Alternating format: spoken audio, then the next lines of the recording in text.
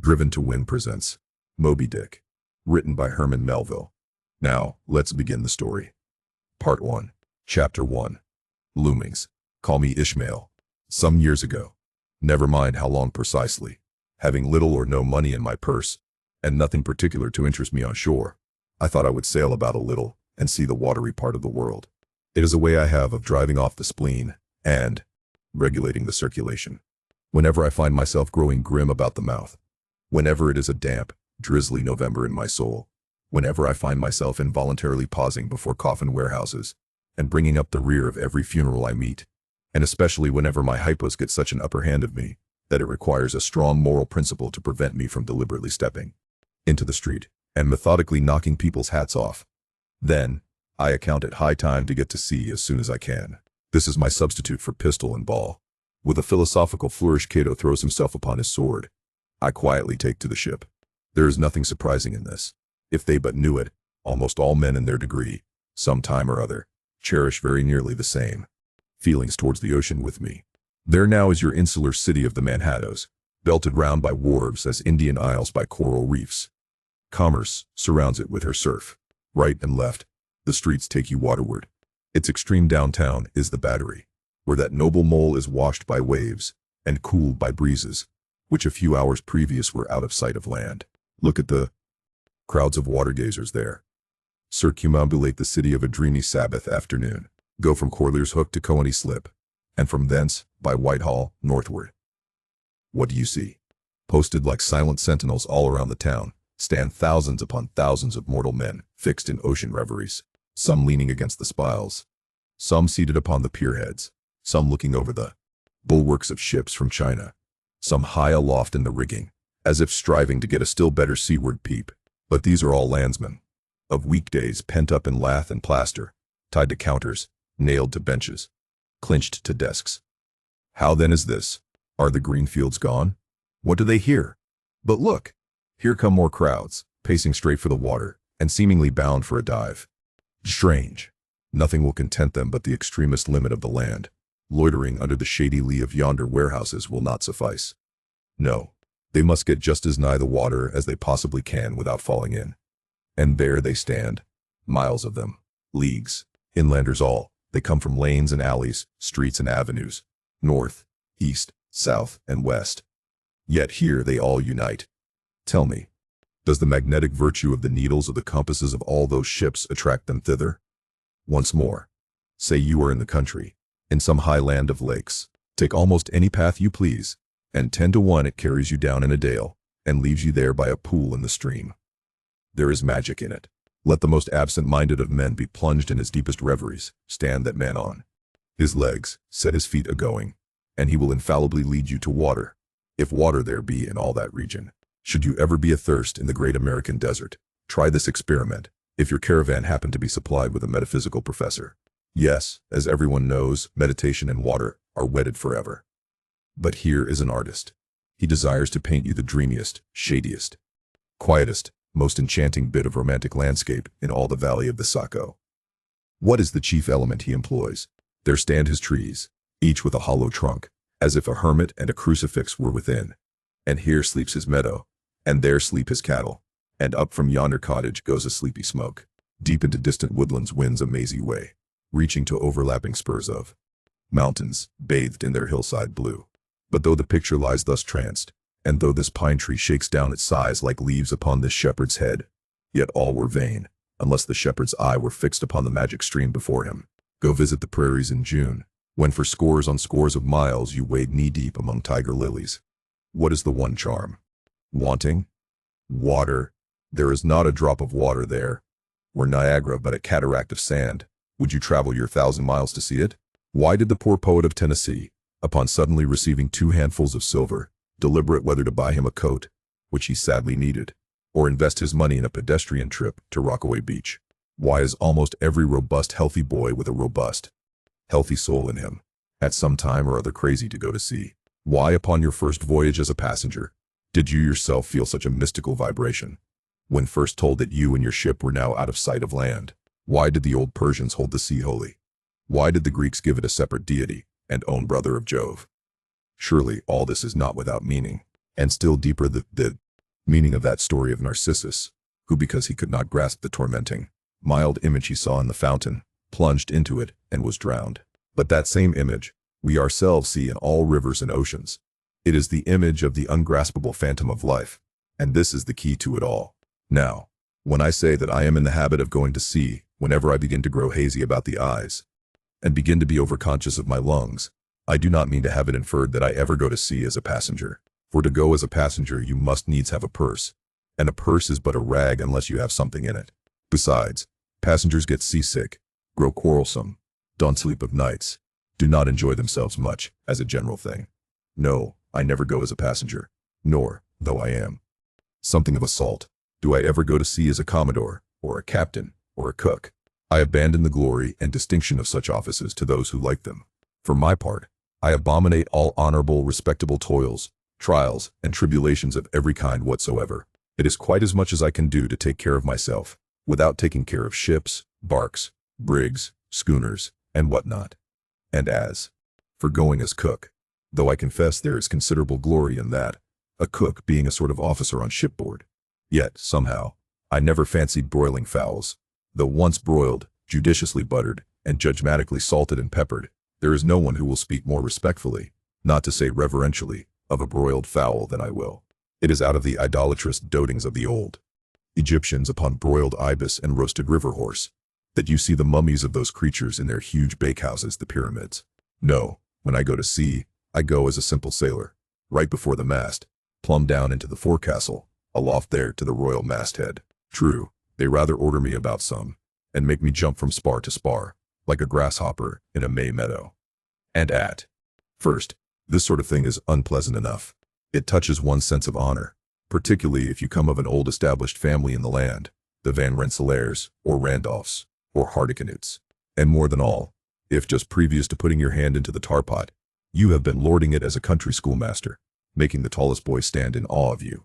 The transition is a keen one, I assure you, from a schoolmaster to a sailor, and requires a strong decoction of Seneca and the Stoics to enable you to grin and bear it. But even this wears off in time. What of it? If some old hunks of a sea captain orders me to get a broom and sweep down the decks, what does that indignity amount to, weighed, I mean, in the scales of the New Testament?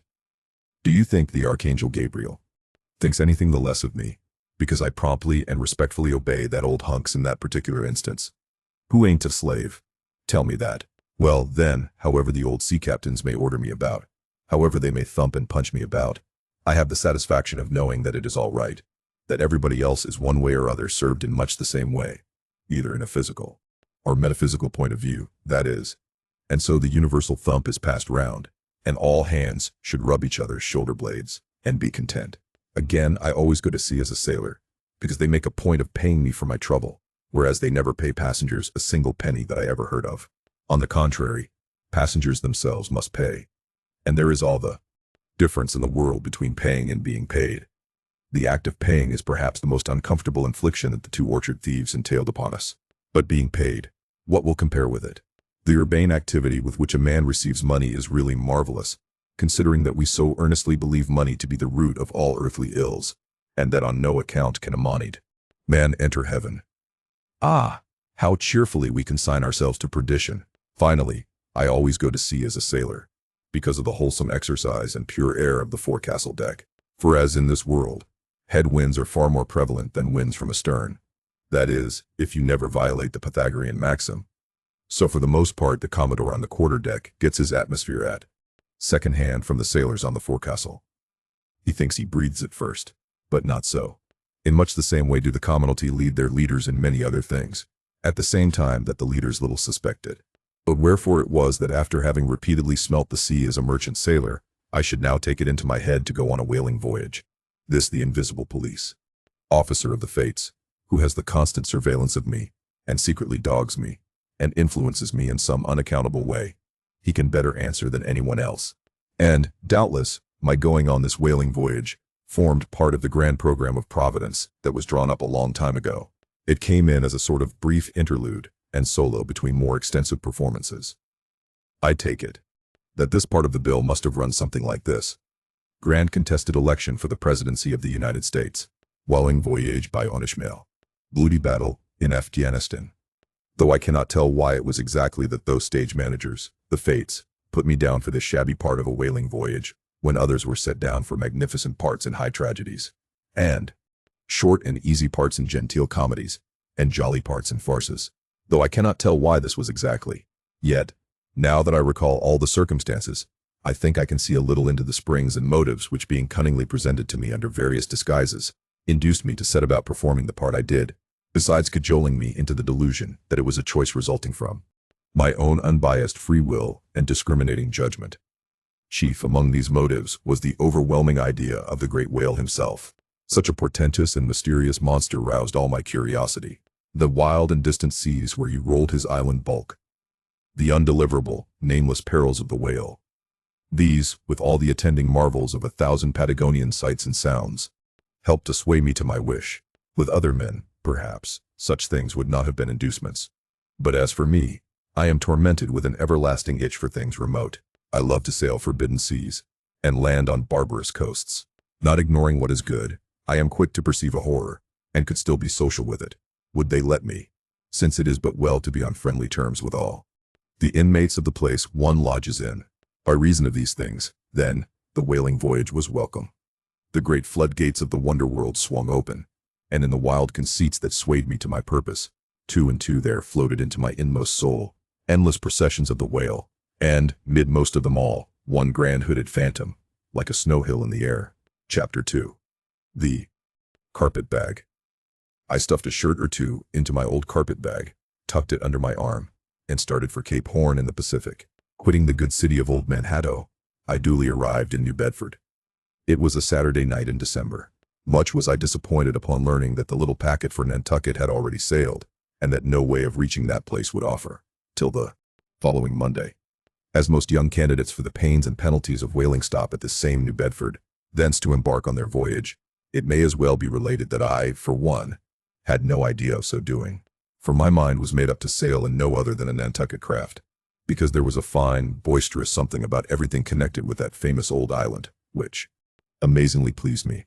Besides, though New Bedford has of late been gradually monopolizing the business of whaling, and though in this matter poor old Nantucket is now much behind her, yet Nantucket was her great original, the Tyre of this Carthage, the place where the first dead American whale was stranded.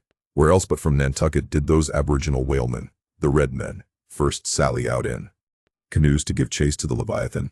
And where but from Nantucket, too, did that first adventurous little sloop put forth, partly laden with imported cobblestones? So goes the story.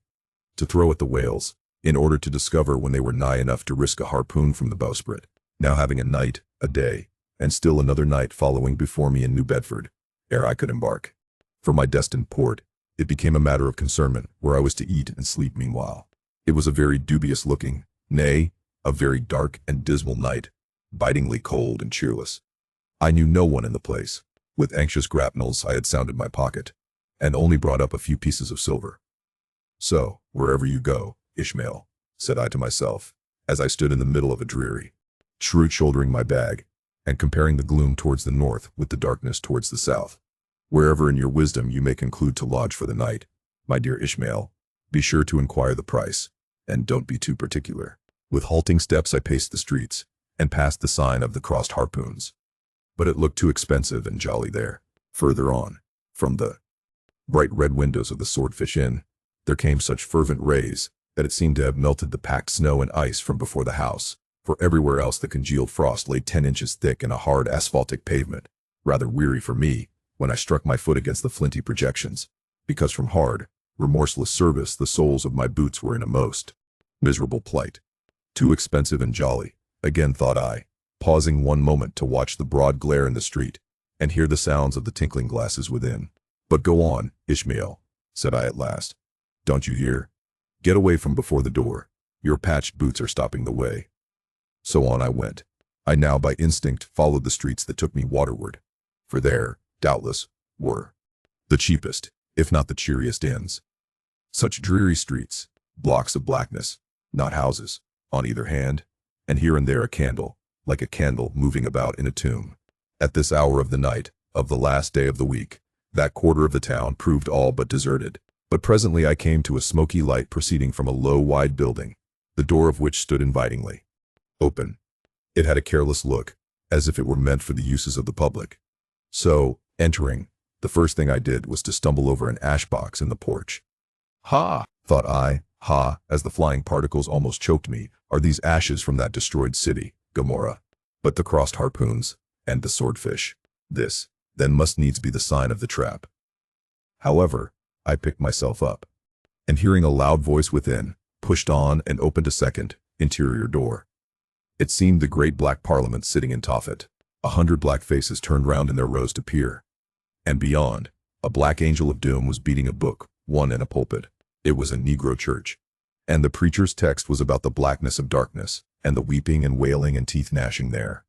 Ishmael, muttered I, backing out, wretched entertainment at the sign of the trap. Moving on, I at last came to a dim sort of light not far from the docks, and heard a forlorn creaking in the air, and looking up, saw a swinging sign over the door with a white painting upon it, faintly representing a tall straight jet of misty spray, and these words underneath: the Spouter-Inn, Peter Coffin. Epley. Coffin? Spouter? Rather ominous in that particular connection, thought I, but it is a common name in Nantucket, they say. And I suppose this Peter here is an emigrant from there, as the light looked so dim, and the place, for the time, looked quiet enough, and the dilapidated little wooden house itself looked as if it might have been carted here from the ruins of some burnt district, and as the swinging sign had a poverty-stricken sort of creak to it, I thought that here was the very spot for cheap lodgings, and the best of pea coffee. It was a queer sort of place, a gable-ended old house, one side palsied as it were, and leaning over sadly. It stood on a sharp bleak corner, where that tempestuous wind Euroclydon kept up a worse howling than ever it did about poor Paul's tossed craft. Euroclydon, nevertheless, is a mighty pleasant zephyr to anyone indoors, with his feet on the hob quietly toasting for bed. In judging of that tempestuous wind called Euroclydon, says an old writer, of whose works I possess the only copy extant, it maketh a marvelous difference, whether thou lookest out at it from a glass window where the frost is all on the outside, or whether thou observest it from that sashless window, where the frost is on both sides, and of which the white death is the only glazier. True enough, thought I, as this passage occurred to my mind. Old black letter, thou reasonest well. Yes, these eyes are windows, and this body of mine is the house. What a pity they did stop up the chinks and the crannies, though, and thrust in a little lint here and there. But it's too late to make any improvements now. The universe is finished. The copestone is on, and the chips were carted off 1,000,000 years ago. Poor Lazarus there, chattering his teeth against the curbstone for his pillow, and shaking off his tatters with his shiverings.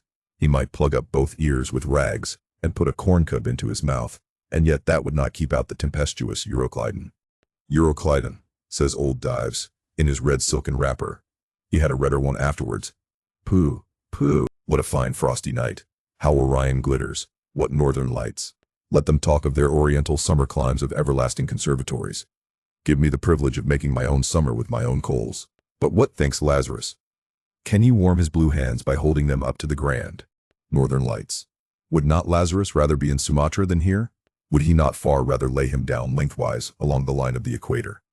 Yea, ye gods, go down to the fiery pit itself, in order to keep out this frost.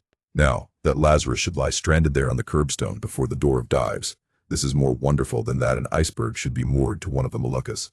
Yet Dives himself, he too lives like a czar in an ice palace made of frozen sighs, and being a president of a temperance society, he only drinks the tepid tears of orphans.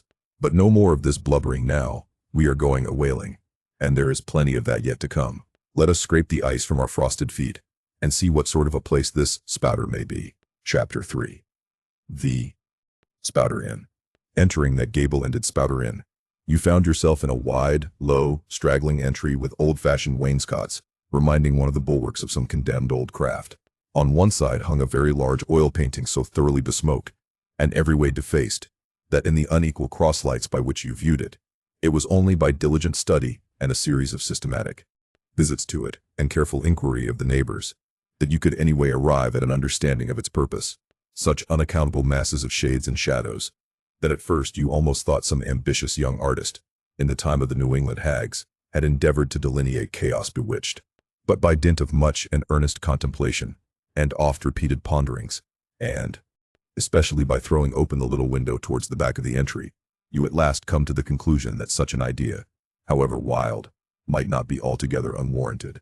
But what most puzzled and confounded you was a long, limber, portentous black mass of something hovering in the center of the picture, over 3 blue, dim, perpendicular lines floating in a nameless east.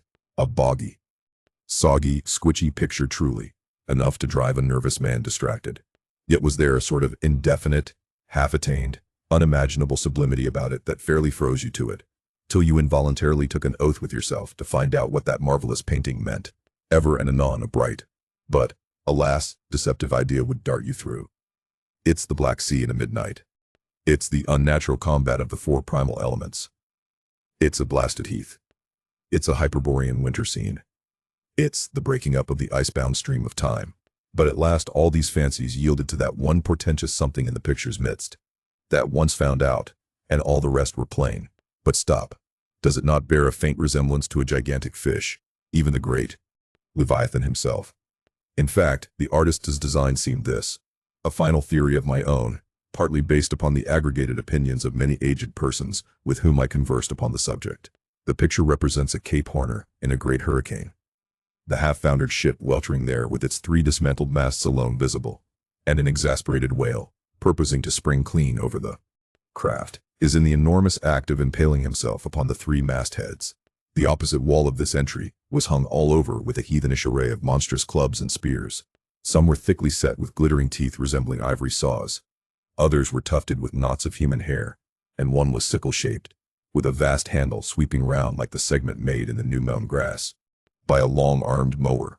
You shuddered as you gazed, and wondered what monstrous cannibal and savage could ever have gone at death harvesting with such a hacking, horrifying implement. Mixed with these were rusty old whaling lances and harpoons all broken and deformed. Some were storied weapons. With this once long lance, now wildly elbowed, 50 years ago did Nathan Swain kill 15 whales. Between a sunrise and a sunset, and that harpoon, so like a corkscrew now, was flung in Javon seas, and run away with by a whale, years afterwards slain off the Cape of Blanco. The original iron entered nigh the tail, and, like a restless needle sojourning in the body of a man, traveled full 40 feet, and at last was found embedded in the hump, crossing this dusky entry, and on through yon low-arched way, cut through what in old times must have been a great central chimney with fireplaces all round. You enter the public room. A still duskier place is this, with such low ponderous beams above, and such old wrinkled planks beneath, that you would almost fancy you trod some old craft's cockpits, especially of such a howling night, when this corner-anchored old ark rocked so furiously.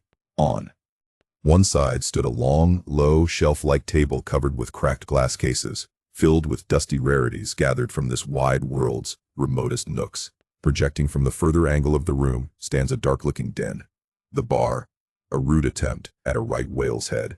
Be that how it may, there stands the vast arched bone of the whale's jaw, so wide, a coach might almost drive beneath it. Within are shabby shelves, ranged round with old decanters, bottles, flasks, and in those jaws of swift destruction, like another cursed Jonah, by which name indeed they called him, bustles a little withered old man, who, for their money, dearly sells the sailors deliriums and death. Abominable are the tumblers into which he pours his poison, though true cylinders without, within, the villainous green goggling glasses deceitfully tapered downwards to a cheating bottom. Parallel meridians rudely pecked into the glass surround these footpads goblets, filled to this mark, and your charge is but a penny, to this a penny more, and so on to the full glass, the Cape Horn measure, which you may gulp down for a shilling.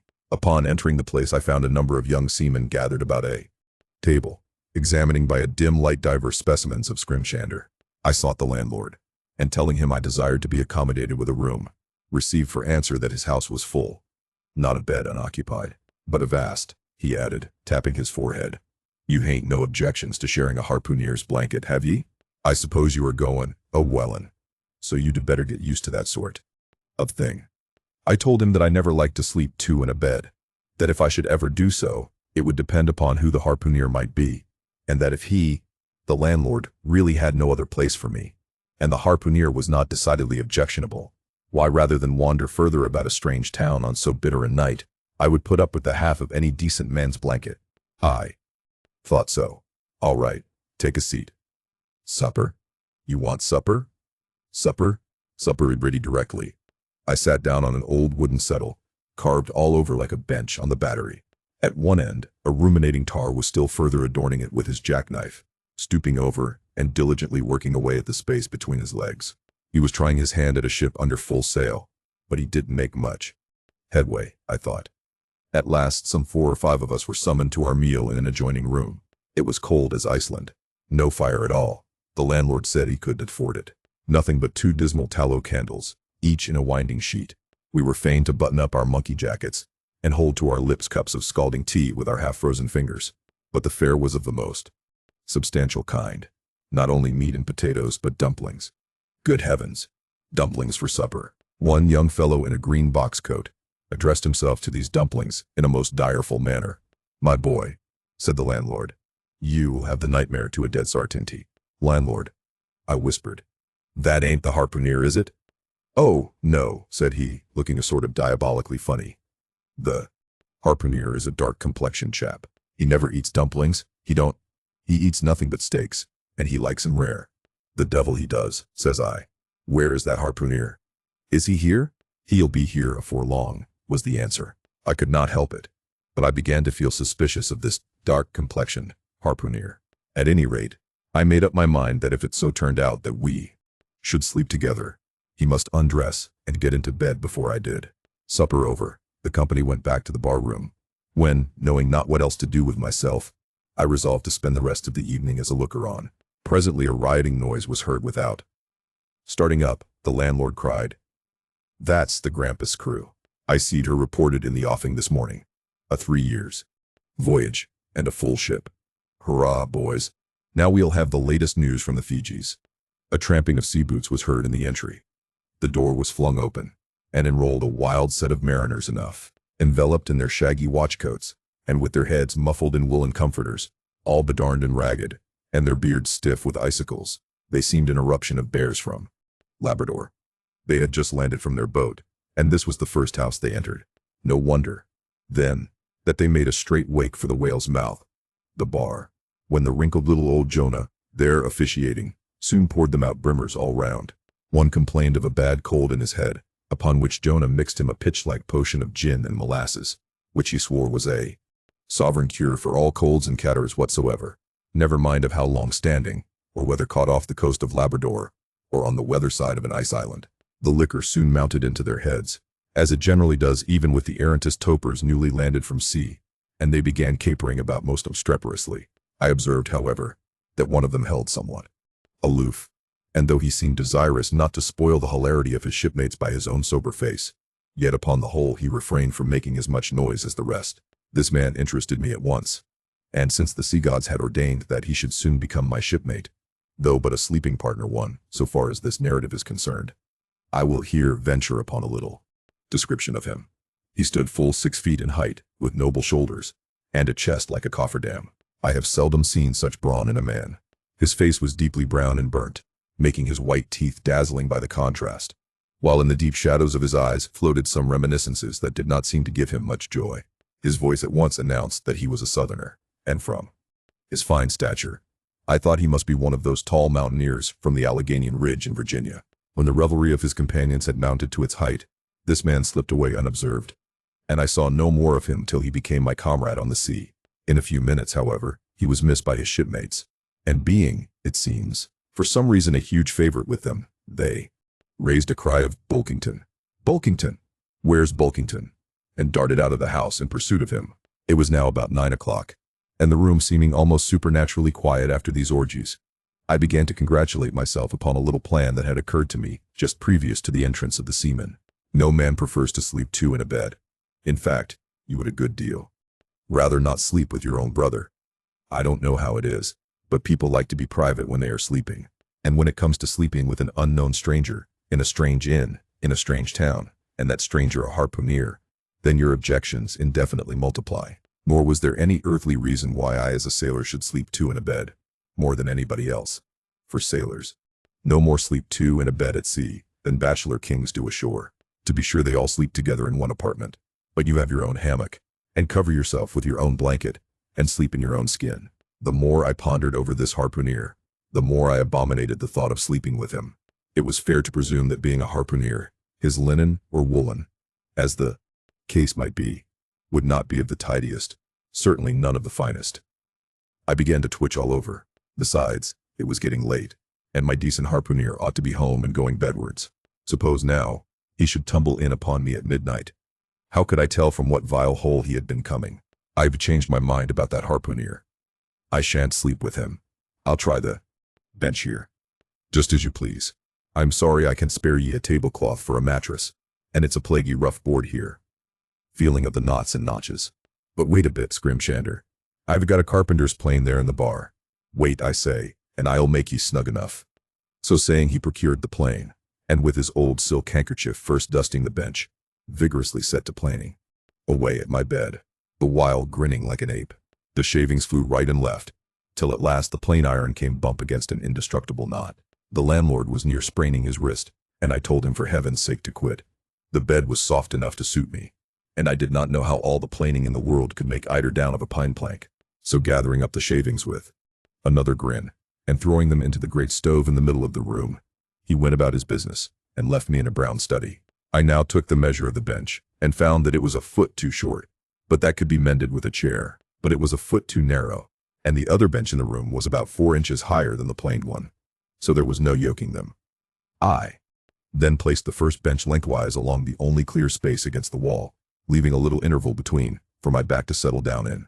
But I soon found that there came such a draught of cold air over me from under the sill of the window, that this plan would never do at all, especially as another current from the rickety door met the one from the window, and both together formed a series of small whirlwinds in the immediate vicinity of the spot where I had thought to spend the night. The devil fetch that harpooner, thought I.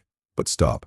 Could I steal a march on him, bolt his door inside, and jump into his bed, not to be wakened by the most violent knockings?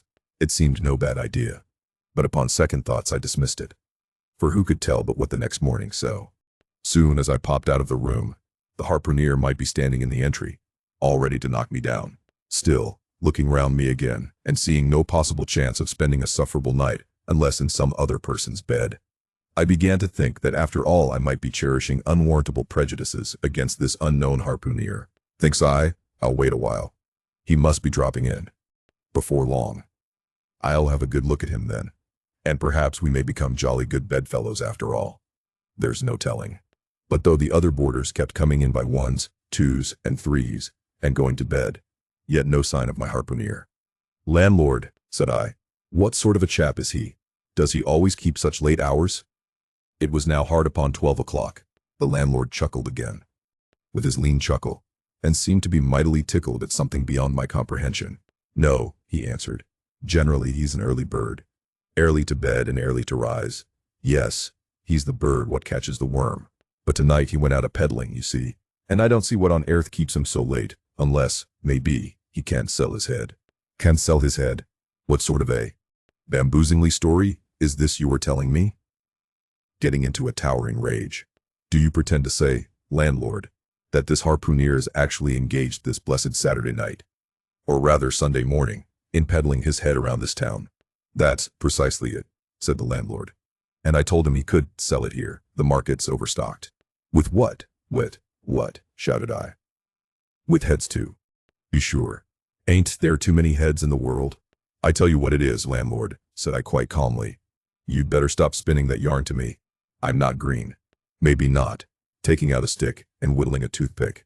But I rather guess you'll be done brown if that air harpooner hears you a slanderin' his head. I'll break it for him, said I, now flying into a passion again at this unaccountable farrago of the landlord's. It's broke already, said he. Broke, said I. Broke, do you mean? Sartain, and that's the very reason he can sell it, I guess. Landlord, said I, going up to him as cool as Mount Hecla in a snowstorm. Landlord, stop whittling. You and I must understand one another, and that too without delay. I come to your house and want a bed. You tell me. You can only give me half a one, that the other half belongs to a certain harpooner. And about this harpooner, whom I have not yet seen, you persist in telling me the most mystifying and exasperating stories, tending to beget in me an uncomfortable feeling towards the man whom you design for my bedfellow. A sort of connection, landlord, which is an intimate and confidential one in the highest degree. I now demand of you to speak out and tell me who and what this harpooner is, and whether I shall be in all respects safe to spend the night with him. And in the first place, You will be so good as to unsay that story about selling his head, which if true I take to be good evidence that this harpooner is stark mad, and I've no idea of sleeping with a madman. And you, sir, I mean, landlord, you, sir, by trying to induce me to do so knowingly, would thereby render yourself liable to a criminal prosecution. Wall, said the landlord, fetching a long breath. That's a purty long sarmon for a chap that rips a little now and then. But be easy, be easy. This here harpooner I have been tellin' you of has just arrived from the South Seas, where he bought up a lot of balmed new Zealand heads. Great curios, you know. And he's sold all on him but one, and that one he's trying to sell tonight, 'cause tomorrow's Sunday, and it would not do to be sellin' human heads about the streets when folks is going to churches. He wanted to, last Sunday, but I stopped him just as he was going out of the door with 4 heads strung on a string, for all the earth like a string of Indians. This account cleared up the otherwise unaccountable mystery, and showed that the landlord, after all, had had no idea of fooling me. But at the same time, what could I think of a harpooner who stayed out of a Saturday night clean into the Holy Sabbath, engaged in such a cannibal business as selling the heads of dead idolaters? Depend upon it, landlord, that harpooner is a dangerous man. He pays reglar, was the rejoinder. But come, it's getting dreadful late, you had better be turning flukes. It's a nice bed. Sal and me slept in that air bed the night we were spliced. There's plenty of room for 2 to kick about in that bed. It's an almighty big bed that, why, afore we give it up, Sal used to put our Sam and little Johnny in the foot of it. But I got a dreaming, and sprawling about one night, and somehow, Sam got pitched on the floor, and came near breaking his arm. Arter that, Sal said it wouldn't too.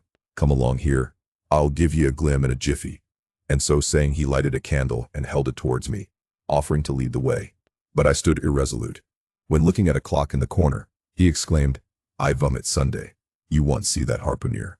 Tonight. He's come to anchor somewhere. Come along then. Do come. Want ye come. Want ye come.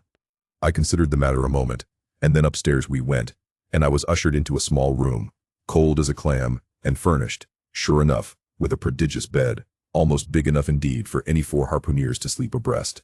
There, said the landlord, placing the candle on a crazy old sea chest that did double duty as a washstand and center table. There, make yourself comfortable now, and good night to ye. I turned round from eyeing the bed, but he had disappeared. Folding back the counterpane, I stooped over the bed, though none of the most elegant, it yet stood the scrutiny tolerably well. I then glanced around the room, and besides the bedstead and center table, could see no other furniture belonging to the place, but a rude shelf, the 4 walls, and a papered fireboard representing a man striking a whale. Of things not properly belonging to the room, there was a hammock lashed up and thrown upon the floor in one corner. Also a large seaman's bag, containing the harpooner's wardrobe, no doubt in lieu of a land trunk. Likewise, there was a parcel of outlandish bonefish hooks on the shelf over the fireplace, and a tall harpoon standing at the head of the bed. But what is this on the chest? I took it up, and held it close to the light, and felt it, and smelt it, and tried every way possible to arrive at some satisfactory conclusion concerning it.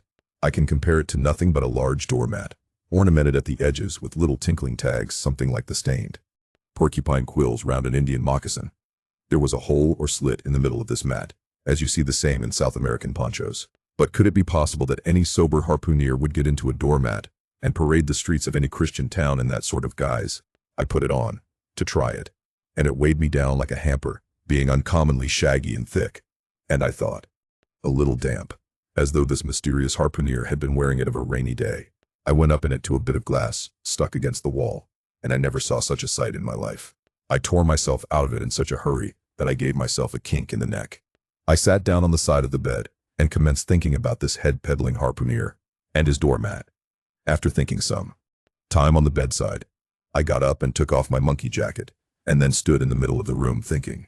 I then took off my coat, and thought a little more in my shirt sleeves, but beginning to feel very cold now, half undressed as I was, and remembering what the landlord said about the harpooneers not coming home at all that night, it being so very late, I made no more ado, but jumped out of my pantaloons and boots, and then blowing out the light tumbled into bed, and commended myself to the care of heaven. Whether that mattress was stuffed with corn cobs or broken crockery, there is no telling, but I rolled about a good deal, and could not sleep for a long time.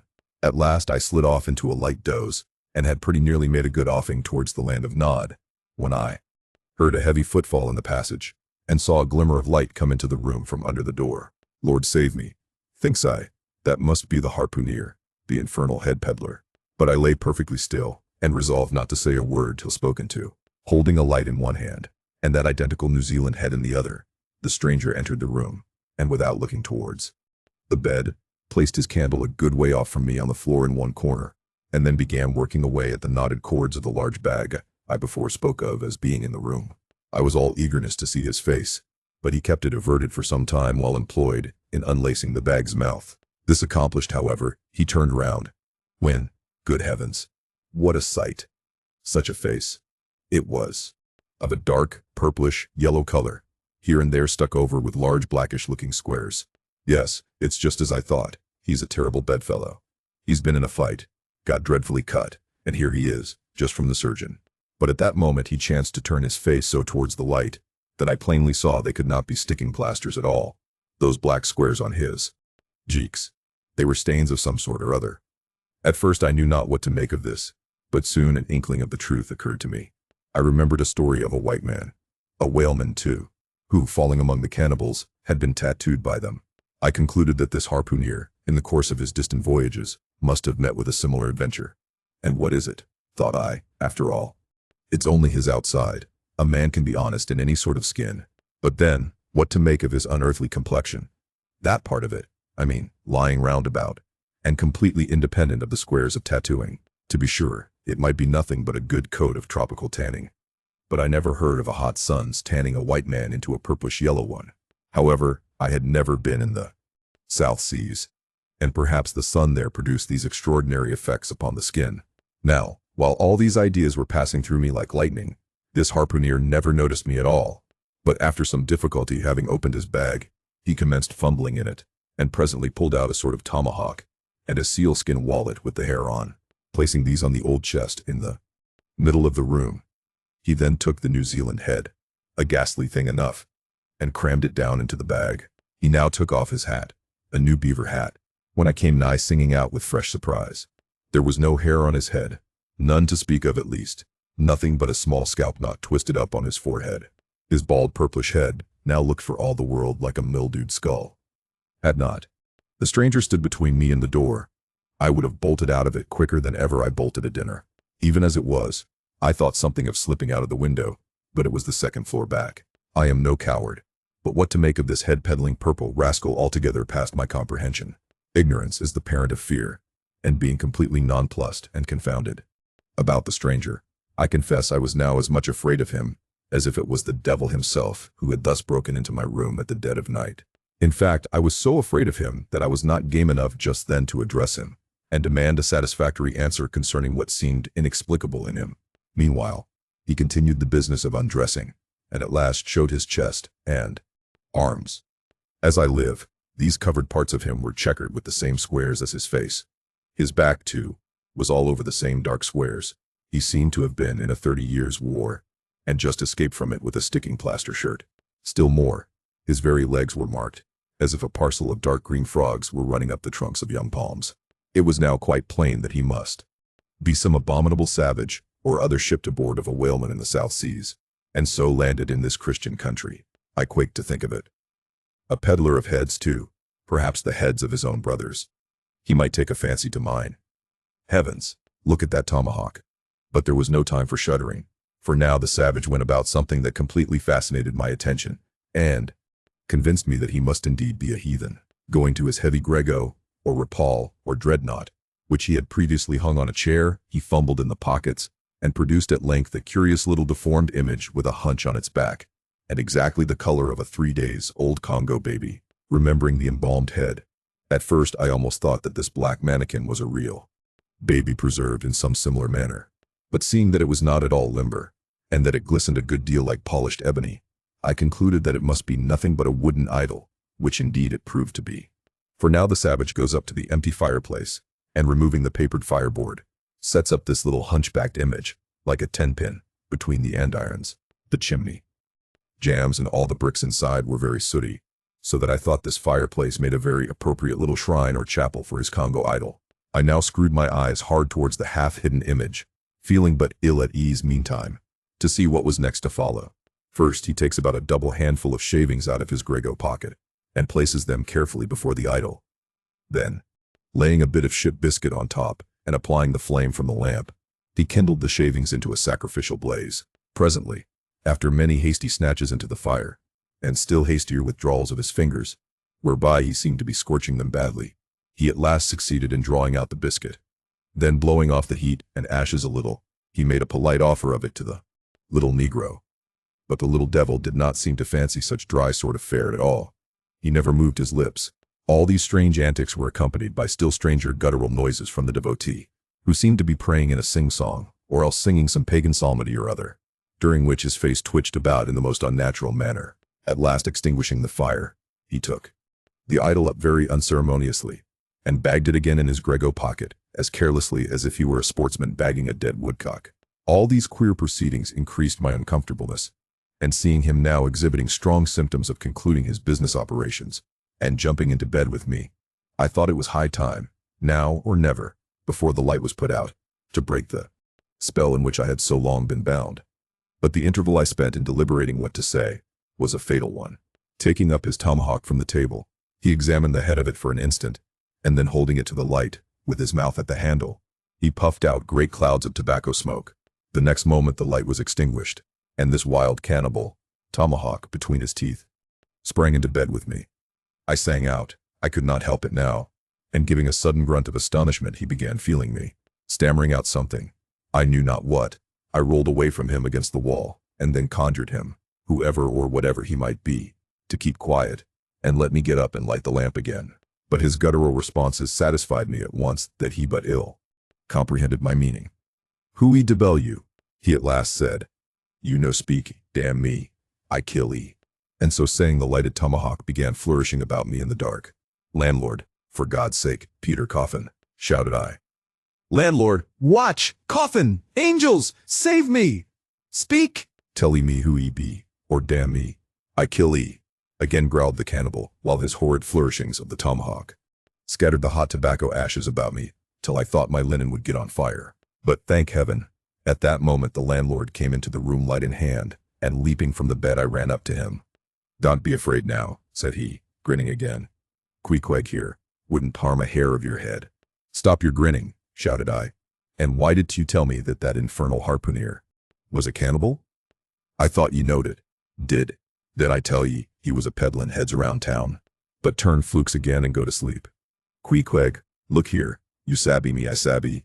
You this man sleep you. You sabby? Me sabby plenty, grunted Queequeg, puffing away at his pipe and sitting up in bed. You getty in, he added, motioning to me with his tomahawk, and throwing the clothes to one side.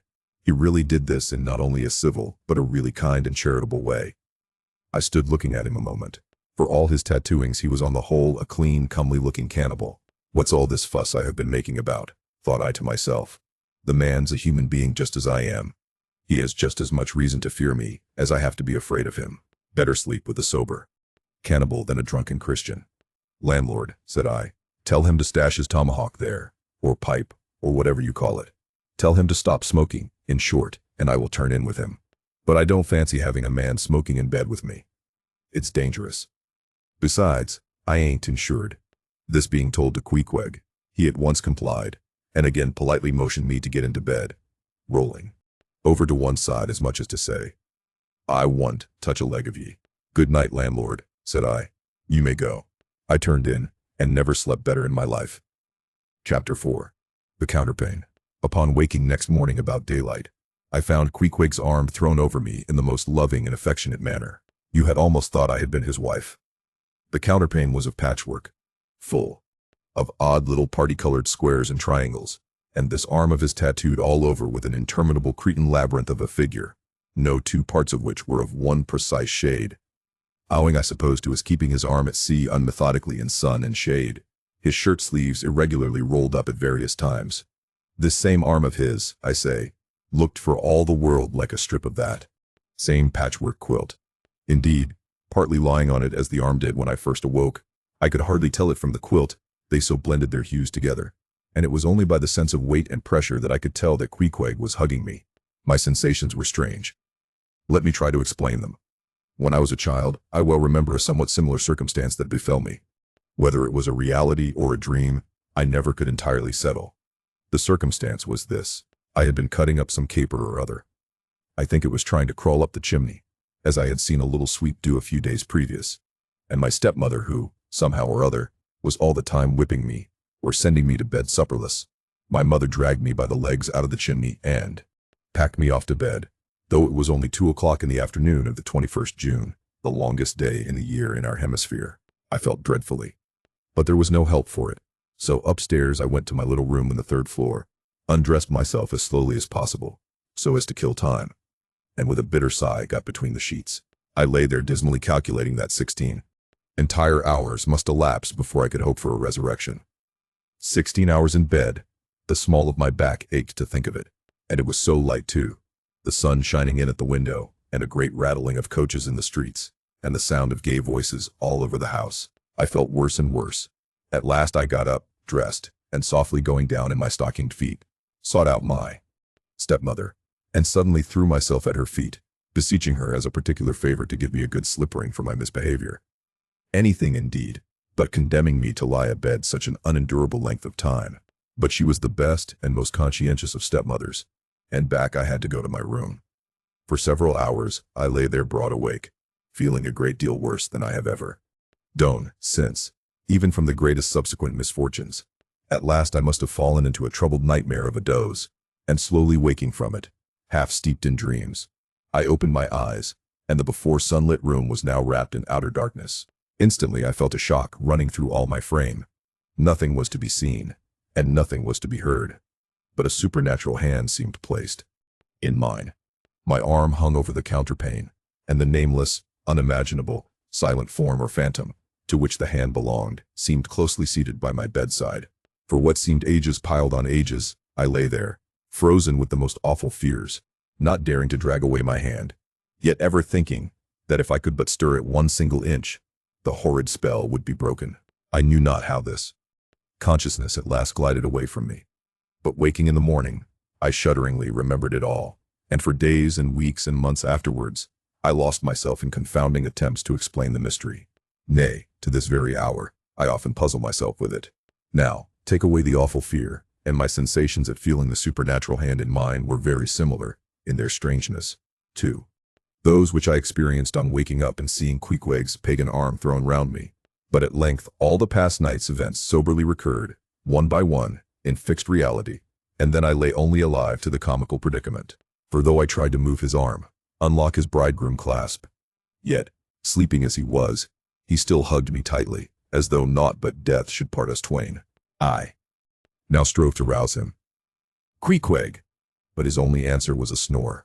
I then rolled over, my neck feeling as if it were in a horse collar, and suddenly felt a slight scratch. Throwing aside the counterpane, there lay the tomahawk sleeping by the savage's side, as if it were a hatchet-faced baby. A pretty pickle truly, thought I. A bed here in a strange house in the broad day, with a cannibal and a tomahawk. "Queequeg! In the name of goodness, Queequeg, wake!" At length, by dint of much wriggling, and loud and incessant expostulations upon the unbecomingness of his hugging a fellow male in that matrimonial sort of style, I succeeded in extracting a grunt. And presently he drew back his arm, shook himself all over like a Newfoundland dog just from the water, and sat up in bed, stiff as a pikestaff, looking at me, and rubbing his eyes, as if he did not altogether remember how I came to be there, though a dim consciousness of knowing something about me seemed slowly dawning over him. Meanwhile, I lay quietly eyeing him, having no serious misgivings now, and bent upon narrowly observing so curious a creature, when, at last, his mind seemed made up touching the character of his bedfellow, and he became, as it were, reconciled to the fact.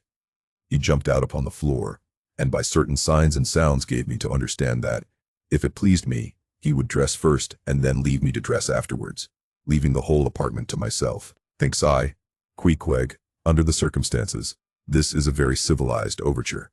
But the truth is, these savages have an innate sense of delicacy. Say what you will, it is marvelous how essentially polite they are. I paid this particular compliment to Queequeg, because he treated me with so much civility and consideration, while I was guilty of great rudeness. Staring at him from the bed, and watching all his toilette motions, for the time my curiosity getting the better of my breeding, Nevertheless, a man like Queequeg, you don't see every day. He and his ways were well worth unusual regarding. He commenced dressing at top by donning his beaver hat, a very tall one, by the by, and then, still minus his trousers, he hunted up his boots. What under the heavens he did it for, I cannot tell, but his next movement was to crush himself, boots in hand, and hat on, under the bed, when, from sundry violent gaspings and strainings, I inferred he was hard at work booting himself, though by no law of propriety that I ever heard of, is any man required to be private when putting on his boots. But Queequeg, do you see, was a creature in the transition stage. Neither caterpillar nor butterfly. He was just enough civilized to show off his outlandishness in the strangest possible manners. His education was not yet completed. He was an undergraduate. If he had not been a small degree civilized, he very probably would not have troubled himself with boots at all. But then, if he had not been still a savage, he never would have dreamt of getting under the bed to put them on.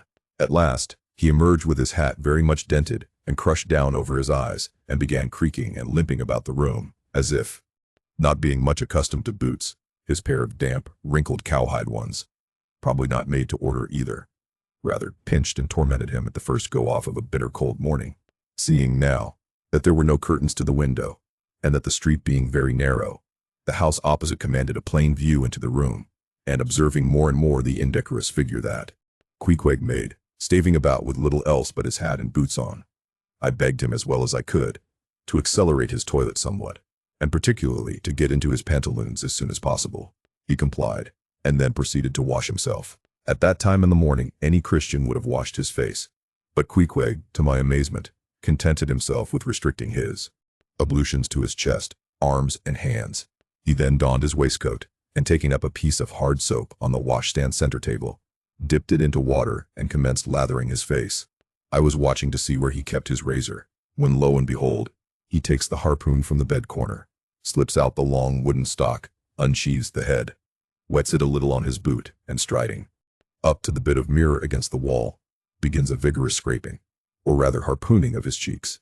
Thinks I, Queequeg, this is using Rogers's best cutlery, with a vengeance. Afterwards I wondered the less at this operation, when I came to know of what fine steel the head of a harpoon is made, and how exceedingly sharp the long straight edges are always kept.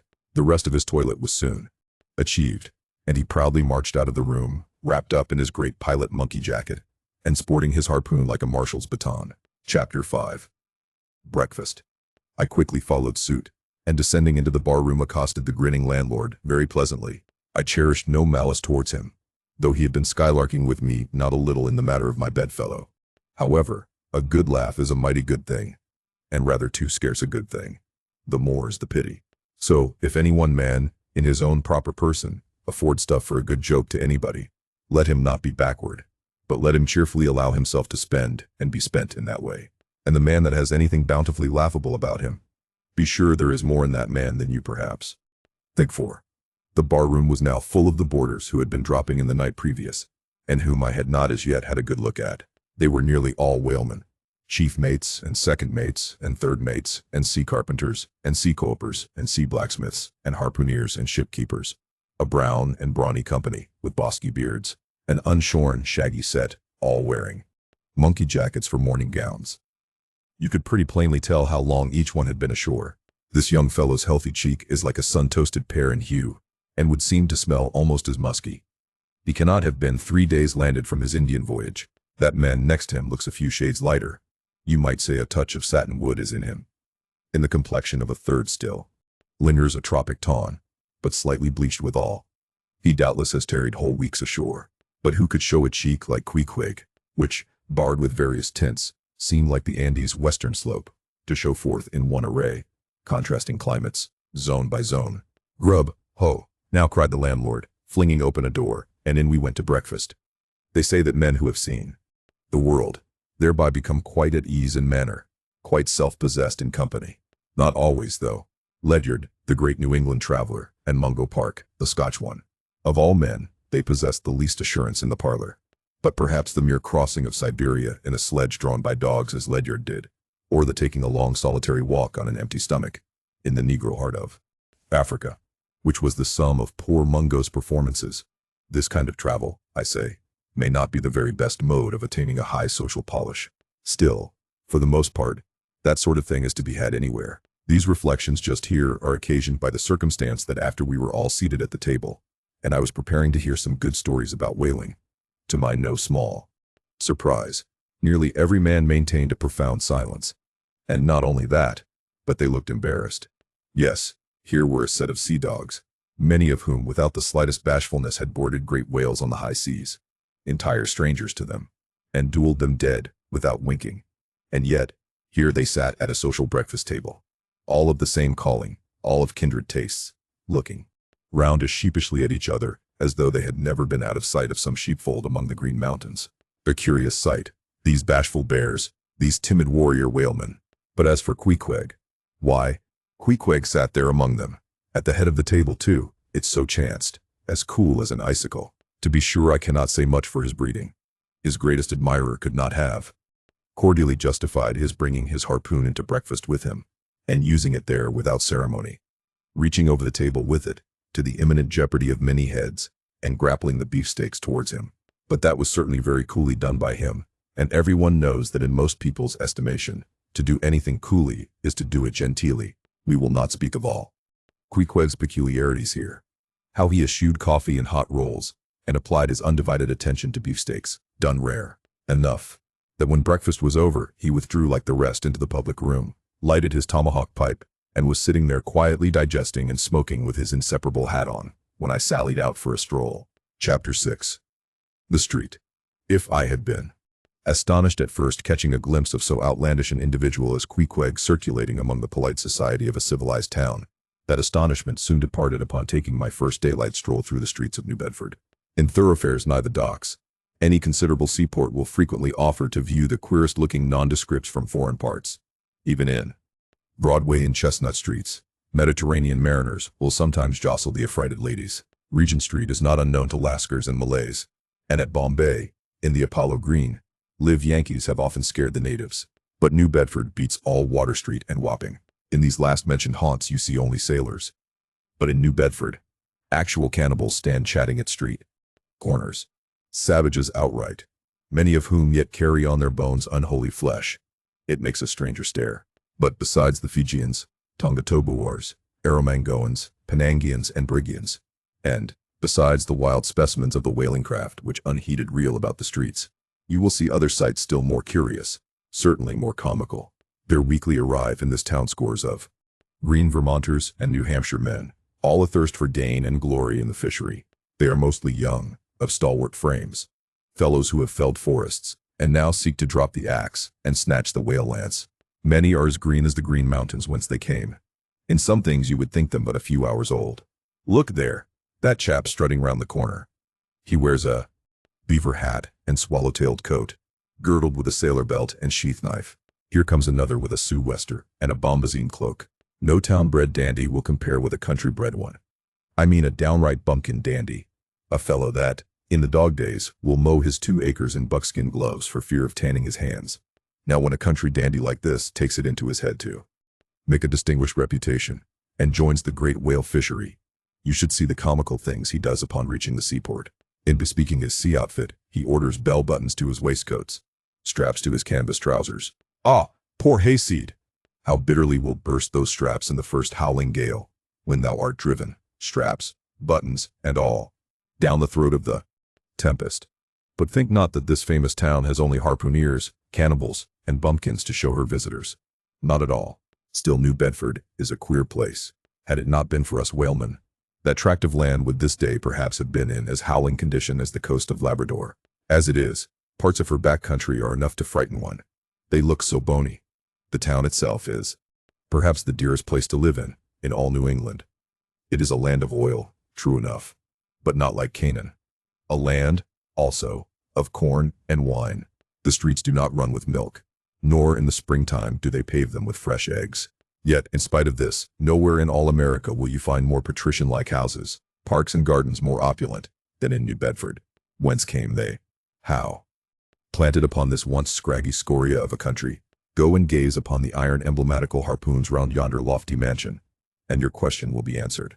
Yes, all these brave houses and flowery gardens came from the Atlantic, Pacific, and Indian Oceans. One and all, They were harpooned and dragged up hither from the bottom of the sea. Can Herr Alexander perform a feat like that? In New Bedford, fathers, they say, give whales for dowers to their daughters, and portion off their nieces with a few porpoises apiece. You must go to New Bedford to see a brilliant wedding, for they say, they have reservoirs of oil in every house, and every night recklessly burn their lengths in spermaceti candles. In summertime, the town is sweet to see, full of fine maples, long avenues of green and gold. And in August, high in air, the beautiful and bountiful horse chestnuts, candelabra-wise, proffer the passer-by their tapering upright cones of congregated blossoms. So omnipotent is art, which in many a district of New Bedford has superinduced bright terraces of flowers upon the barren refuse rocks thrown aside at creation's final day. And the women of New Bedford, they bloom like their own red roses. But roses only bloom in summer, whereas the fine carnation of their cheeks is perennial as sunlight in the seventh heavens. Elsewhere match that bloom of theirs, ye cannot, save in Salem, where they tell me the young girls breathe such musk, their sailor sweethearts smell them miles offshore, as though they were drawing nigh the odorous Moluccas instead of the puritanic sands. Chapter 7. The Chapel. In this same New Bedford there stands a whaleman's chapel, and few are the moody fishermen, shortly bound for the Indian Ocean or Pacific, who fail to make a Sunday visit to the spot. I am sure that I did not. Returning from my first morning stroll, I again sallied out upon this special errand. The sky had changed from clear, sunny cold, to driving sleet and mist. Wrapping myself in my shaggy jacket of the cloth called bearskin, I fought my way against the stubborn storm. Entering, I found a small scattered congregation of sailors, and sailors, wives, and widows. A muffled silence reigned, only broken at times by the shrieks of the storm. Each silent worshipper seemed purposely sitting apart from the other, as if each silent grief were insular and incommunicable. The chaplain had not yet arrived, and there these silent islands of men and women sat steadfastly eyeing several marble tablets, with black borders, masoned into the wall on either side the pulpit. 3 of them ran something like the following, but I do not pretend to quote. Sacred to the memory of John Talbot, who, at the age of 18, was lost overboard, near the Isle of Desolation, off Patagonia, November 1st, 1836. This tablet is erected to his memory by his sister. Sacred to the memory of Robert Long, Willis Ellery, Nathan Coleman, Walter Canny, Seth Massey, and Samuel Gleig, forming one of the boats, crews of the ship Eliza, who were towed out of sight by a whale, on the offshore ground in the Pacific, December 31st, 18. This marble is here placed by their surviving shipmate. Sacred to the memory of the late Captain Ezekiel Hardy, who in the bows of his boat was killed by a sperm whale on the coast of Japan, August 3rd, 1833. This tablet is erected to his memory by his widow. Shaking off the sleet from my ice-glazed hat and jacket, I seated myself near the door, and turning sideways was surprised to see Queequeg near me. Affected by the solemnity of the scene, there was a wondering gaze of incredulous curiosity in his countenance.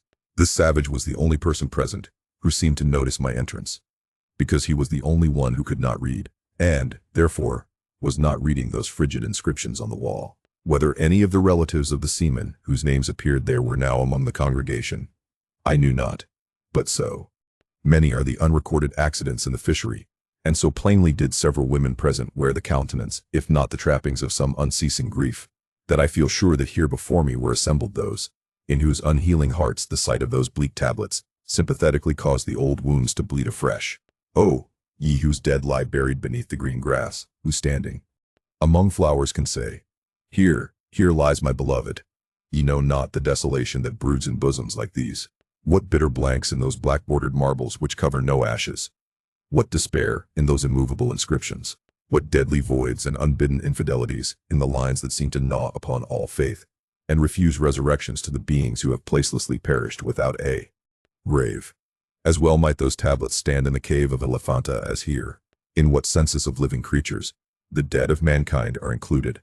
Why it is that a universal proverb says of them, that they tell no tales, though containing more secrets than the Goodwin Sands. How it is that to his name who yesterday departed for the other world, we prefix so significant and infidel a word, and yet do not thus entitle him, if he but embarks for the remotest Indies of this living earth. Why the life insurance companies pay death forfeitures upon immortals. In what eternal, unstirring paralysis and deadly, hopeless trance, yet lies antique Adam who died 60 round centuries ago. How it is that we still refuse to be comforted for those who we nevertheless maintain are dwelling in unspeakable bliss. Why all the living so strive to hush all the dead. Wherefore but the rumor of a knocking in a tomb will terrify a whole city. All these things are not without their meanings. But faith, like a jackal, feeds among the tombs, and even from these dead doubts she gathers her most vital hope. It needs scarcely to be told with what feelings, on the eve of a Nantucket voyage, I regarded those marble tablets, and by the murky light of that darkened, doleful day read the fate of the whaleman who had gone before me. Yes, Ishmael, the same fate may be thine. But somehow I grew merry again. Delightful inducements to embark, fine chance for promotion, it seems. A stoveboat will make me an immortal by brevet. Yes, there is death in this business of whaling, a speechlessly quick, chaotic bundling of a man into eternity. But what then? Methinks we have hugely mistaken this matter of life and death. Methinks that what they call my shadow here on earth is my true substance. Methinks that in looking at things spiritual, we are too much like oysters observing the sun through the water, and thinking that thick water the thinnest of air. Methinks my body is but the lees of my better being. In fact, take my body, who will, take it I say, it is not me.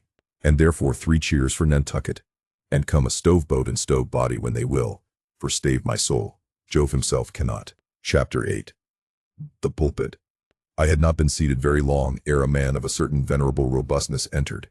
Immediately as the storm-pelted door flew back upon admitting him, a quick regardful eyeing of him by all the congregation sufficiently attested that this fine old man was the chaplain. Yes, it was the famous Father Mapple, so called by the whalemen, among whom he was a very great favorite. He had been a sailor and a harpooner in his youth, but for many years past had dedicated his life to the ministry. At the time I now write of, Father Mapple was in the hardy winter of a healthy old age. That sort of old age which seems merging into a second flowering youth, for among all the fissures of his wrinkles, there shone certain mild gleams of a newly developing bloom, the spring verdure peeping forth even beneath February's snow. No one having previously heard his history could for the first time behold Father Mapple without the utmost interest, because there were certain engrafted clerical peculiarities about him, imputable to that adventurous maritime life he had led. When he entered I observed that he carried no umbrella, and certainly had not come in his carriage, for his tarpaulin hat ran down with melting sleet, and his great pilot cloth jacket seemed almost to drag him to the floor with the weight of the water it absorbed. However, hat and coat and overshoes were one by one removed, and hung up in a little space in an adjacent corner. When, arrayed in a decent suit, he quietly approached the pulpit. Like most old-fashioned pulpits, it was a very lofty one, and since irregular stairs to such a height would, by its long angle with the floor, seriously contract the already small area of the chapel, the architect, it seemed, had acted upon the hint of Father Mapple, and finished the pulpit without a stairs, substituting a perpendicular side ladder, like those used in mounting a ship from a boat at sea. The wife of a whaling captain had provided the chapel with a handsome pair of red worsted man-ropes for this ladder, which, being itself nicely headed, and stained with a mahogany color, the whole contrivance, considering what manner of chapel it was, seemed by no means in bad taste. Halting for an instant at the foot of the ladder, and with both hands grasping the ornamental knobs of the man-ropes, Father Mapple cast a look upwards, and then with a truly sailor-like but still reverential dexterity, hand over hand, mounted the steps as if ascending the main top of his vessel. The perpendicular parts of this side ladder, as is usually the case with swinging ones, were of cloth-covered rope, only the rounds were of wood, so that at every step there was a joint. At my first glimpse of the pulpit, it had not escaped me that however convenient for a ship, these joints in the present instance seemed unnecessary. For I was not prepared to see Father Mapple after gaining the height, slowly turn round, and stooping over the pulpit, deliberately drag up the ladder step by step, till the whole was deposited within, leaving him impregnable in his little Quebec. I pondered some time without fully comprehending the reason for this. Father Mapple enjoyed such a wide reputation for sincerity and sanctity, that I could not suspect him of courting notoriety by any mere tricks of the stage. No, thought I, there must be some sober reason for this thing. Furthermore, it must symbolize something unseen. Can it be, then, that by that act of physical isolation, he signifies his spiritual withdrawal for the time from all outward worldly ties and connections? Yes, for replenished with the meat and wine of the word, to the faithful man of God, this pulpit, I see, is a self-containing stronghold, a lofty Ehrenbreitstein, with a perennial well of water within the walls. But the side ladder was not the only strange feature of the place, borrowed from the chaplain's former seafarings. Between the marble cenotaphs on either hand of the pulpit, the wall which formed its back was adorned with a large painting representing a gallant ship beating against a terrible storm off a lee coast of black rocks and snowy breakers.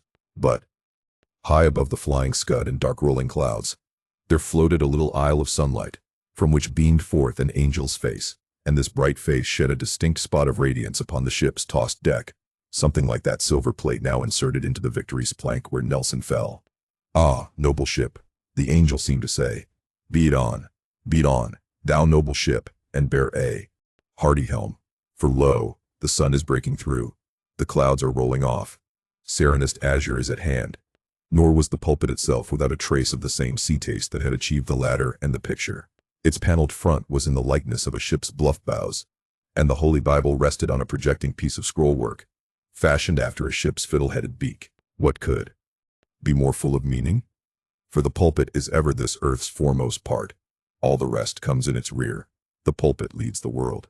From thence it is the storm of God's quick wrath is first descried, and the bow must bear the earliest brunt. From thence it is the god of breezes fair or foul is first invoked for favorable winds. Yes, the world's a ship on its passage out, and not a voyage complete, and the pulpit is its prow. Chapter 9. The Sermon. Father Mapple rose, and in a mild voice of unassuming authority ordered the scattered people to condense. Starboard gangway, there. Side away to larboard. Larboard gangway to starboard. Midships. Midships. There was a low rumbling of heavy sea boots among the benches, and a still slighter shuffling of women's shoes, and all was quiet again, and every eye on the preacher. He paused a little. Then kneeling in the pulpit's bows, folded his large brown hands across his chest, uplifted his closed eyes, and offered a prayer so deeply devout that he seemed kneeling and praying at the bottom of the sea. This ended in prolonged solemn tones, like the continual tolling of a bell in a ship that is foundering at sea in a fog.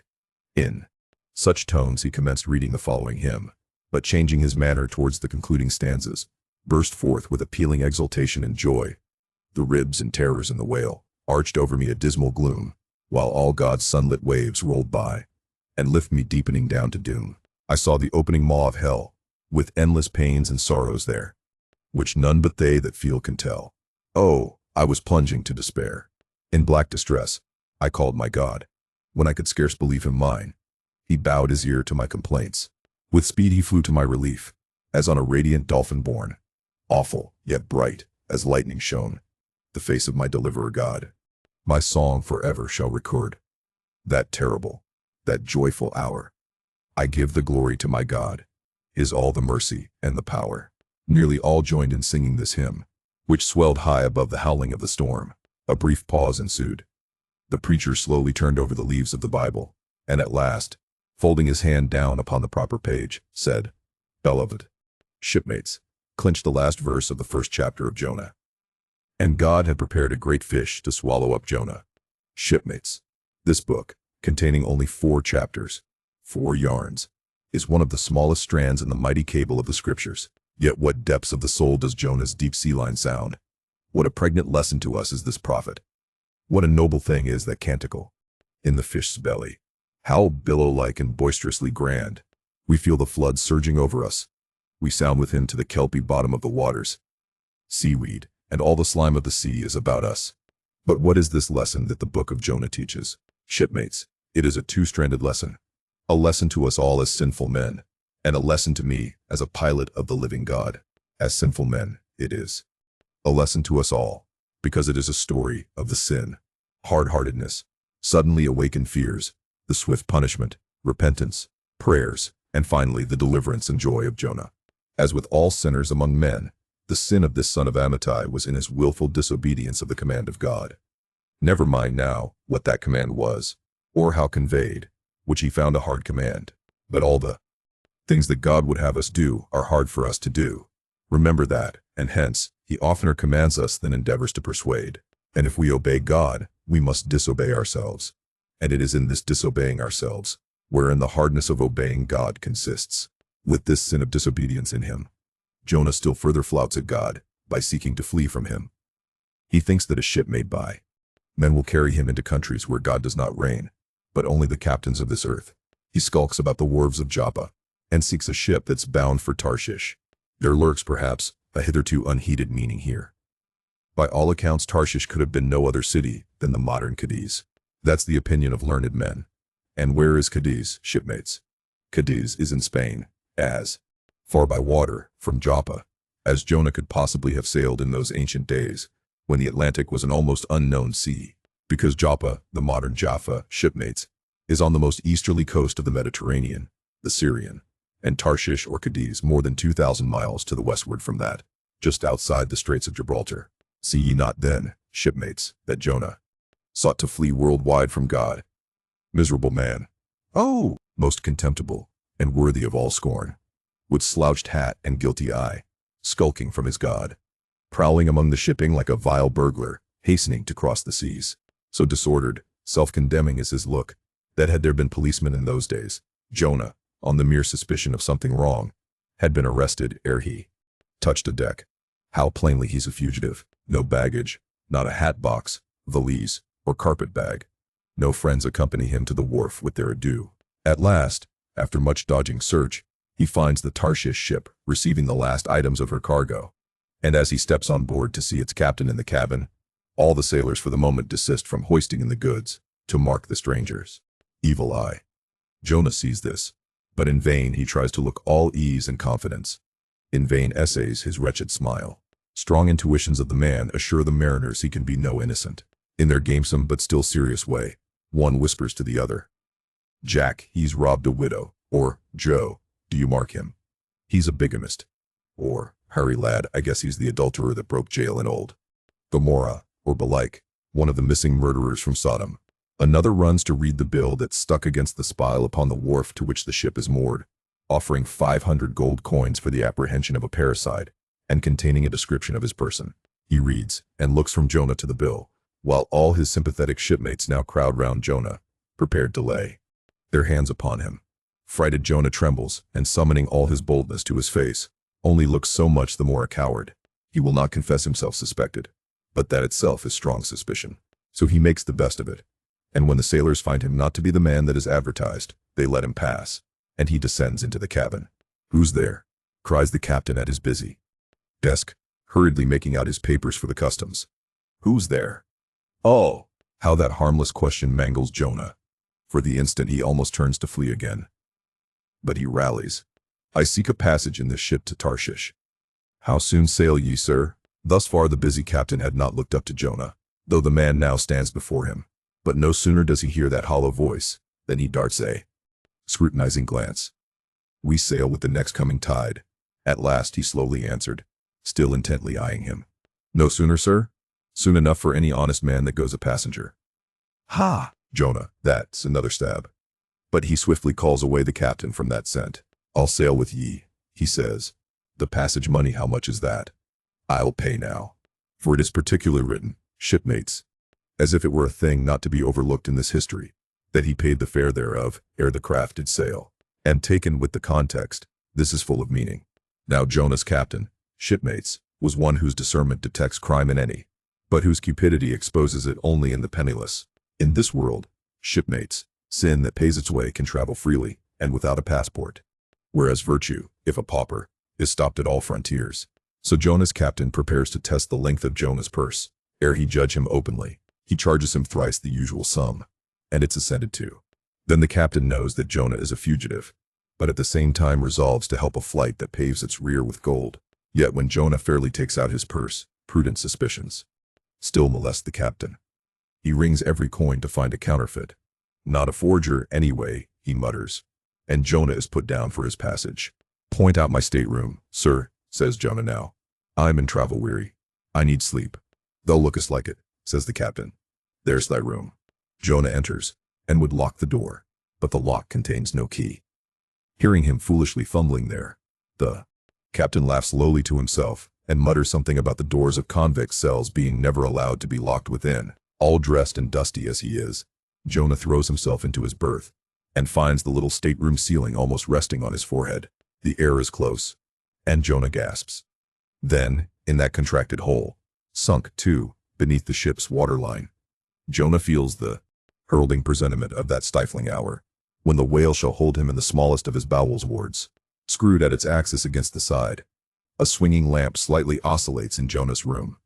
And the ship, heeling over towards the wharf with the weight of the last bales received, the lamp, flame and all, though in slight motion, still maintains a permanent obliquity with reference to the room, though, in truth, infallibly straight itself. It but made obvious the false, lying levels among which it hung. The lamp alarms and frightens Jonah, as lying in his berth his tormented eyes roll round the place, and this thus far successful fugitive finds no refuge for his restless glance. But that contradiction in the lamp more and more appalls him. The floor, the ceiling, and the side are all awry. "Oh, so my conscience hangs in me," he groans, "straight upwards, so it burns. But the chambers of my soul are all in crookedness." Like one who after a night of drunken revelry hies to his bed, still reeling, but with conscience yet pricking him, as the plungings of the Roman racehorse, but so much the more strike his steel tags into him. As one who in that miserable plight still turns and turns in giddy anguish, praying God for annihilation until the fit be past. And at last amid the whirl of woe he feels, a deep stupor steals over him, as over the man who bleeds to death. For conscience is the wound, and there's naught to staunch it. So, after sore wrestlings in his berth, Jonah's prodigy of ponderous misery drags him drowning down to sleep. And now the time of tide has come. The ship casts off her cables, and from the deserted wharf the uncheered ship for Tarshish, all careening, glides to sea. That ship, my friends, was the first of recorded smugglers. The contraband was Jonah, but the sea rebels. He will not bear the wicked burden. A dreadful storm comes on. The ship is like to break.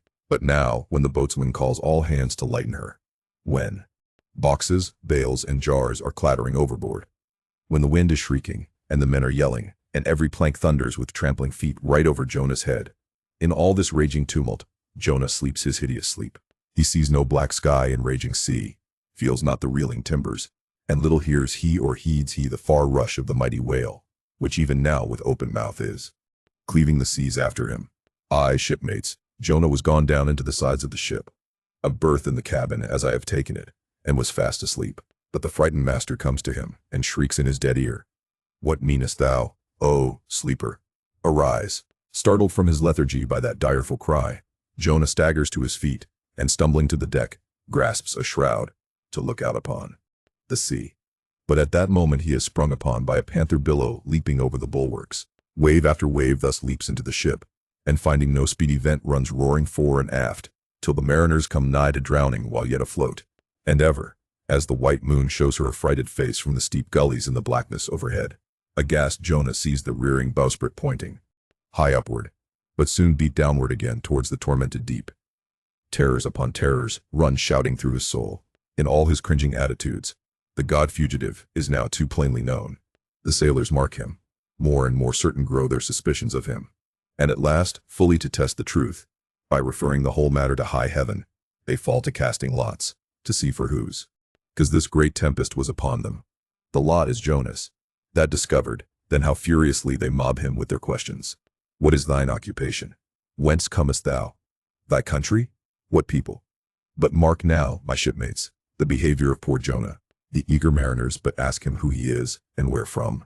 Whereas, they not only receive an answer to those questions, but likewise another answer to a question not put by them, but the unsolicited answer is forced from Jonah by the hard hand of God that is upon him. "I am a Hebrew," he cries, and then, "I fear the Lord the God of heaven who hath made the sea and the dry land." Fear him, O Jonah? Aye, well mightest thou fear the Lord God then. Straightway, he now goes on to make a full confession, whereupon the mariners became more and more appalled, but still are pitiful. For when Jonah, not yet supplicating God for mercy, since he but too well knew the darkness of his deserts, when wretched Jonah cries out to them to take him and cast him forth into the sea, for he knew that for his sake this great tempest was upon them, they mercifully turn from him, and seek by other means to save the ship, but all in vain. The indignant gale howls louder. Then, with one hand raised invokingly to God, with the other they not unreluctantly lay hold of Jonah. And now behold Jonah taken up as an anchor, and dropped into the sea, when instantly an oily calmness floats out from the east, and the sea is still, as Jonah carries down the gale with him, leaving smooth water behind.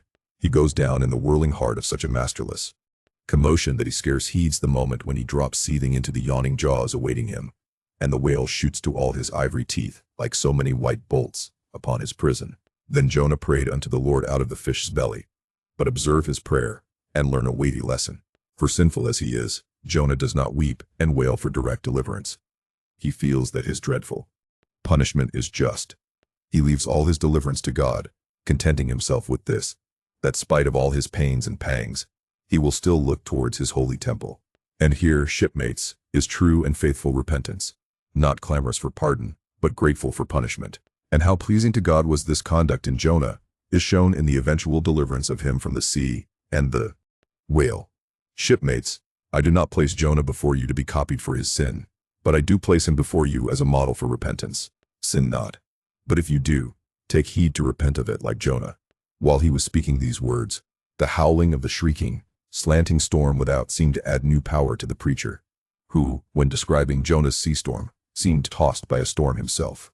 His deep chest heaved as with a groundswell. His tossed arms seemed the warring elements at work, and the thunders that rolled away from off his swarthy brow, and the light leaping from his eye, made all his simple hearers look on him with a quick fear that was strange to them. There now came a lull in his look, as he silently turned over the leaves of the book once more, and at last, standing, motionless, with closed eyes, for the moment, seemed communing with God and himself. But again he leaned over towards the people, and bowing his head lowly, with an aspect of the deepest yet manliest humility, he spake these words. Shipmates, God has laid but one hand upon you. Both his hands press upon me. I have read ye by what murky light may be mine the lesson that Jonah teaches to all sinners, and therefore to ye, and still more to me, for I am a greater sinner than ye. And now how gladly would I come down from this masthead, and sit on the hatches there where you sit, and listen as you listen, while some one of you reads me that other and more awful lesson which Jonah teaches to me, as a pilot of the living God, how being an anointed pilot prophet, or speaker of true things, and bidden by the Lord to sound those unwelcome truths in the ears of a wicked Nineveh, Jonah, appalled at the hostility he should raise, fled from his mission, and sought to escape his duty and his God by taking ship at Joppa. But God is everywhere. Tarshish he never reached.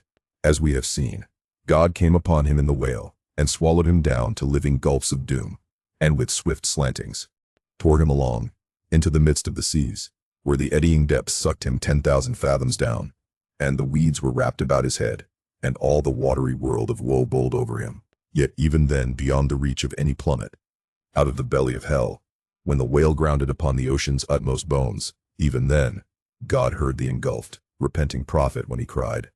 Then God spake unto the fish, and from the shuddering cold and blackness of the sea, the whale came breaching up towards the warm and pleasant sun, and all the delights of air and earth, and vomited out Jonah upon the dry land. When the word of the Lord came a second time, and Jonah, bruised and beaten, his ears, like two seashells, still multitudinously murmuring of the ocean, Jonah did the Almighty's bidding. And what was that, shipmates? To preach the truth to the face of falsehood. That was it. This, shipmates, this is that other lesson. And woe to that pilot of the living God who slights it.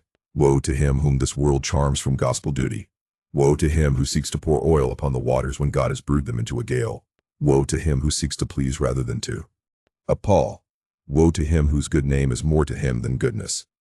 Woe to him who, in this world, courts not dishonor.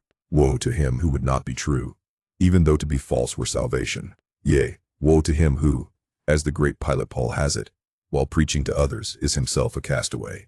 He dropped and fell away from himself for a moment, then lifting his face to them again, showed a deep joy in his eyes, as he cried out with a heavenly enthusiasm.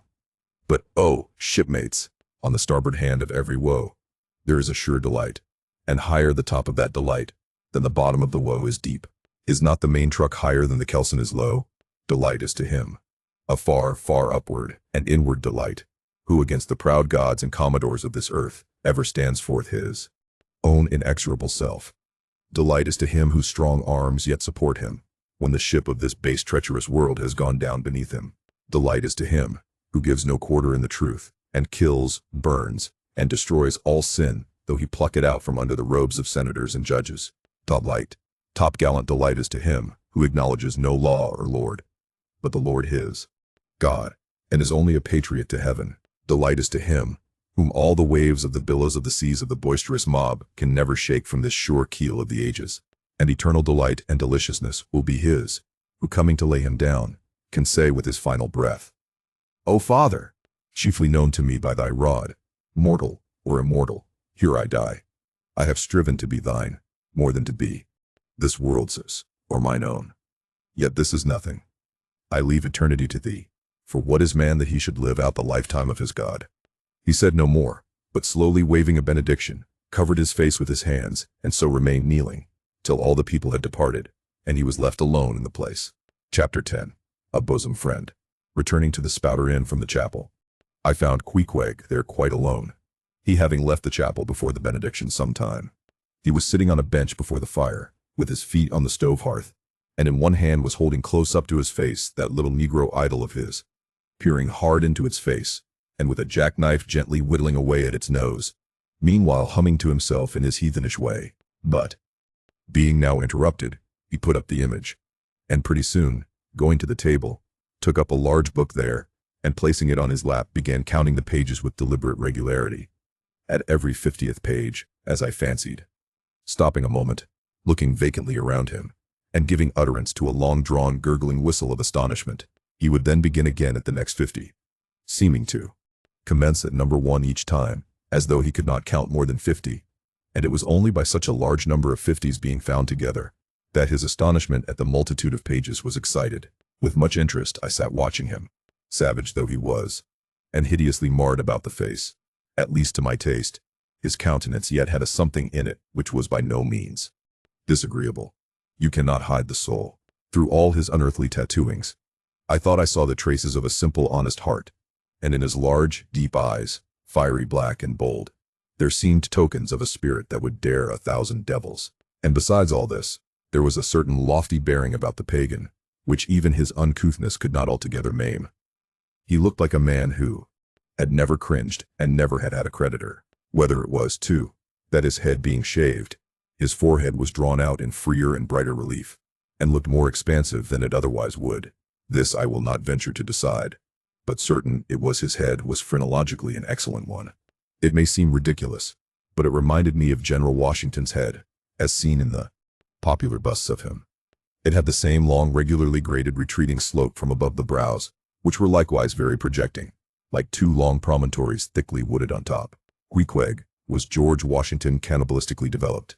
Whilst I was thus closely scanning him, half pretending meanwhile to be looking out at the storm from the casement, he never heeded my presence, never troubled himself with so much as a single glance, but appeared wholly occupied with counting the pages of the marvelous book. Considering how sociably we had been sleeping together the night previous, and especially considering the affectionate arm I had found thrown over me upon waking in the morning, I thought this indifference of his very strange. But savages are strange beings. At times you do not know exactly how to take them. At first they are overawing.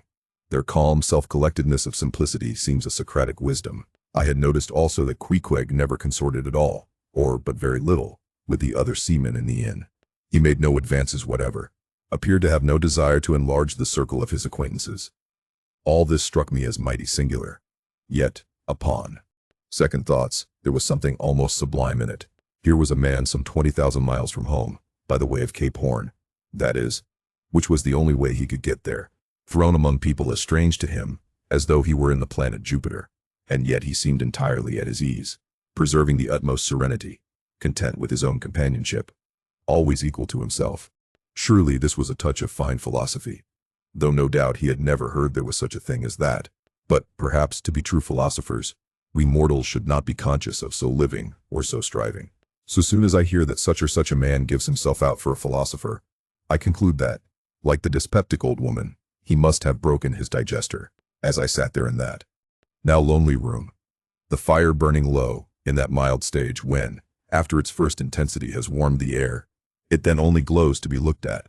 The evening shades and phantoms gathering round the casements, and peering in upon us silent, solitary twain. The storm booming without in solemn swells. I began to be sensible of strange feelings. I felt a melting in me. No more my splintered heart and maddened hand were turned against the wolfish world. This soothing savage had redeemed it. There he sat, his very indifference speaking a nature in which there lurked no civilized hypocrisies and bland deceits. Wild he was, a very sight of sights to see. Yet, I began to feel myself mysteriously drawn towards him. And those same things that would have repelled most others, they were the very magnets that thus drew me. I'll try a pagan friend, thought I, since Christian kindness has proved but hollow courtesy. I drew my bench near him, and made some friendly signs and hints, doing my best to talk with him meanwhile. At first he little noticed these advances. But presently, upon my referring to his last night's hospitalities, he made out to ask me whether we were again to be bedfellows. I told him yes. Whereat I thought he looked pleased, perhaps a little complimented. We then turned over the book together, and I endeavored to explain to him the purpose of the printing, and the meaning of the few pictures that were in it. Thus I soon engaged his interest, and from that we went to jabbering the best we could about the various outer sights to be seen in this famous town. Soon I proposed a social smoke, and, producing his pouch and tomahawk, he quietly offered me a puff, and then we sat exchanging puffs from that wild pipe of his, and keeping it regularly passing between us. If there yet lurked any ice of indifference towards me in the pagan's breast, this pleasant, genial smoke we had soon thawed it out, and left us cronies. He seemed to take to me quite as naturally and unbiddenly as I to him, and when our smoke was over, he pressed his forehead against mine, clasped me round the waist, and said that henceforth we were married, meaning, in his country's phrase, that we were bosom friends. He would gladly die for me, if need should be. In a countryman, this sudden flame of friendship would have seemed far too premature, a thing to be much distrusted. But in this simple savage those old rules would not apply. After supper, and another social chat and smoke, we went to our room together. He made me a present of his embalmed head, took out his enormous tobacco wallet, and groping under the tobacco, drew out some $30 in silver. Then spreading them on the table, and mechanically dividing them into 2 equal portions, pushed one of them towards me, and said it was mine. I was going to remonstrate, but he silenced me by pouring them into my trousers pockets. I let them stay. He then went about his evening prayers, took out his idol, and removed the paper fireboard. By certain signs and symptoms, I thought he seemed anxious for me to join him.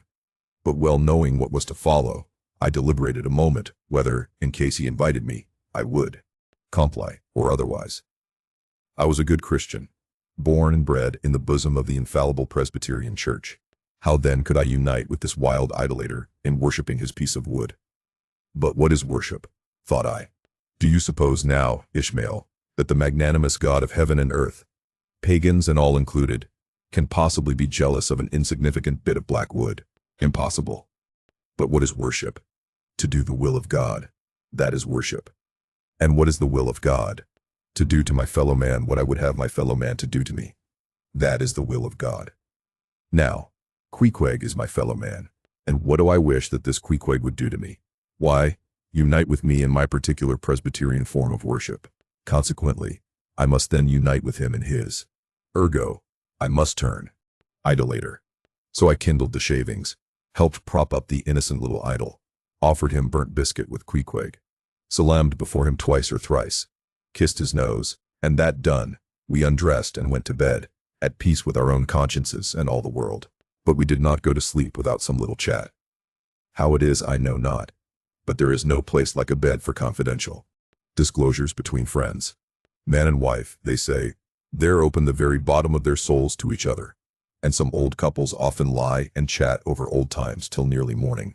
Thus, then, in our heart's honeymoon, lay I and Queequeg, a cozy, loving pair, nightgown. We had lain thus in bed, chatting and napping at short intervals, and Queequeg now and then affectionately throwing his brown tattooed legs over mine, and then drawing them back. So entirely sociable and free and easy were we, when, at last, by reason of our confabulations, what little nappishness remained in us altogether departed, and we felt like getting up again, though daybreak was yet some way down the future. Yes, we became very wakeful, so much so that our recumbent position began to grow wearisome, and by little and little we found ourselves sitting up, the clothes well tucked around us, leaning against the headboard, with our 4 knees drawn up close together, and our 2 noses bending over them, as if our knee pans were warming pans. We felt very nice and snug, the more so since it was so chilly out of doors. Indeed, out of bedclothes too, seeing that there was no fire in the room. The more so, I say, because truly to enjoy bodily warmth, some small part of you must be cold, for there is no quality in this world that is not what it is merely by contrast. Nothing exists in itself. If you flatter yourself that you are all over comfortable, and have been so a long time, then you cannot be said to be comfortable anymore. But if, like Queequeg and me in the bed, the tip of your nose or the crown of your head be slightly chilled, why then indeed, in the general consciousness you feel most delightfully and unmistakably warm. For this reason a sleeping apartment should never be furnished with a fire, which is one of the luxurious discomforts of the rich. For the height of this sort of deliciousness is to have nothing but the blanket between you and your snugness, and the cold of the outer air. Then there you lie like the one warm spark in the heart of an Arctic crystal. We had been sitting in this crouching manner for some time, when all at once I thought I would open my eyes. For when between sheets, whether by day or by night, and whether asleep or awake, I have a way of always keeping my eyes shut, in order the more to concentrate the snugness of being in bed. Because no man can ever feel his own identity aright except his eyes be closed. As if darkness were indeed the proper element of our essences, though light be more congenial to our clayey part. Upon opening my eyes then, and coming out of my own pleasant and self-created darkness, into the imposed and coarse outer gloom of the unilluminated 12 o'clock at night, I experienced a disagreeable revulsion. Nor did I at all object to the hint from Queequeg that perhaps it were best to strike a light, seeing that we were so wide awake, and besides he felt a strong desire to have a few quiet puffs from his tomahawk. Be it said, that though I had felt such a strong repugnance to his smoking in the bed the night before, yet see how elastic our stiff prejudices grow when love once comes to bend them. For now I liked nothing better than to have Queequeg smoking by me, even in bed, because he seemed to be full of such serene household joy then. I no more felt unduly concerned for the landlord's policy of insurance. I was only alive to the condensed confidential comfortableness of sharing a pipe and a blanket with a real friend. With our shaggy jackets drawn about our shoulders, we now passed the tomahawk from one to the other, till slowly there grew over us a blue hanging tester of smoke, illuminated by the flame of the new lit lamp. Whether it was that this undulating tester rolled the savage away to far distant scenes, I know not. But he now spoke of his native island, and, eager to hear his history, I begged him to go on and tell it. He gladly complied, though at the time I but ill comprehended not a few of his words. Yet subsequent disclosures, when I had become more familiar with his broken phraseology, now enable me to present the whole story such as it may prove in the mere skeleton I give. Chapter 12. Biographical. Queequeg was a native of Rokovoko, an island far away to the west and south. It is not down in any map. True places never are. When a new-hatched savage running wild about his native woodlands in a grass clout, followed by the nibbling goats, as if he were a green sapling. Even then, in Queequeg's ambitious soul, lurked a strong desire to see something more of Christendom than a specimen whaler or two. His father was a high chief, a king, his uncle a high priest, and on the maternal side he boasted aunts were the wives of unconquerable warriors. There was excellent blood in his veins, royal stuff, though sadly vitiated, I fear, by the cannibal propensity he nourished in his untutored youth. A Sag Harbor ship visited his father's bay, and Queequeg sought a passage to Christian lands. But the ship, having her full complement of seamen, spurned his suit, and not all the king his father's influence could prevail. But Queequeg vowed a vow. Alone in his canoe, he paddled off to a distant strait, which he knew the ship must pass through when she quitted the island. On one side was a coral reef, on the other a low tongue of land, covered with mangrove thickets that grew out into the water. Hiding his canoe, still afloat, among these thickets, with its prow seaward, he sat down in the stern, paddle low in hand, and, when the ship was gliding by, like a flash he darted out, gained her side, with one backward dash of his foot capsized and sank his canoe, climbed up the chains, and throwing himself at full length upon the deck, grappled a ringbolt there, and swore not to let it go, though hacked in pieces. In vain the captain threatened to throw him overboard, suspended a cutlass over his naked wrists. Queequeg was the son of a king, and Queequeg budged not. Struck by his desperate dauntlessness, and his wild desire to visit Christendom, the captain at last relented, and told him he might make himself at home. But this fine young savage, this sea prince of Wales, never saw the captain's cabin. They put him down among the sailors, and made a whaleman of him. But like Tsar Peter content to toil in the shipyards of foreign cities, Queequeg disdained no seeming ignominy, if thereby he might happily gain the power of enlightening his untutored countrymen. For at bottom, so he told me, he was actuated by a profound desire to learn among the Christians the arts whereby to make his people still happier than they were, and more than that, still better than they were. But, alas, the practices of Whalemen soon convinced him that even Christians could be both miserable and wicked, infinitely more so than all his father's heathens. Arrived at last in Old Sag Harbor, and seeing what the sailors did there, and then going on to Nantucket, and seeing how they spent their wages in that place also, poor Queequeg gave it up for lost. Thought he, it's a wicked world in all meridians. I'll die a pagan. And thus an old idolater at heart, he yet lived among these Christians, wore their clothes, and tried to talk their gibberish. Hence the queer ways about him, though now some time from home. By hence, I asked him whether he did not propose going back and having a coronation, since he might now consider his father dead and gone, he being very old and feeble at the last accounts. He answered no, not yet, and added that he was fearful Christianity, or rather Christians, had unfitted him for ascending the pure and undefiled throne of 30 pagan kings before him. But by and by, he said, he would return, as soon as he felt himself baptized again. For the nonce, however, he proposed to sail about, and sow his wild oats in all 4 oceans. They had made a harpooner of him, and that barbed iron was in lieu of a scepter now. I asked him what might be his immediate purpose, touching his future movements. He answered, to go to sea again, in his old vocation. Upon this, I told him that whaling was my own design, and informed him of my intention to sail out of Nantucket, as being the most promising port for an adventurous whaleman to embark from. He at once resolved to accompany me to that island, ship aboard the same vessel, get into the same watch, the same boat, the same mess with me, in short to share my every hap. With both my hands in his, boldly dip into the potluck of both worlds. To all this I joyously assented. For besides the affection I now felt for Queequeg, he was an experienced harpooner, and as such, could not fail to be of great usefulness to one who, like me, was wholly ignorant of the mysteries of whaling, though well acquainted with the sea, as known to merchant seamen. His story being ended with his pipe's last dying puff, Queequeg embraced me, pressed his forehead against mine, and blowing out the light, we rolled over from each other, this way and that, and very soon were sleeping. Chapter 13. Wheelbarrow. Next morning, Monday, after disposing of the embalmed head to a barber, for a block, I settled my own and comrade's bill, using, however, my comrade's money. The grinning landlord, as well as the boarders, seemed amazingly tickled at the sudden friendship which had sprung up between me and Queequeg, especially as Peter Coffin's cock and bull stories about him had previously so much alarmed me concerning the very person whom I now companied with. We borrowed a wheelbarrow, and embarking our things, including my own poor carpet bag, and Queequeg's canvas sack and hammock, away we went down to the Moss, the little Nantucket packet schooner moored at the wharf. As we were going along, the people stared, not at Queequeg so much, for they were used to seeing cannibals like him in their streets, but at seeing him and me upon such confidential terms.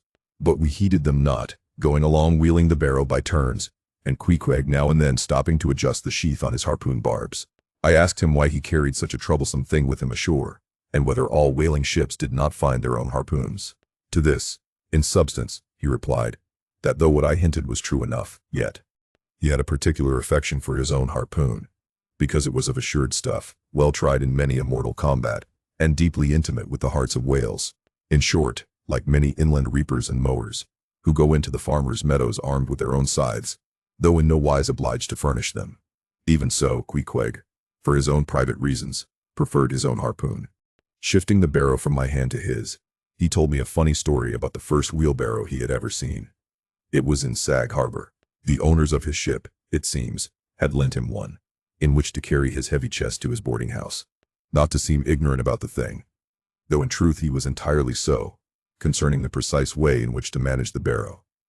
Queequeg puts his chest upon it, lashes it fast, and then shoulders the barrow and marches up the wharf.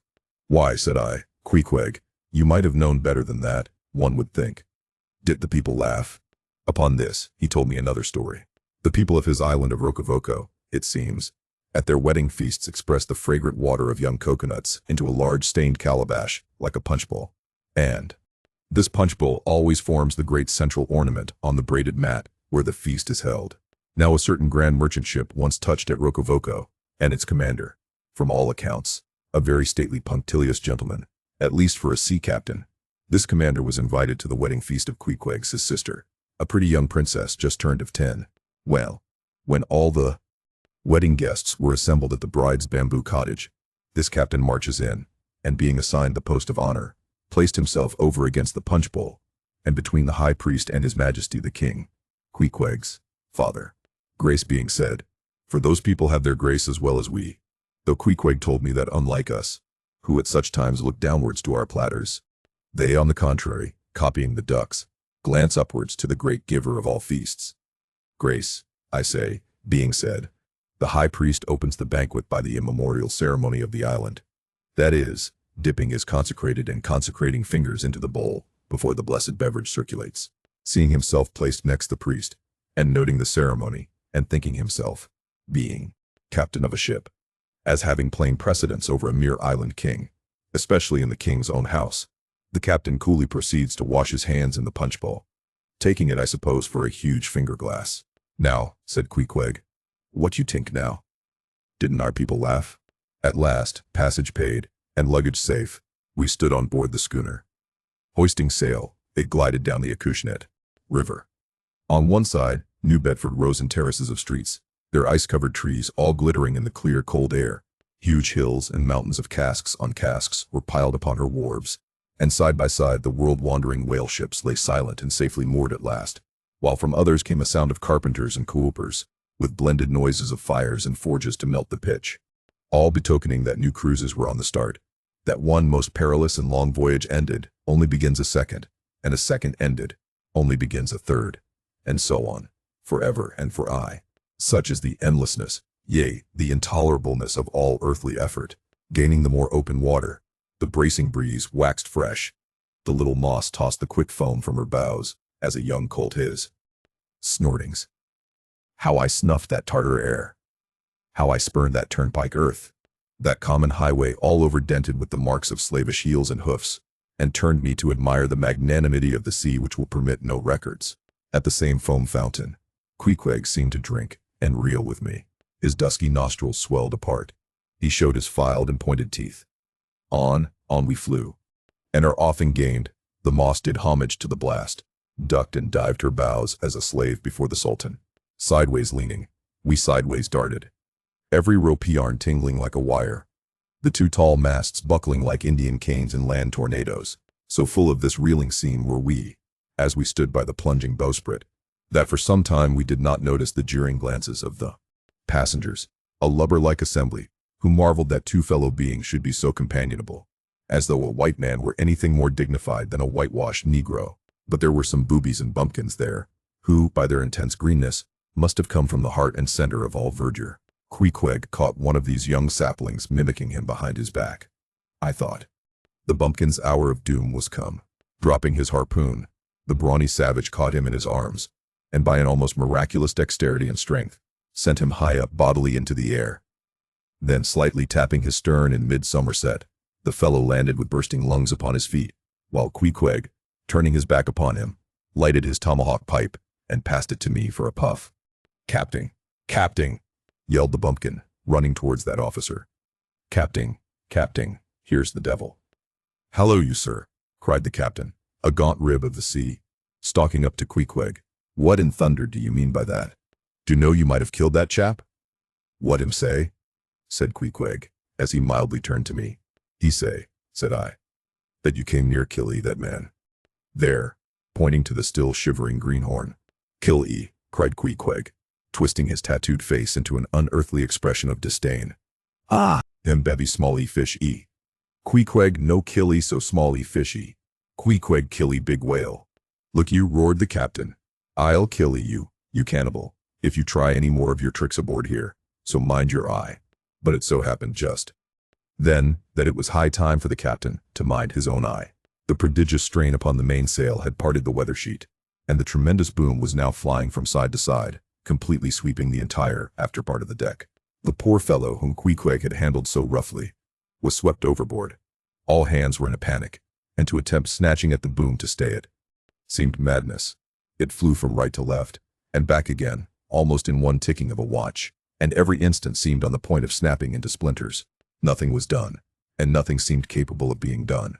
Those on deck rushed towards the bows, and stood eyeing the boom as if it were the lower jaw of an exasperated whale. In the midst of this consternation, Queequeg dropped deftly to his knees, and crawling under the path of the boom, whipped hold of a rope, secured one end to the bulwarks, and then flinging the other like a lasso, caught it round the boom as it swept over his head, and at the next jerk, the spar was that way trapped, and all was safe. The schooner was run into the wind, and while the hands were clearing away the stern boat, Queequeg, stripped to the waist, darted from the side with a long living arc of a leap. For 3 minutes or more he was seen swimming like a dog, throwing his long arms straight out before him, and by turns revealing his brawny shoulders through the freezing foam. I looked at the grand and glorious fellow, but saw no one to be saved. The greenhorn had gone down, shooting himself perpendicularly from the water. Queequeg now took an instant's glance around him, and seeming to see just how matters were, dived down and disappeared. A few minutes more, and he rose again, one arm still striking out, and with the other dragging a lifeless form. The boat soon picked them up. The poor bumpkin was restored. All hands voted Queequeg a noble trump. The captain begged his pardon. From that hour I clove to Queequeg like a barnacle. Yeah, till poor Queequeg took his last long dive. Was there ever such unconsciousness? He did not seem to think that he had all deserved a medal from the humane and magnanimous societies. He only asked for water. Fresh water. Something to wipe the brine off. That done, he put on dry clothes, lighted his pipe, and leaning against the bulwarks, and mildly eyeing those around him, seemed to be saying to himself, "It's a mutual, joint-stock world, in all meridians. We cannibals must help these Christians." Chapter 14. Nantucket. Nothing more happened on the passage worthy the mentioning. So, after a fine run, we safely arrived in Nantucket. Nantucket. Take out your map and look at it. See what a real corner of the world it occupies. How it stands there, away offshore, more lonely than the Eddystone Lighthouse. Look at it, a mere hillock and elbow of sand, all beach without a background. There is more sand there than you would use in 20 years as a substitute for blotting paper. Some gamesome whites will tell you that they have to plant weeds there. They don't grow naturally, that they import Canada thistles, that they have to send beyond seas for a spile to stop a leak in an oil cask, that pieces of wood in Nantucket are carried about like bits of the True Cross in Rome, that people there plant toadstools before their houses to get under the shade in summertime, that one blade of grass makes an oasis, 3 blades in a day's walk a prairie, that they wear quicksand shoes, something like Laplander snowshoes, that they are so shut up, belted about, every way, enclosed, surrounded, and made an utter island of by the ocean, that to their very chairs and tables small clams will sometimes be found adhering, as to the backs of sea turtles. But these extravaganzas only show that Nantucket is no Illinois. Look now at the wondrous traditional story of how this island was settled by the red men. Thus goes the legend. In olden times an eagle swooped down upon the New England coast, and carried off an infant Indian in his talons. With loud lament, the parents saw their child borne out of sight over the wide waters. They resolved to follow in the same direction. Setting out in their canoes, after a perilous passage they discovered the island. And there they found an empty ivory casket, the poor little Indian skeleton. What wonder, then, that these Nantucketers, born on a beach, should take to the sea for a livelihood. They first caught crabs and quahogs in the sand. Grown bolder, they waded out with nets for mackerel. More experienced, they pushed off in boats and captured cod.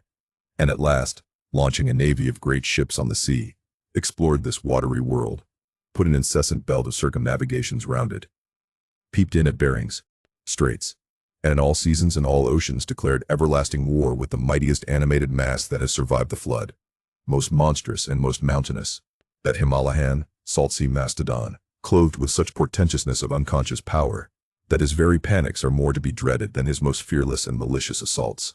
And thus have these naked Nantucketers, these sea hermits, issuing from their ant hill in the sea, overrun and conquered the watery world like so many Alexanders, parceling out among them the Atlantic, Pacific, and Indian Oceans, as the 3 pirate powers did Poland. Let America add Mexico to Texas, and pile Cuba upon Canada. Let the English overswarm all India, and hang out their blazing banner from the sun. 2/3 of this terraqueous globe are the Nantucketer. For the sea is his. He owns it, as emperors own empires.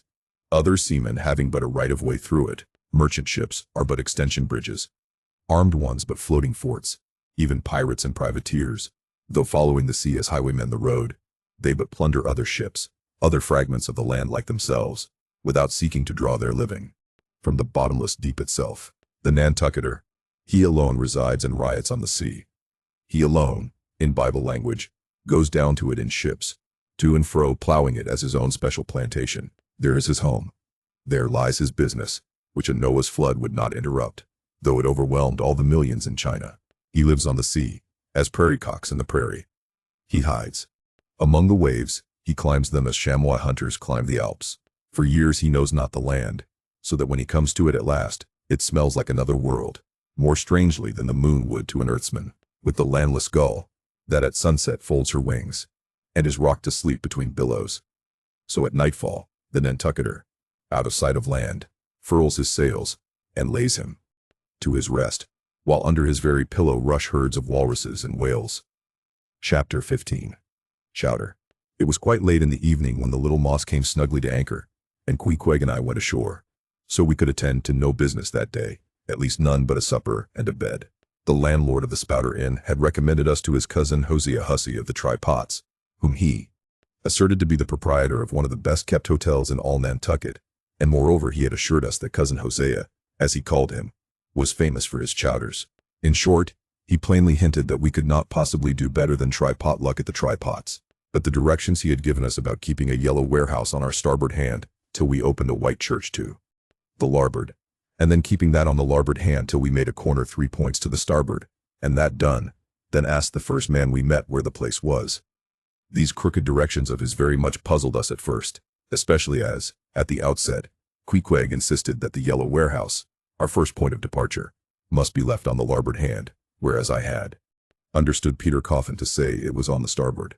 However, by dint of beating about a little in the dark, and now and then knocking up a peaceable inhabitant to inquire the way, we at last came to something which there was no mistaking. 2 enormous wooden pots painted black, and suspended by asses' ears, swung from the crosstrees of an old topmast, planted in front of an old doorway. The horns of the crosstrees were sawed off on the other side, so that this old topmast looked not a little like a gallows. Perhaps I was oversensitive to such impressions at the time, but I could not help staring at this gallows with a vague misgiving. A sort of crick was in my neck as I gazed up to the 2 remaining horns. Yes, 2 of them, one for Queequeg, and one for me. It's ominous, thinks I. A coffin my innkeeper upon landing in my first whaling port. Tombstones staring at me in the whaleman's chapel. And here a gallows, and a pair of prodigious black pots too. Are these last throwing out oblique hints touching Tophet? I was called from these reflections by the sight of a freckled woman with yellow hair and a yellow gown, standing in the porch of the inn, under a dull red lamp, swinging there, that looked much like an injured eye, and carrying on a brisk scolding with a man in a purple woolen shirt. "Get along with ye," said she to the man, "or I'll be combing ye." "Come on, Queequeg," said I. "All right. There's Mrs. Hussey." And so it turned out, Mr. Hosea Hussey being from home, but leaving Mrs. Hussey entirely competent to attend to all his affairs. Upon making known our desires for a supper and a bed, Mrs. Hussey, postponing further scolding for the present, ushered us into a little room, and seating us at a table spread with the relics of a recently concluded repast, turned round to us and said, "Clam or cod?" "What's that about cods, ma'am?" said I with much politeness. "Clam or cod," she repeated. "A clam for supper? A cold clam? Is that what you, Mrs. Hussey?" says I. "But that's a rather cold and clammy reception in the winter time, ain't it, Mrs. Hussey?" But being in a great hurry to resume scolding the man in the purple shirt, who was waiting for it in the entry, and seeming to hear nothing but the word clam, Mrs.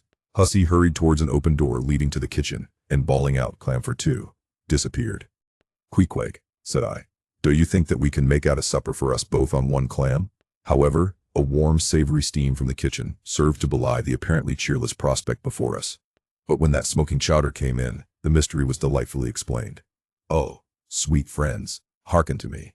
It was made of small juicy clams, scarcely bigger than hazelnuts, mixed with pounded ship biscuit, and salted pork cut up into little flakes, the whole enriched with butter, and plentifully seasoned with pepper and salt, our appetites being sharpened by the frosty voyage. And in particular, Queequeg seeing his favorite fishing food before him, and the chowder being surpassingly excellent, we dispatched it with great expedition. When leaning back a moment and bethinking me of Mrs. Hussey's clam and cod announcement, I thought I would try a little experiment. Stepping to the kitchen door, I uttered the word cod with great emphasis, and resumed my seat. In a few moments the savory steam came forth again, but with a different flavor, and in good time a fine cod chowder was placed before us. We resumed business. And while plying our spoons in the bowl, thinks I to myself, I wonder now if this here has any effect on the head. What's that stultifying saying about chowder-headed people? But look, Queequeg, ain't that a live eel in your bowl? Where's your harpoon? Fishiest of all fishy places was the try-pots, which well deserved its name. For the pots there were always boiling chowders, chowder for breakfast, and chowder for dinner, and chowder for supper, till you began to look for fish bones coming through your clothes. The area before the house was paved with clamshells. Mrs. Hussey wore a polished necklace of codfish vertebra, and Hosea Hussey had his account books bound in superior old shark skin. There was a fishy flavor to the milk, too, which I could not at all account for, till one morning happening to take a stroll along the beach among some fishermen's boats, I saw Hosea's brindled cow feeding on fish remnants, and marching along the sand with each foot in a cod's decapitated head, looking very slipshod, I assure ye. Supper concluded, we received a lamp, and directions from Mrs. Hussey concerning the nearest way to bed. But as Queequeg was about to precede me up the stairs, the lady reached forth her arm, and demanded his harpoon. She allowed no harpoon in her chambers. Why not? Said I. Every true whaleman sleeps with his harpoon. But why not? Because it's dangerous, says she. Ever since young Stiggs coming from that unfortunate viz. When he was gone 4 years and a half, with only 3 barrels of ile, was found dead in my first floor back, with his harpoon in his side. Ever since then I allow no boarders to take such dangerous weapons in their rooms at night. So, Mr. Queequeg, for she had learned his name, I will just take this here iron, and keep it for you till morning. But the chowder, clam or cod tomorrow for breakfast, men? Both, says I. And let's have a couple of smoked herring by way of variety. Chapter 16. The ship. In bed we concocted our plans for the morrow.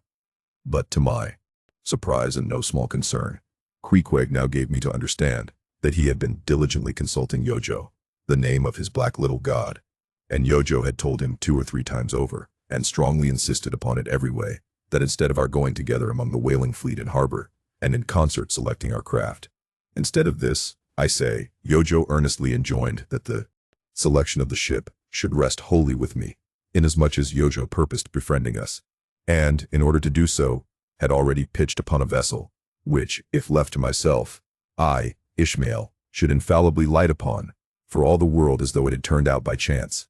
And in that vessel, I must immediately ship myself, for the present irrespective of Queequeg. I have forgotten to mention that, in many things, Queequeg placed great confidence in the excellence of Yojo's judgment and surprising forecast of things, and cherished Yojo with considerable esteem, as a rather good sort of god, who perhaps meant well enough upon the whole, but in all cases did not succeed in his benevolent designs.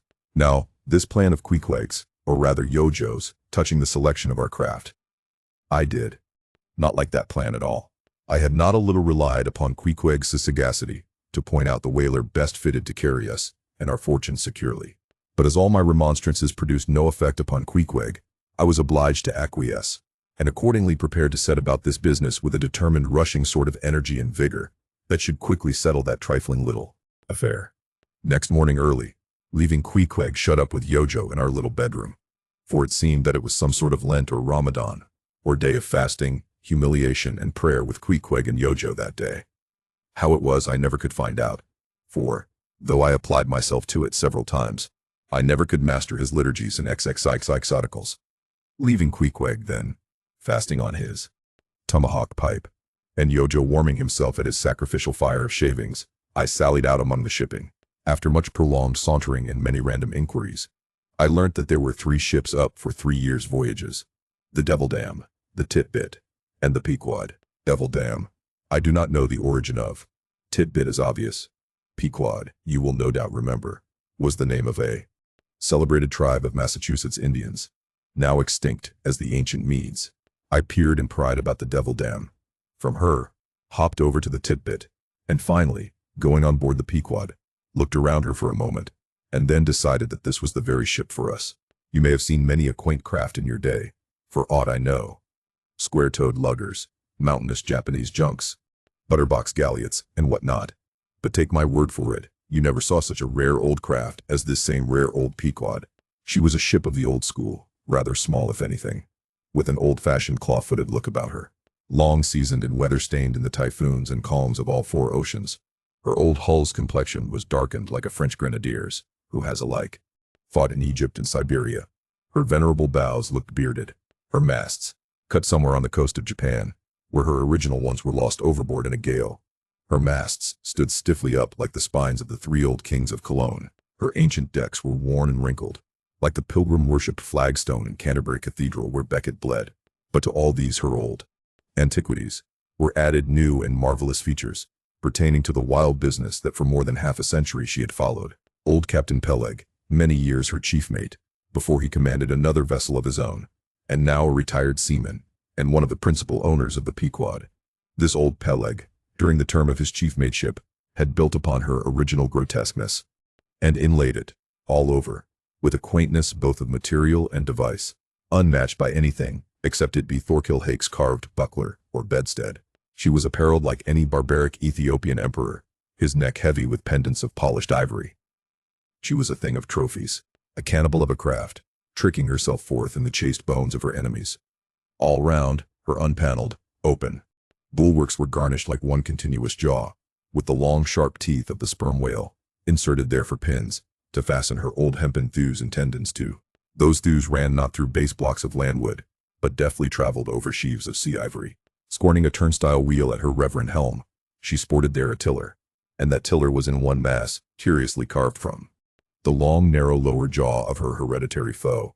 The helmsman who steered by that tiller in a tempest felt like the Tartar, when he holds back his fiery steed by clutching its jaw. A noble craft, but somehow a most melancholy. All noble things are touched with that. Now when I looked about the quarterdeck, for someone having authority, in order to propose myself as a candidate for the voyage, at first I saw nobody, but I could not well overlook a strange sort of tent, or rather wigwam, pitched a little behind the main mast. It seemed only a temporary erection used in port.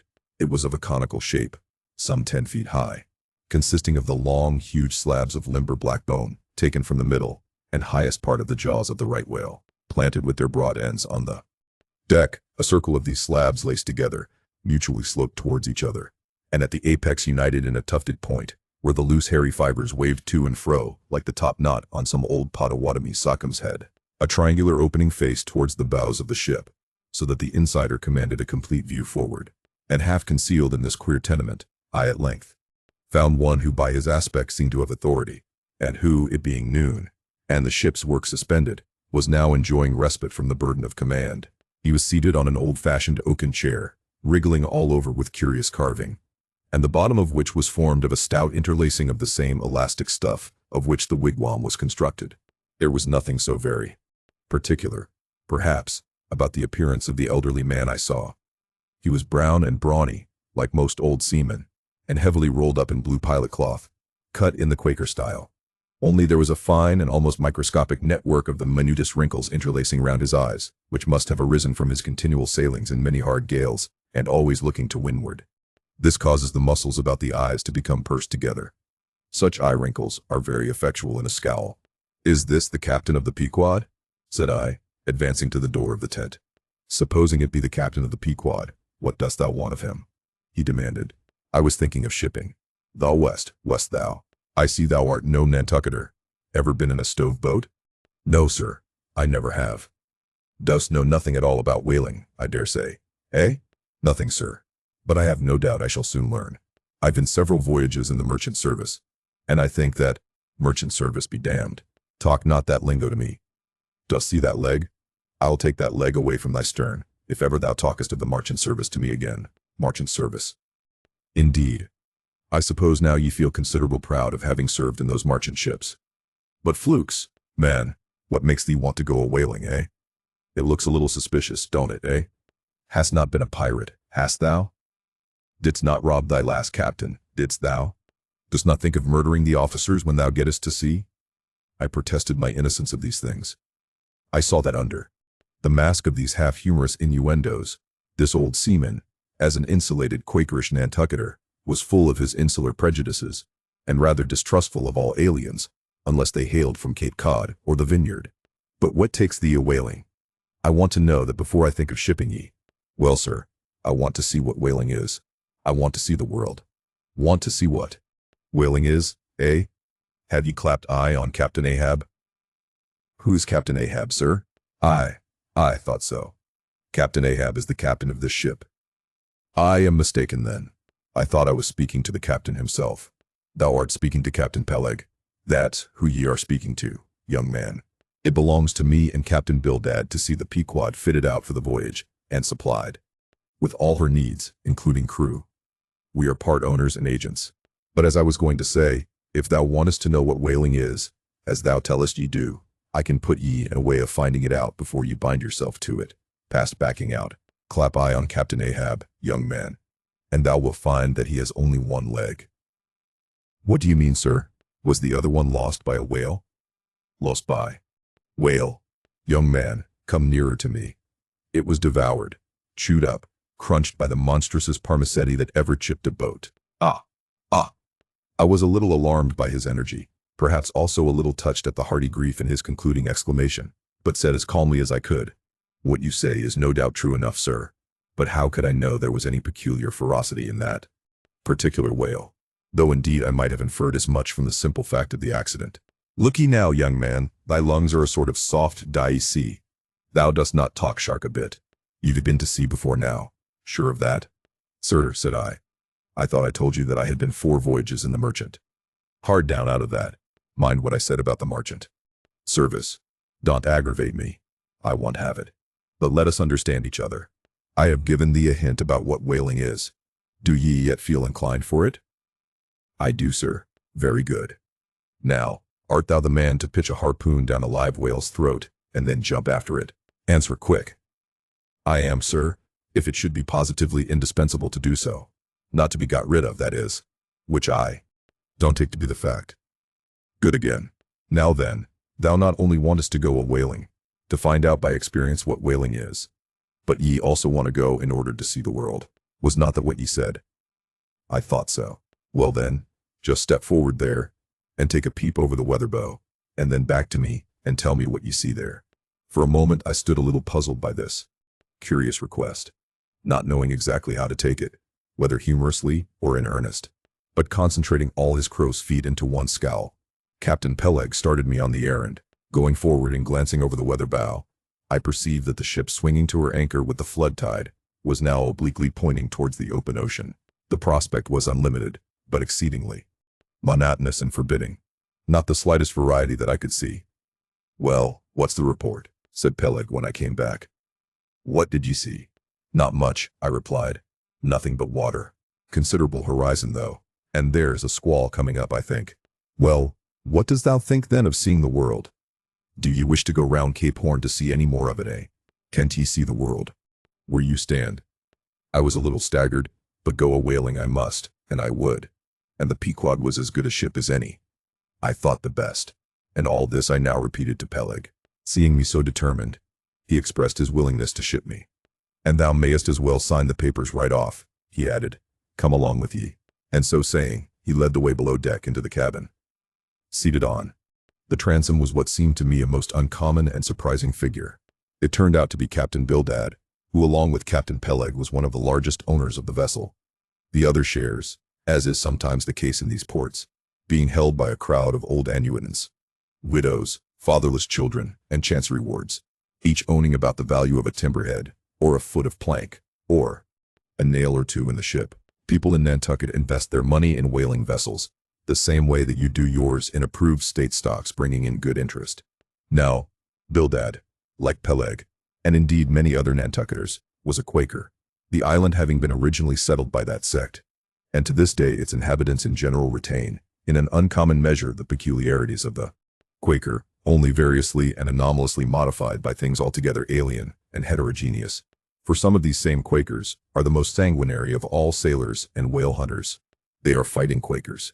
They are Quakers with a vengeance, so that there are instances among them of men who, named with scripture names, a singularly common fashion on the island, and in childhood naturally, imbibing the stately dramatic thee and thou of the Quaker idiom, still, from the audacious, daring, and boundless adventure of their subsequent lives, strangely blend with these unoutgrown peculiarities 1,000 bold dashes of character, not unworthy a Scandinavian sea king, or a poetical pagan Roman.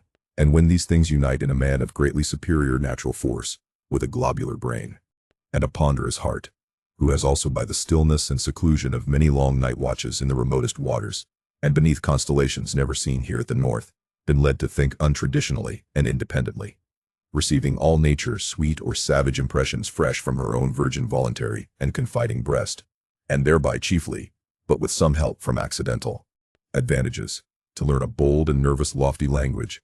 That man makes one in a whole nation census, a mighty pageant creature, formed for noble tragedies, nor will it at all detract from him, dramatically regarded, if either by birth or other circumstances, he have what seems a half-willful overruling morbidness at the bottom of his nature. For all men tragically great are made so through a certain morbidness.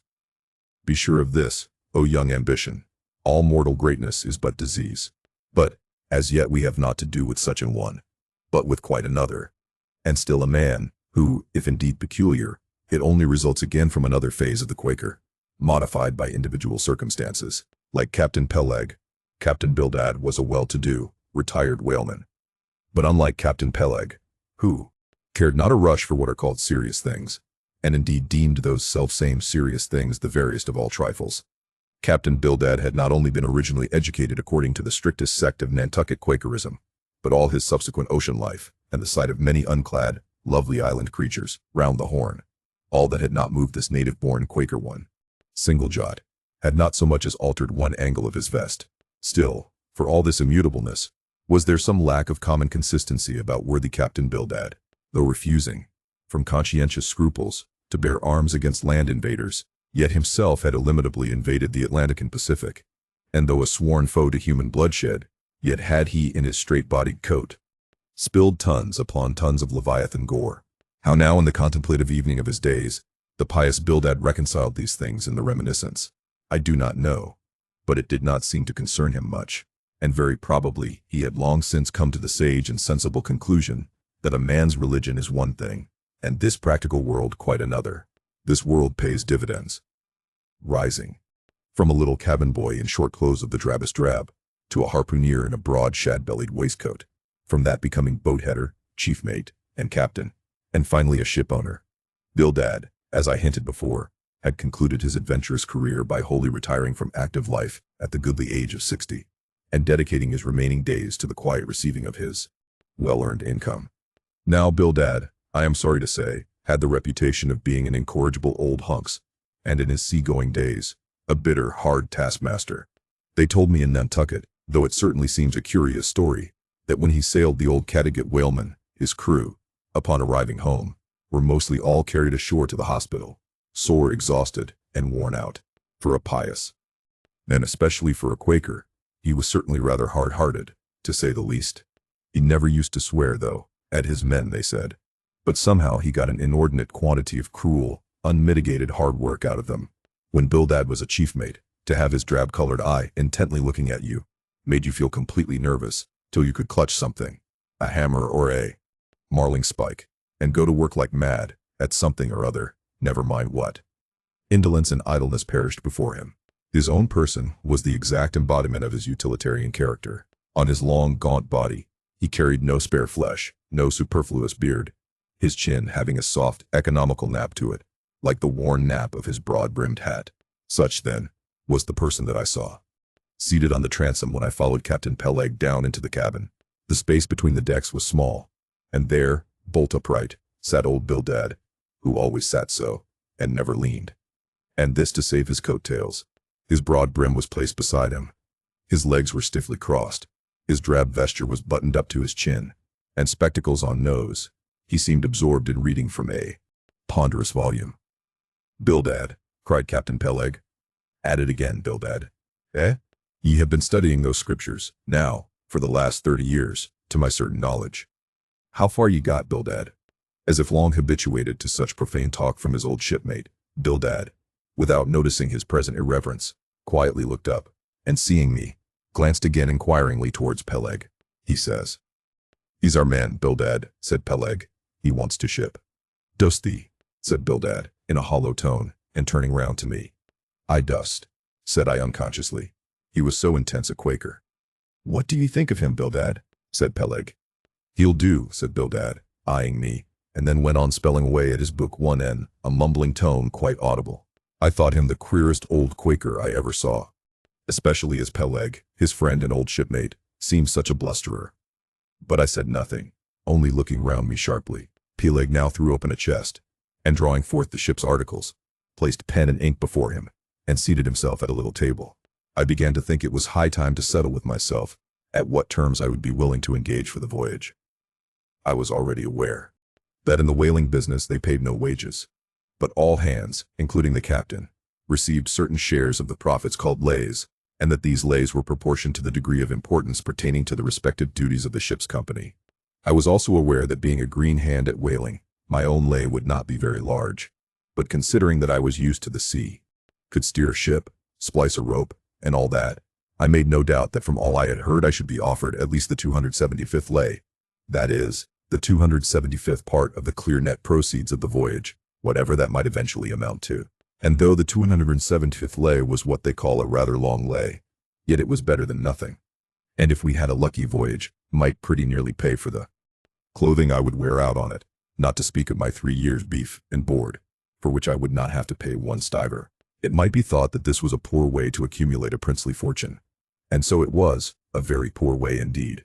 But I am one of those that never take on about princely fortunes, and am quite content if the world is ready to board and lodge me, while I am putting up at this grim sign of the thundercloud. Upon the whole, I thought that the 205th lay would be about the fair thing, but would not have been surprised had I been offered the 200th, considering I was of a broad-shouldered make. But one thing, nevertheless, that made me a little distrustful about receiving a generous share of the profits was this. Ashore, I had heard something of both Captain Peleg and his unaccountable old crony Bildad, how that they being the principal proprietors of the Pequod, therefore the other and more inconsiderable and scattered owners, left nearly the whole management of the ship's affairs to these two. And I did not know but what the stingy old Bildad might have a mighty deal to say about shipping hands, especially as I now found him on board the Pequod, quite at home there in the cabin, and reading his Bible as if at his own fireside. Now while Peleg was vainly trying to mend a pen with his jackknife, old Bildad, to my no small surprise, considering that he was such an interested party in these proceedings, Bildad never heeded us, but went on mumbling to himself out of his book, "Lay not up for yourselves treasures upon earth, where moth—" Well, Captain Bildad, interrupted Peleg, what do I say? What lay shall we give this young man? Thou knowest best, was the sepulchral reply. The 777th wouldn't be too much, would it? Where moth and rust do corrupt, but lay indeed, thought I, and such a lay, the 777th. Well, old Bildad, you are determined that I, for one, shall not lay up many lays here below, where moth and rust do corrupt. It was an exceedingly long lay that, indeed, and though from the magnitude of the figure it might at first deceive a landsman, yet the slightest consideration will show that though 777 is a pretty large number, yet, when you come to make a tenth of it, you will then see, I say, that the 777th part of a farthing is a good deal less than 777 gold doubloons. And so I thought at the time. Why, blast your eyes, Bildad, cried Peleg. Thou dost not want to swindle this young man. He must have more than that. 777th, again said Bildad, without lifting his eyes, and then went on mumbling. For where your treasure is, there will your heart be also. I am going to put him down for the 300th, said Peleg. Do ye hear that, Bildad? The 300th lay, I say.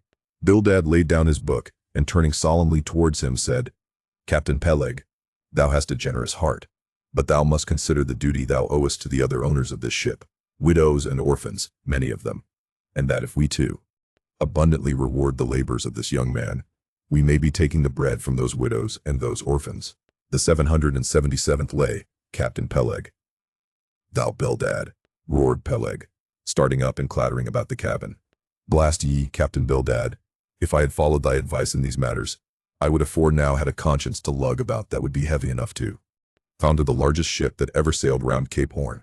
Captain Peleg, said Bildad steadily, thy conscience may be drawing 10 inches of water, or 10 fathoms, I can tell, but as thou art still an impenitent man, Captain Peleg, I greatly fear lest thy conscience be but a leaky one, and will in the end sink thee foundering down to the fiery pit. Captain Peleg, fiery pit, ye insult me, man, past all natural bearing, ye insult me. It's an all-fired outrage to tell any human creature that he's bound to hell. Flukes and flames. Bildad, say that again to me, and start my soul bolts. But yes, I'll swallow a live goat with all his hair and horns on. Out of the cabin, ye canting, drab-colored son of a wooden gun, a straight wake with ye. As he thundered out this, he made a rush at Bildad, but with a marvelous oblique, sliding celerity. Bildad for that time eluded him, alarmed at this terrible outburst between the two principal and responsible owners of the ship, and feeling half a mind to give up all idea of sailing in a vessel so questionably owned and temporarily commanded. I stepped aside from the door to give egress to Bildad, who, I made no doubt, was all eagerness to vanish from before the awakened wrath of Peleg. But to my astonishment, he sat down again on the transom very quietly, and seemed to have not the slightest intention of withdrawing. He seemed quite used to impenitent Peleg and his ways. As for Peleg, after letting off his rage as he had, there seemed no more left in him, and he, too, sat down like a lamb, though he twitched a little as if still nervously agitated. Woo! He whistled at last. The squall's gone off to leeward, I think. Bildad, thou used to be good at sharpening a lance. Mend that pen, will ye? My jackknife here needs the grindstone. That's he. Thank ye, Bildad. Now then, my young man, Ishmael's thy name, did ye say? Well then, down ye go here, Ishmael, for the 300th lay. Captain Peleg, said I have a friend with me who wants to ship too. Shall I bring him down tomorrow? To be sure, said Peleg. Fetch him along, and we'll look at him. What lay does he want? Groaned Bildad, glancing up from the book one end which he had again been burying himself. Oh, never thee mind about that, Bildad, said Peleg. Has he ever whaled at any? Turning to me. Killed more whales than I can count, Captain Peleg. Well, bring him along then. And, after signing the papers, off I went, nothing doubting but that I had done a good morning's work, and that the Pequod was the identical ship that Yojo had provided to carry Queequeg and me round the Cape. But I had not proceeded far, when I began to bethink me that the captain with whom I was to sail yet remained unseen by me. Though indeed, in many cases, a whale ship will be completely fitted out, and receive all her crew on board, ere the captain makes himself visible by arriving to take command. For sometimes these voyages are so prolonged, and the shore intervals at home so exceedingly brief, that if the captain have a family, or any absorbing concernment of that sort, he does not trouble himself much about his ship in port, but leaves her to the owners till all is ready for sea. However, it is always as well to have a look at him before irrevocably committing yourself into his hands. Turning back, I accosted Captain Peleg, inquiring where Captain Ahab was to be found. And what dost thou want of Captain Ahab? It's all right enough. Thou art shipped. Yes, but I should like to see him. But I don't think thou wilt be able to at present. I don't know exactly what's the matter with him, but he keeps close inside the house, a sort of sick, and yet he don't look so. In fact, he ain't sick. But no, he is well either. Anyhow, young man, he want to always see me, so I don't suppose he will thee. He's a queer man, Captain Ahab, so some think, but a good one. Oh, thou like him well enough. No fear, no fear. He's a grand, ungodly, godlike man, Captain Ahab.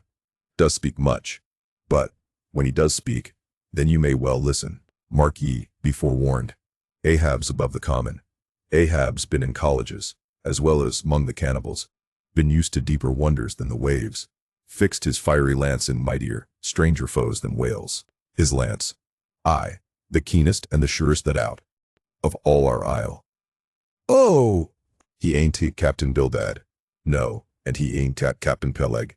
He's Ahab, boy, and Ahab of old, thou knowest, was a crowned king, and a very vile one. When that wicked king was slain, the dogs, did they not lick his blood? Come hither to me. Hither, hither, said Peleg, with a significance in his eye that almost startled me. Look ye, lad, never say that on board the Pequod. Never say it anywhere. Captain Ahab did not name himself. 'Twas a foolish, ignorant whim of his crazy, widowed mother, who died when he was only a 12-month old. And yet the old squatistic Gayhead said that the name would somehow prove prophetic. And, perhaps, other fools like her may tell thee the same. I wish to warn thee. It's a lie. I know Captain Ahab well. I've sailed with him as mate years ago. I know what he is, a good man. Not a pious good man, like Bildad, but a swearing good man.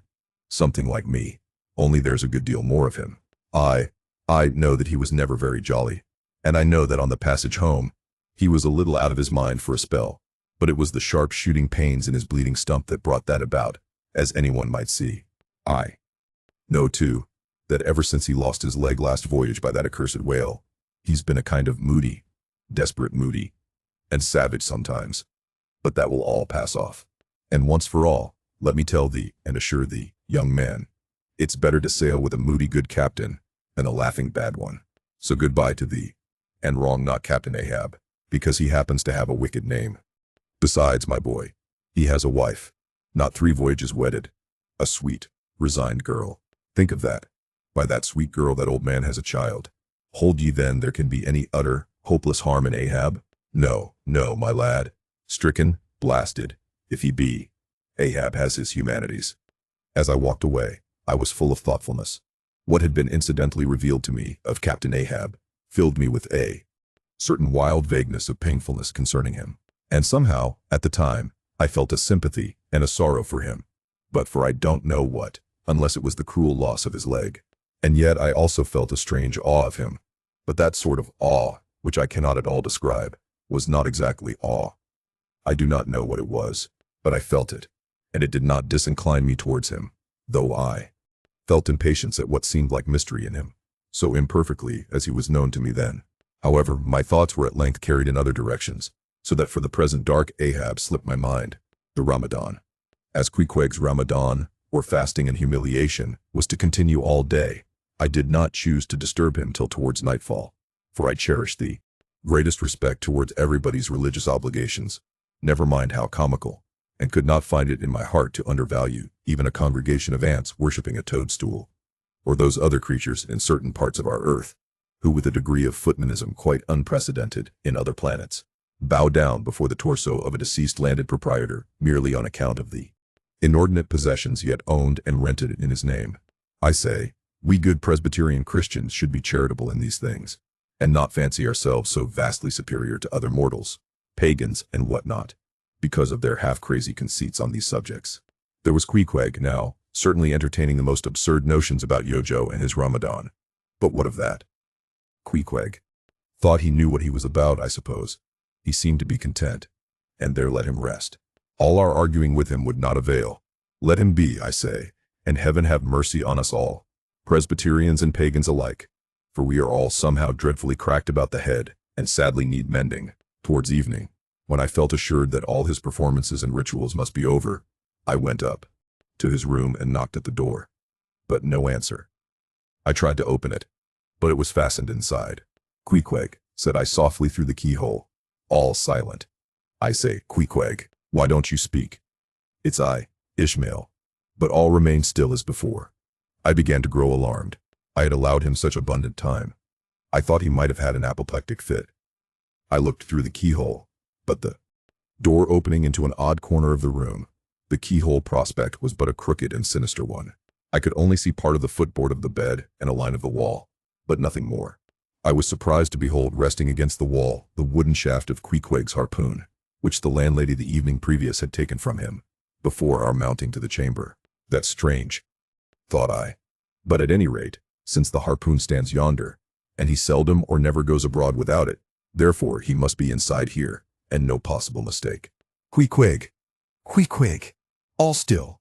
Something must have happened. Apoplexy! I tried to burst open the door, but it stubbornly resisted.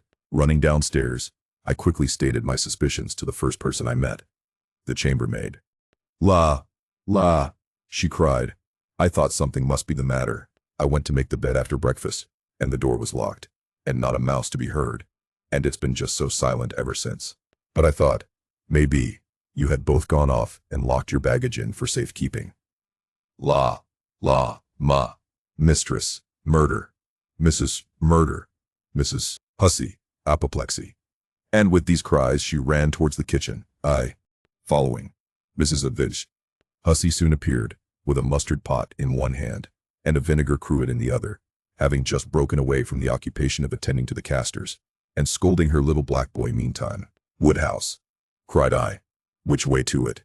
Run for God's sake, and fetch something to pry open the door. The axe! The axe! He's had a stroke. Depend upon it. And so saying I was unmethodically rushing upstairs again, empty-handed, when Mrs. Hussey interposed the mustard pot and vinegar cruet, and the entire castor of her countenance. "What's the matter with you, young man? Get the axe. For God's sake, run for the doctor, someone, while I pry it open." "Look here," said the landlady, quickly putting down the vinegar cruet, so as to have one hand free. "Look here. Are you talking about prying open any of my doors?" And with that she seized my arm. "What's the matter with you? What's the matter with you, shipmate?" In as calm, but rapid a manner as possible, I gave her to understand the whole case. Unconsciously clapping the vinegar cruet to one side of her nose, she ruminated for an instant, then exclaimed, "No, I haven't seen it since I put it there." Running to a little closet under the landing of the stairs, she glanced in, and returning, told me that Queequeg's harpoon was missing. "He's killed himself," she cried. "It's unfortunate Stig's done over again. There goes another counterpane. God pity his poor mother. It will be the ruin of my house." "Has the poor lad a sister?" "Where's that girl?" "There, Betty. Go to Snarls the painter, and tell him to paint me a sign, with, 'No suicides permitted here, and no smoking in the parlor.' Might as well kill both birds at once. Kill. The Lord be merciful to his ghost. What's that noise there, you young man, avast there?" And running up after me, she caught me as I was again trying to force open the door. "I don't allow it. I won't have my premises spoiled. Go for the locksmith, there's one about a mile from here. But avast," putting her hand in her side pocket, "here's a key that'll fit, I guess. Let's see." And with that, she turned it in the lock. But alas, Queequeg's supplemental bolt remained unwithdrawn within. "Have to burst it open," said I, and was running down the entry a little, for a good start, when the landlady caught at me, again vowing I should not break down her premises. But I tore from her, and with a sudden bodily rush dashed myself full against the mark. With a prodigious noise the door flew open, and the knob slamming against the wall sent the plaster to the ceiling. And there, good heavens, there sat Queequeg, altogether cool and self-collected, right in the middle of the room, squatting on his hams, and holding Yojo on top of his head. He looked neither one way nor the other way, but sat like a carved image with scarce a sign of active life. "Queequeg," said I, going up to him. "Queequeg, what's the matter with you? He hain't been a-sittin' so all day, has he?" said the landlady. But all we said, not a word could we drag out of him. I almost felt like pushing him over, so as to change his position, for it was almost intolerable. It seemed so painfully and unnaturally constrained, especially as in all probability he had been sitting so for upwards of 8 or 10 hours, going too without his regular meals. "Mrs. Hussey," said I, "he's alive at all events, so leave us if you please, and I will see to this strange affair myself." Closing the door upon the landlady, I endeavored to prevail upon Queequeg to take a chair, but in vain.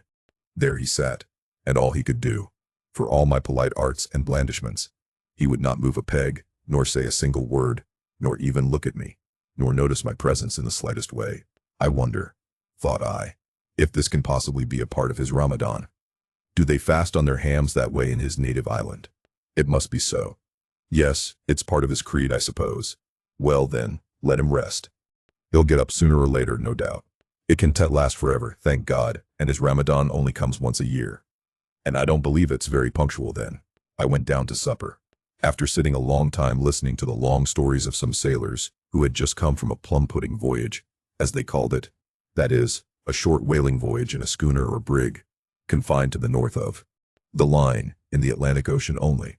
After listening to these plum-puddingers till nearly 11 o'clock, I went upstairs to go to bed, feeling quite sure by this time Queequeg must certainly have brought his Ramadan to a termination. But no. There he was just where I had left him. He had not stirred an inch. I began to grow vexed with him. It seemed so downright senseless and insane to be sitting there all day and half the night on his hams in a cold room, holding a piece of wood on his head. For heaven's sake, Queequeg, get up and shake yourself. Get up and have some supper. You will starve. You will kill yourself, Queequeg. But not a word did he reply. Despairing of him, therefore, I determined to go to bed and to sleep, and no doubt, before a great while, he would follow me. But, previous to turning in, I took my heavy bearskin jacket and threw it over him, as it promised to be a very cold night, and he had nothing but his ordinary round jacket on. For some time, do all I would, I could not get into the faintest doze. I had blown out the candle, And the mere thought of Queequeg, not 4 feet off, sitting there in that uneasy position, stark alone in the cold and dark. This made me really wretched. Think of it. Sleeping all night in the same room with a wide-awake pagan on his hams in this dreary, unaccountable Ramadan. But somehow I dropped off at last, and knew nothing more till break of day, when, looking over the bedside, there squatted Queequeg, as if he had been screwed down to the floor. But as soon as the first glimpse of sun entered the window, up he got, with stiff and grating joints, but with a cheerful look, limped towards me where I lay, pressed his forehead again against mine, and said his Ramadan was over. Now, as I before hinted, I have no objection to any person's religion, be it what it may, so long as that person does not kill or insult any other person, because that other person don't believe it also. But when a man's religion becomes really frantic, when it is a positive torment to him, and, in fine, makes this earth of ours an uncomfortable inn to lodge in, then I think it high time to take that individual aside and argue the point with him. And just so I now did with Queequeg. "Queequeg," said I, "get into bed now, and lie and listen to me." I then went on, beginning with the rise and progress of the primitive religions, and coming down to the various religions of the present time, during which time I labored to show Queequeg that all these Lents, Ramadans, and prolonged ham-squattings in cold, cheerless rooms were stark nonsense, bad for the health, useless for the soul, opposed, in short, to the obvious laws of hygiene and common sense. I told him, too, that he being in other things such an extremely sensible and sagacious savage, it pained me, very badly pained me, to see him now so deplorably foolish about this ridiculous Ramadan of his. Besides, argued I, fasting makes the body cave in, hence the spirit caves in, and all thoughts born of a fast must necessarily be half-starved. This is the reason why most dyspeptic religionists cherish such melancholy notions about their hereafters. In one word, Queequeg, said I, rather digressively, hell is an idea first born on an undigested apple dumpling, and since then perpetuated through the hereditary dyspepsias nurtured by Ramadans. I then asked Queequeg whether he himself was ever troubled with dyspepsia, expressing the idea very plainly, so that he could take it in. He said no, only upon one memorable occasion. It was after a great feast, given by his father the king, on the gaining of a great battle wherein 50 of the enemy had been killed by about 2 o'clock in the afternoon, and all cooked and eaten that very evening. No more, Queequeg, said I, shuddering. That will do. For I knew the inferences without his further hinting them. I had seen a sailor who had visited that very island, and he told me that it was the custom, when a great battle had been gained there, to barbecue all the slain in the yard or garden of the victor, and then, one by one, they were placed in great wooden trenchers, and garnished round like a pilau, with breadfruit and coconuts, and with some parsley in their mouths, were sent round with the victor's compliments to all his friends, just as though these presents were so many Christmas turkeys. After all, I do not think that my remarks about religion made much impression upon Queequeg, because in the first place, he somehow seemed dull of hearing on that important subject, unless considered from his own point of view, and in the second place, he did not more than 1/3 understand me, couch my ideas simply as I would, and finally, he no doubt thought he knew a good deal more about the true religion than I did. He looked at me with a sort of condescending concern and compassion, as though he thought it a great pity that such a sensible young man should be so hopelessly lost to evangelical pagan piety. At last we rose and dressed, and Queequeg, taking a prodigiously hearty breakfast of chowders of all sorts, so that the landlady should not make much profit by reason of his Ramadan, we sallied out to board the Pequod, sauntering along, and picking our teeth with halibut bones. Chapter 18. His mark. As we were walking down the end of the wharf towards the ship, Queequeg carrying his harpoon, Captain Peleg in his gruff voice loudly hailed us from his wigwam, saying he had not suspected my friend was a cannibal, and furthermore announcing that he let no cannibals on board that craft, unless they previously produced their papers. "What do you mean by that, Captain Peleg?" said I, now jumping on the bulwarks, and leaving my comrade standing on the wharf. "I mean," he replied, "he must show his papers." "Yes," said Captain Bildad in his hollow voice, sticking his head from behind Peleg's, out of the wigwam. "He must show that he's converted. Son of darkness," he added, turning to Queequeg, "art thou at present in communion with any Christian church?" "Why," said I, "he's a member of the First Congregational Church." Here be it said, that many tattooed savages sailing in Nantucket ships at last come to be converted into the churches. "First Congregational Church," cried Bildad. "What? That worships in Deacon Deuteronomy Coleman meeting house?"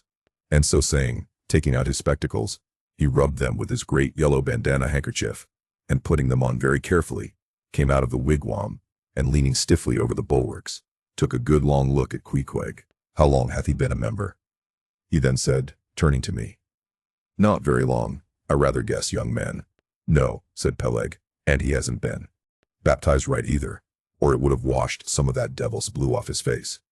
Do tell now, cried Bildad. Is this Philistine a regular member of Deacon Deuteronomy's meeting? I never saw him going there, and I pass it every Lord's Day. I don't know anything about Deacon Deuteronomy or his meeting, said I. All I know is that Queequeg here is a born member of the First Congregational Church. He is a deacon himself, Queequeg is. Young man, said Bildad sternly, thou art skylarking with me. Explain thyself, thou young Hittite. What church dost thee mean? Answer me. Finding myself thus hard pushed, I replied, I mean, sir, the same ancient Catholic church to which you and I, and Captain Peleg there, and Queequeg here, and all of us, and every mother, son, and soul of us belong. The great and everlasting first congregation of this whole worshipping world. We all belong to that. Only some of us cherish some queer crotchets no ways touching the grand belief. In that we all join hands. Splice. Thou means splice hands, cried Peleg, drawing nearer. Young man, you'd better ship for a missionary, instead of a foremast hand. I never heard a better sermon. Deacon Deuteronomy. Why, Father Mapple himself couldn't beat it, and he's reckoned something. Come aboard. Come aboard. Never mind about the papers. I say, tell Quahog there. What's that you call him? Tell Quahog to step along. By the great anchor. What a harpoon he's got there. Looks like good stuff that, and he handles it about right. I say, Quahog, or whatever your name is, did you ever stand in the head of a whaleboat? Did you ever strike a fish? Without saying a word, Queequeg, in his wild sort of way, jumped upon the bulwarks, from thence into the bows of one of the whaleboats hanging to the side, and then bracing his left knee, and poising his harpoon, cried out in some such way as this. Capping, you see him small drop tar on water dare? You see him? Well, s'pose him. One whale eye. Well, den. And taking sharp aim at it, he darted the iron right over old Bildad's broad brim, clean across the ship's decks, and struck the glistening tar spot out of sight. Now, said Queequeg, quietly hauling in the line, s'pose he him whaley eye. Why, dad whale dead. Quick, Bildad, said Peleg, his partner, who, aghast at the close vicinity of the flying harpoon, had retreated towards the cabin gangway. Quick, I say, you Bildad, and get the ship's papers. We must have Hedgehog there, I mean Quahog, in one of our boats. Look ye, Quahog, we'll give ye the 90th lay, and that's more than ever was given a harpooneer yet out of Nantucket. So down we went into the cabin, and to my great joy Queequeg was soon enrolled among the same ship's company, to which I myself belonged. When all preliminaries were over, and Peleg had got everything ready for signing, he turned to me and said, I guess, Quahog there don't know how to write, does he? I say, Quahog, blast ye, dost thou sign thy name, or make thy mark? But at this question, Queequeg, who had twice or thrice before taken part in similar ceremonies, looked no ways abashed, but taking the offered pen, copied upon the paper, in the proper place, an exact counterpart of a queer round figure, which was tattooed upon his arm, so that through Captain Peleg's obstinate mistake touching his appellative, it stood something like this. Quahog, his X mark.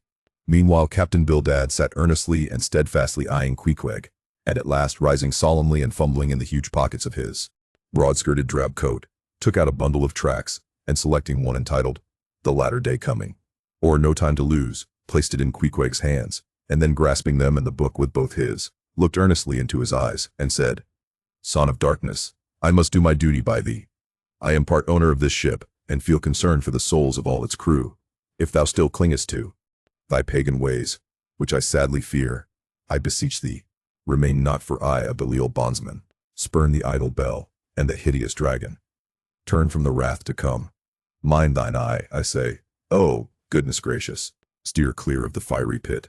Something of the salt sea yet lingered in old Bildad's language, heterogeneously mixed with scriptural and domestic phrases.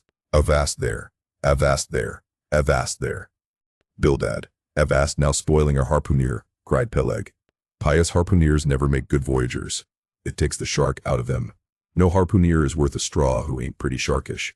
There was young Nat Swain, once the bravest boatheader out of all Nantucket and the Vineyard. He joined the meeting, and never came to good.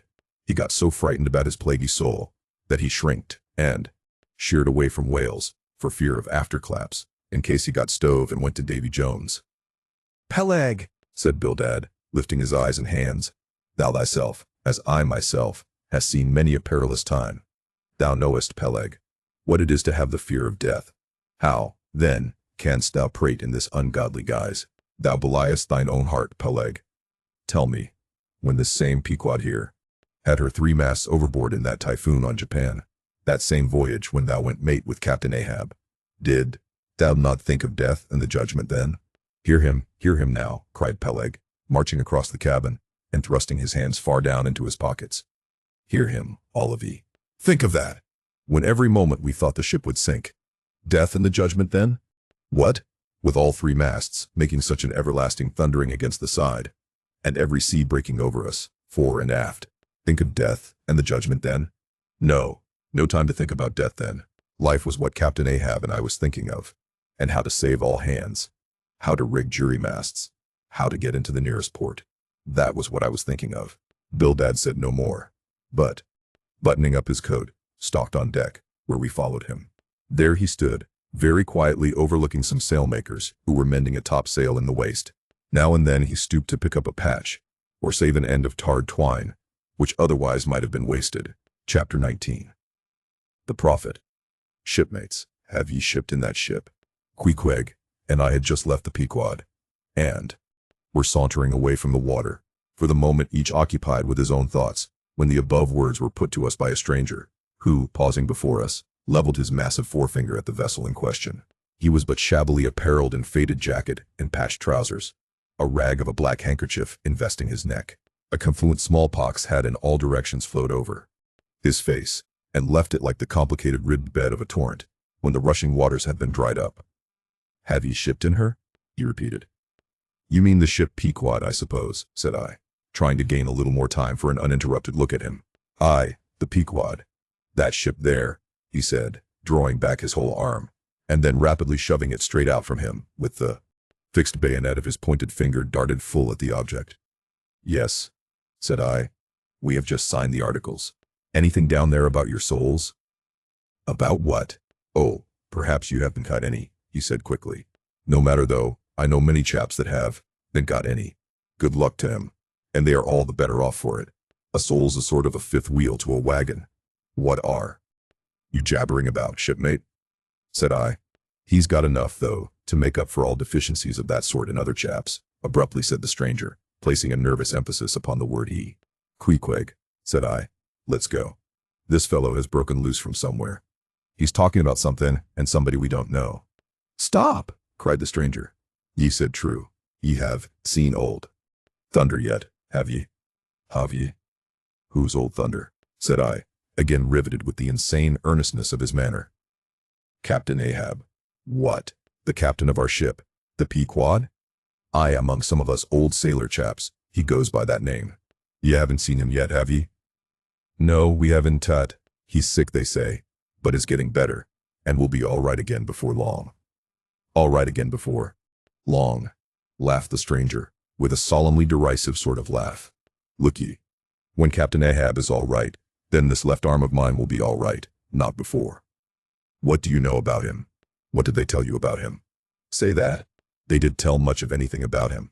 Only I've heard that he's a good whale hunter, and a good captain to his crew."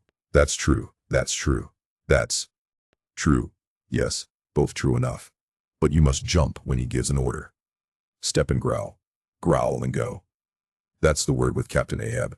But nothing about that thing that happened to him off Cape Horn, long ago, when he lay like dead for 3 days and nights. Nothing about that deadly scrimmage with the Spaniard afore the altar in Santa.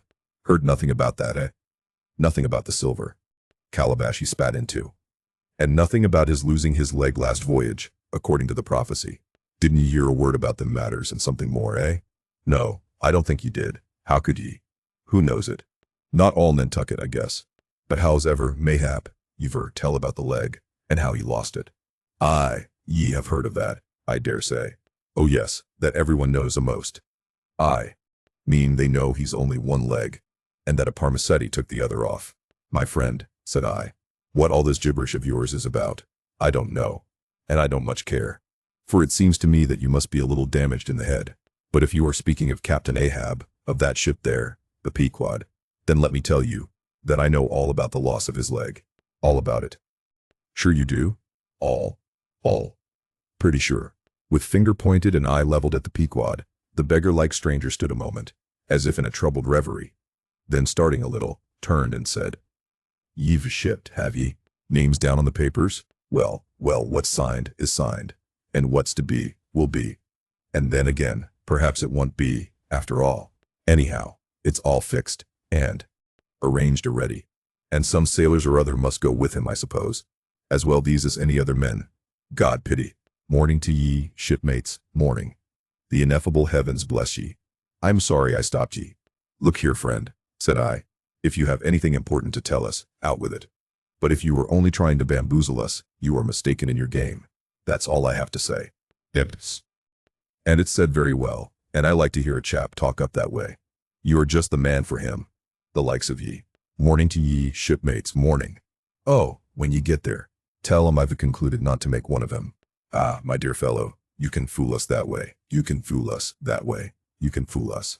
It is the easiest thing in the world for a man to look as if he had a great secret in him. Morning too. Ye, shipmates, morning. Morning it is, said I. Come along, Queequeg. Let's us leave this crazy man. But stop. Tell me your name, will you? Elijah, thought I, and we walked away, both commenting, after each other's fashion, upon this ragged old sailor, and agreed that he was nothing but a humbug, trying to be a bugbear. But we had not gone perhaps above 100 yards, when chancing to turn a corner, and looking back as I did so, who should be seen but Elijah following us, though at a distance. Somehow, the sight of him struck me so, that I said nothing to Queequeg of his being behind, but passed on with my comrade, anxious to see whether the stranger would turn the same corner that we did. He did, and then it seemed to me that he was dogging us, but with what intent I could not for the life of me imagine. This circumstance, coupled with his ambiguous, half-hinting, half-revealing, shrouded sort of talk, now begat in me all kinds of vague wonderments and half-apprehensions, and all connected with the Pequod, and Captain Ahab, and the leg he had lost, and the Cape Horn fit, and the silver calabash, and what Captain Peleg had said of him when I left the ship the day previous, and the prediction of the squaw Tistig, and the voyage we had bound ourselves to sail, and 100 other shadowy things. I was resolved to satisfy myself whether this ragged Elijah was really dogging us or not, and with that intent crossed the way with Queequeg, and on that side of it retraced our steps. But Elijah passed on, without seeming to notice us. This relieved me, and once more, and finally, as it seemed to me, I pronounced him in my heart a humbug. Chapter 20. All Esther. A day or two passed, and there was great activity aboard the Pequod. Not only were the old sails being mended, but new sails were coming on board, and bolts of canvas, and coils of rigging. In short, everything betokened that the ship's preparations were hurrying to a close. Captain Peleg seldom or never went ashore, but sat in his wigwam keeping a sharp lookout upon the hands. Bildad did all the purchasing and providing at the stores, and the men employed in the hold and on the rigging were working till long after nightfall. On the day following Queequeg's signing the articles, word was given at all the inns where the ship's company were stopping that their chests must be on board before night, for there was no telling how soon the vessel might be sailing. So Queequeg and I got down our traps, resolving, however, to sleep ashore till the last. But it seems they always give very long notice in these cases, and the ship did not sail for several days. But no wonder. There was a good deal to be done, and there is no telling how many things to be thought of, before the Pequod was fully equipped. Everyone knows what a multitude of things, beds, saucepans, knives and forks, shovels and tongs, napkins, nutcrackers, and what not, are indispensable to the business of housekeeping. Just so with whaling, which necessitates a 3 years' housekeeping upon the wide ocean, far from all grocers, costermongers, doctors, bakers, and bankers. And though this also holds true of merchant vessels, yet not by any means to the same extent as with whalemen. For besides the great length of the whaling voyage, the numerous articles peculiar to the prosecution of the fishery, and the impossibility of replacing them at the remote harbors usually frequented, it must be remembered that of all ships, whaling vessels are the most exposed to accidents of all kinds, and especially to the destruction and loss of the very things upon which the success of the voyage most depends. Hence, the spare boats, spare spars, and spare lines and harpoons, and spare everythings, almost, but a spare captain and duplicate ship. At the period of our arrival at the island, the heaviest storage of the Pequod had been almost completed, comprising her beef, bread, water, fuel, and iron hoops and staves.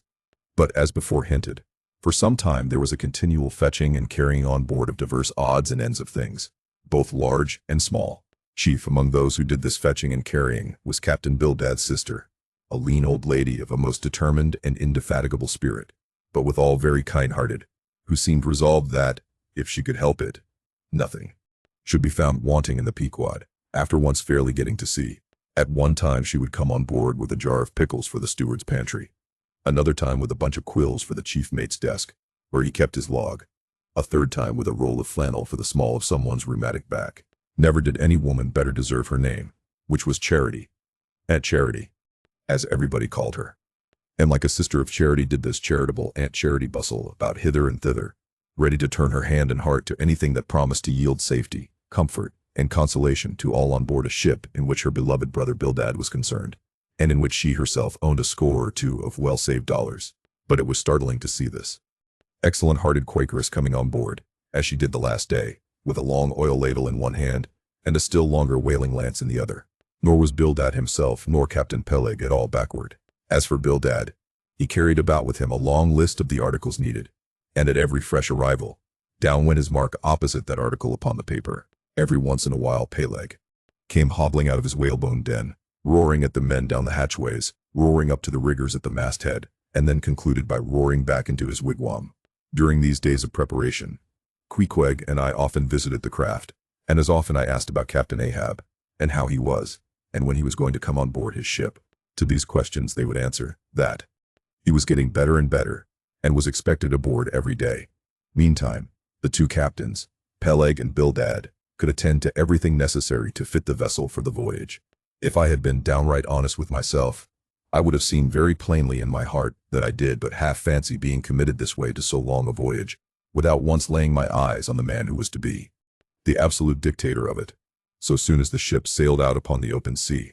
But when a man suspects any wrong, it sometimes happens that if he be already involved in the matter, he insensibly strives to cover up his suspicions even from himself, and much this way it was with me. I said nothing, and tried to think nothing. At last it was given out that sometime next day the ship would certainly sail. So next morning, Queequeg and I took a very early start. Chapter 21. Going aboard. It was nearly 6 o'clock, but only gray, imperfect, misty dawn, when we drew nigh the wharf. There are some sailors running ahead there, if I see right, said I to Queequeg. It can't be shadows. She's off by sunrise, I guess. Come on. Avast, cried a voice, whose owner at the same time, coming close behind us, laid a hand upon both our shoulders, and then insinuating himself between us, stood stooping forward a little, in the uncertain twilight, strangely peering from Queequeg to me. It was Elijah. Going aboard? Hands off, will you, said I. Looky here, said Queequeg, shaking himself. Go away. And going aboard, then? Yes, we are, said I. But what business is that of yours? Do you know, Mr. Elijah, that I consider you a little impertinent? No.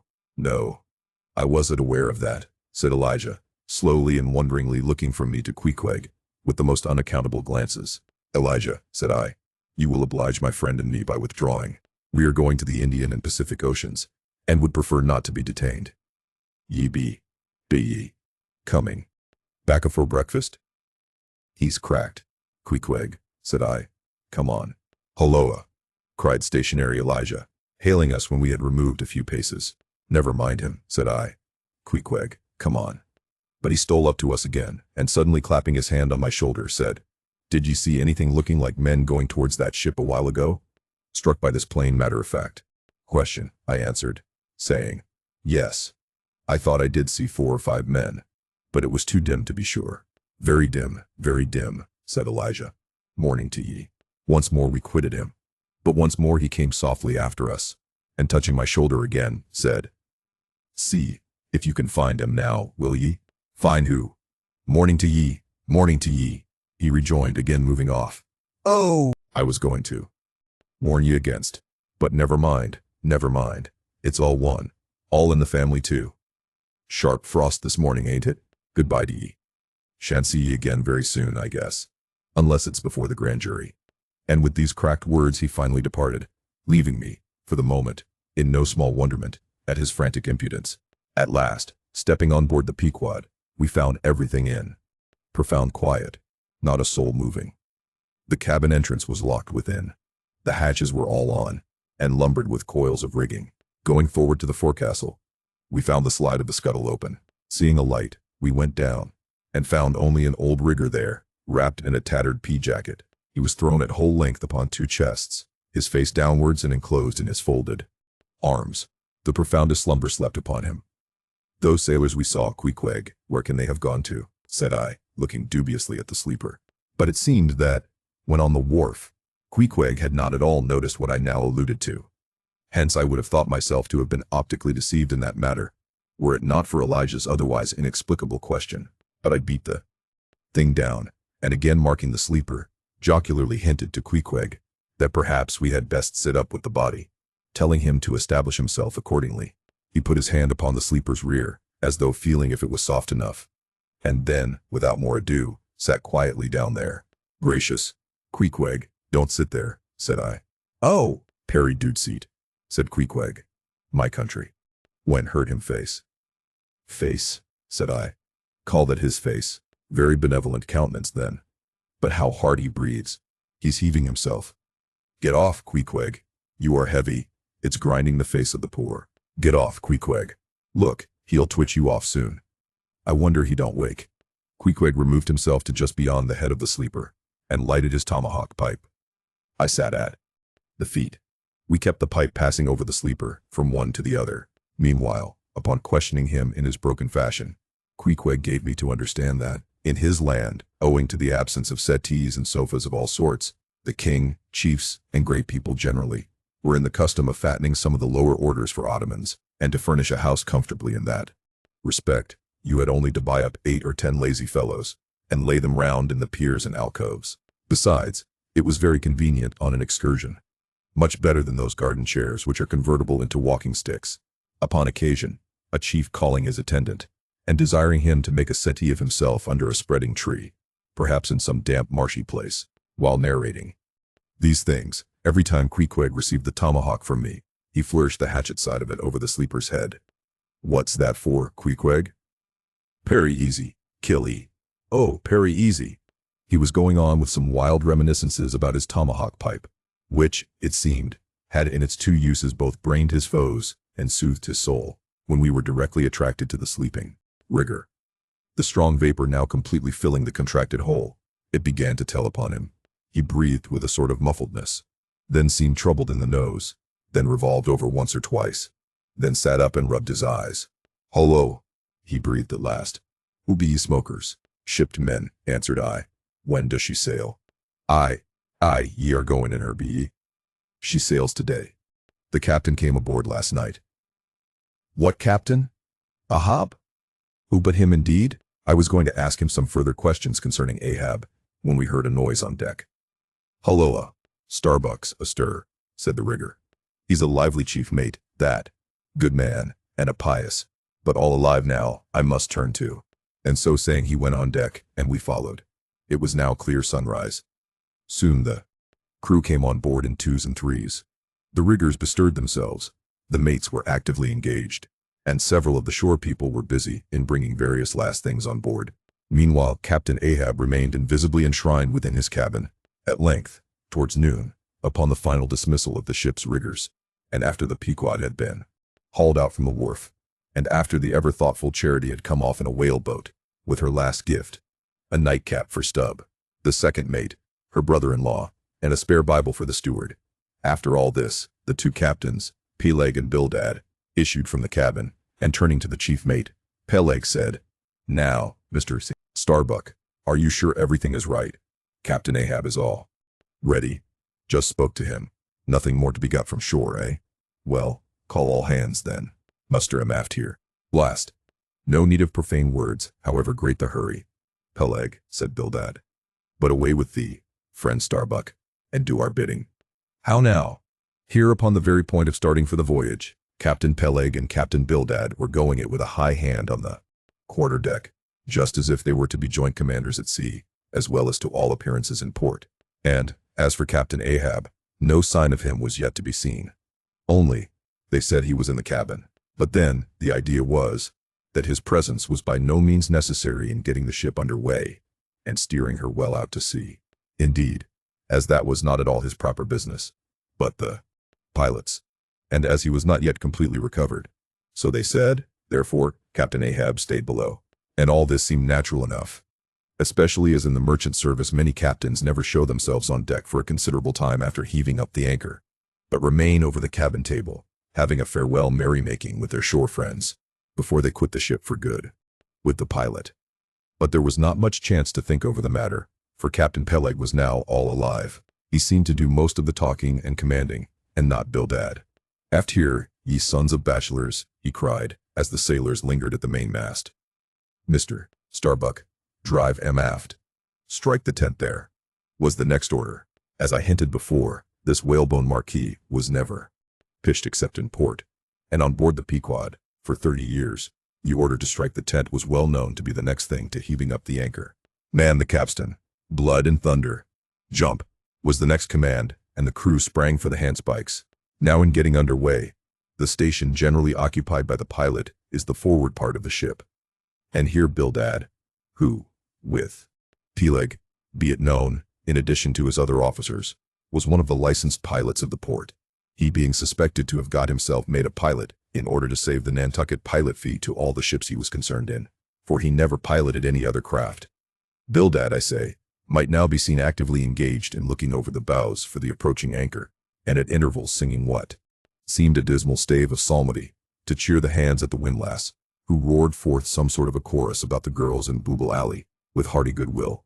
Nevertheless, not 3 days previous, Bildad had told them that no profane songs would be allowed on board the Pequod, particularly in getting under way, and Charity, his sister, had placed a small choice copy of Watts in each seaman's berth. Meantime, overseeing the other part of the ship, Captain Peleg ripped and swore astern in the most frightful manner. I almost thought he would sink the ship before the anchor could be got up. Involuntarily I paused on my handspike and told Queequeg to do the same, thinking of the perils we both ran in starting on the voyage with such a devil for a pilot. I was comforting myself, however, with the thought that in pious Bildad might be found some salvation, spite of his 777th lay, when I felt a sudden sharp poke in my rear, and turning round, was horrified at the apparition of Captain Peleg in the act of withdrawing his leg from my immediate vicinity. That was my first kick.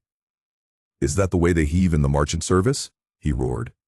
"Spring, thou sheephead. Spring, and break thy backbone. Why don't ye spring, I say, all of ye? Spring, quahog. Spring, thou chap with the red whiskers. Spring there, Scotch cap. Spring, thou green pants. Spring, I say, all of ye, and spring your eyes out." And so saying, he moved along the windlass, here and there using his leg very freely, while imperturbable Bildad kept leading off with his psalmody. Thinks I, Captain Peleg must have been drinking something today. At last the anchor was up, the sails were set, and off we glided. It was a short, cold Christmas, and as the short northern day merged into night, we found ourselves almost broad upon the wintry ocean, whose freezing spray cased us in ice, as in polished armor.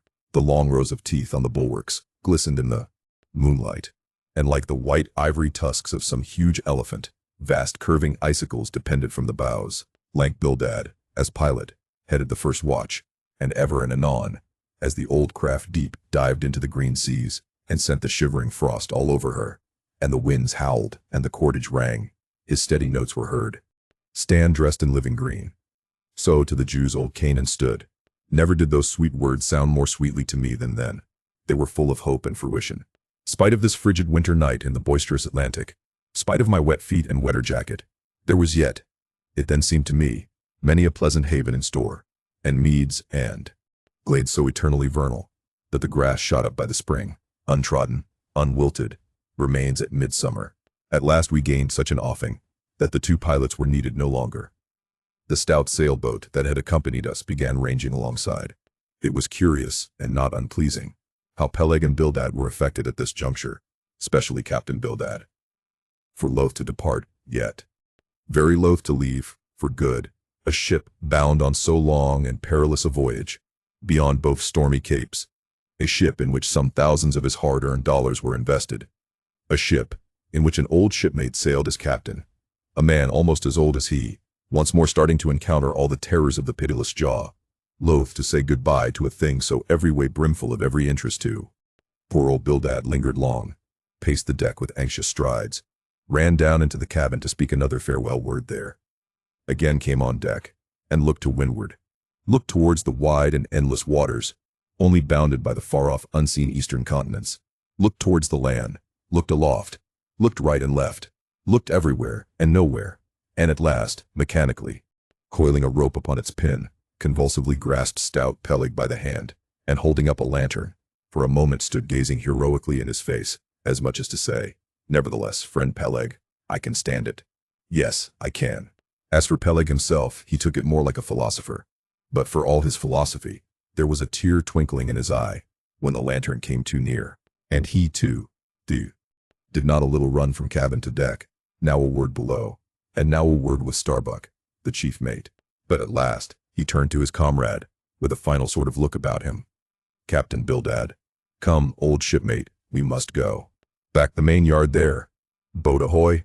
Stand by to come close alongside now. Careful, careful. Come, Bildad boy, say your last. Luck to ye, Starbuck. Luck to ye, Mr. Ye. Luck to ye, Mr. Ye, Mr. Ye. Flask, goodbye and good luck to ye all. And this day, 3 years I'll have a hot supper smoking for ye in old Nantucket. Hurrah, and away. God bless ye, and have ye in his holy keeping, men," murmured old Bildad, almost incoherently. "I hope ye'll have fine weather now, so that Captain Ahab may soon be moving among ye. A pleasant sun is all he needs, and ye'll have plenty of them in the tropic voyage ye go. Be careful in the hunt, ye mates. Don to stave the boats needlessly, ye harpooneers. Good white cedar plank is raised full 3% within the year. Don, forget your prayers either. Mr. Starbuck, mind that cooper don't waste the spare staves. Oh, the sail needles are in the green locker. Don't whale it too much a Lord's days, men, but don't miss a fair chance either. That's rejecting heaven's good gifts. Have an eye to the molasses tierce, Mr. Stub. It was a little leaky, I thought. If ye touch at the islands, Mr. Flask, beware of fornication. Goodbye, goodbye. Don't keep that cheese too long down in the hold, Mr. Starbuck. It'll spoil. Be careful with the butter. 20 cents the pound it was. And mind ye, if... Come, Captain Bildad. Stop palavering. Away." And with that, Peleg hurried him over the side, and both dropped into the boat. Ship and boat diverged. The cold, damp night breeze blew between. A screaming gull flew overhead. The two hulls wildly rolled. We gave 3 heavy-hearted cheers, and blindly plunged like fate into the lone Atlantic. Chapter 23. The Lee Shore. Some chapters back, one Bulkington was spoken of, a tall, Newlanded mariner, encountered in New Bedford at the inn, when on that shivering winter's night, the Pequod thrust her vindictive bows into the cold, malicious waves. Who should I see standing at her helm but Bulkington? I looked with sympathetic awe and fearfulness upon the man, who in midwinter just landed from a 4 years' dangerous voyage, could so unrestingly push off again for still another tempestuous term. The land seemed scorching to his feet. Wonderfulest things are ever the unmentionable. Deep memories yield no epitaphs. This 6-inch chapter is the stoneless grave of Bulkington. Let me only say that it fared with him as with the storm-tossed ship that miserably drives along the leeward land. The port would fain give succor. The port is pitiful. In the port is safety, comfort, hearthstone, supper, warm blankets, friends, all that's kind to our mortalities. But in that gale, the port, the land, is that ship's direst jeopardy. She must fly all hospitality. One touch of land, though it but graze the keel, would make her shudder through and through. With all her might she crowds all sail offshore. In so doing, fights against the very winds that fain would blow her homeward. Seeks all the lashed sea's landlessness again.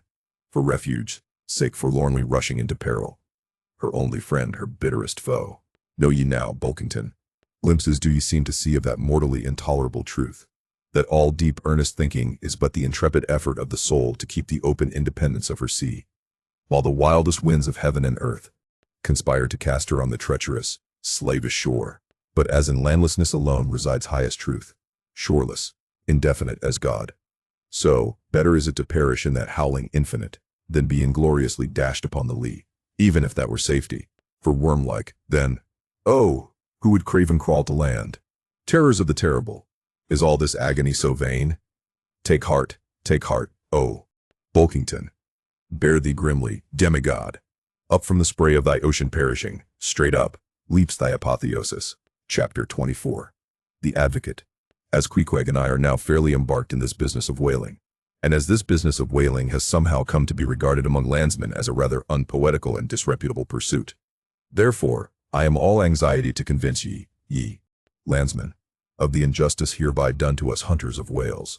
In the first place, it may be deemed almost superfluous to establish the fact that among people at large, the business of whaling is not accounted on a level with what are called the liberal professions. If a stranger were introduced into any miscellaneous metropolitan society, it would but slightly advance the general opinion of his merits, were he presented to the company as a harpooner, say, and if in emulation of the naval officers, he should append the initials SW, sperm whale fishery, to his visiting card. Such a procedure would be deemed preeminently presuming and ridiculous. Doubtless one leading reason why the world declines honoring us whalemen is this. They think that, at best, our vocation amounts to a butchering sort of business, and that when actively engaged therein, we are surrounded by all manner of defilements. Butchers we are, that is true, but butchers also, and butchers of the bloodiest badge, have been all martial commanders, whom the world invariably delights to honor. And as for the matter of the alleged uncleanliness of our business, ye shall soon be initiated into certain facts, hitherto pretty generally unknown, and which, upon the whole, will triumphantly plant the sperm whale ship at least among the cleanliest things of this tidy earth. But even granting the charge in question to be true, what disordered slippery decks of a whale ship are comparable to the unspeakable carrion of those battlefields from which so many soldiers return to drink in all ladies' plaudits? And if the idea of peril so much enhances the popular conceit of the soldier's profession, let me assure ye that many a veteran, who has freely marched up to a battery, would quickly recoil at the apparition of the sperm whale's vast tail, fanning into eddies the air over his head. For what are the comprehensible terrors of man compared with the interlinked terrors and wonders of God? But, though the world scouts at us whale hunters, yet does it unwittingly pay us the profoundest homage, yea, and all-abounding adoration, for almost all the tapers, lamps, and candles that burn round the globe, burn, as before so many shrines, to our glory. But look at this matter in other lights, weigh it in all sorts of scales, see what we whalemen are, and have been. Why did the Dutch in De Witt's time have admirals of their whaling fleets? Why did Louis VI of France, at his own personal expense, fit out whaling ships from Dunkirk, and politely invite to that town some score or two of families from our own island of Nantucket? Why did Britain between the years 1750 and 1788 pay to her whalemen in bounties upwards of £1,000? And lastly, how comes it that we whalemen of America now outnumber all the rest of the banded whalemen in the world, sail a navy of upwards of 700 vessels, manned by 18,000 men, yearly consuming $4,000, the ship's worth, at the time of sailing, $20,000, and every year importing into our harbors a well-reaped harvest of $7,000? How comes all this, if there be not something puissant in whaling? But this is not the half. Look again.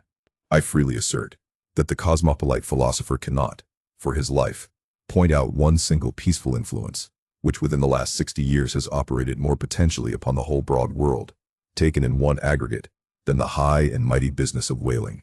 One way and another, it has begotten events so remarkable in themselves, and so continuously momentous in their sequential issues, that whaling may well be regarded as that Egyptian mother, who bore offspring themselves pregnant from her womb. It would be a hopeless, endless task to catalogue all these things. Let a handful suffice.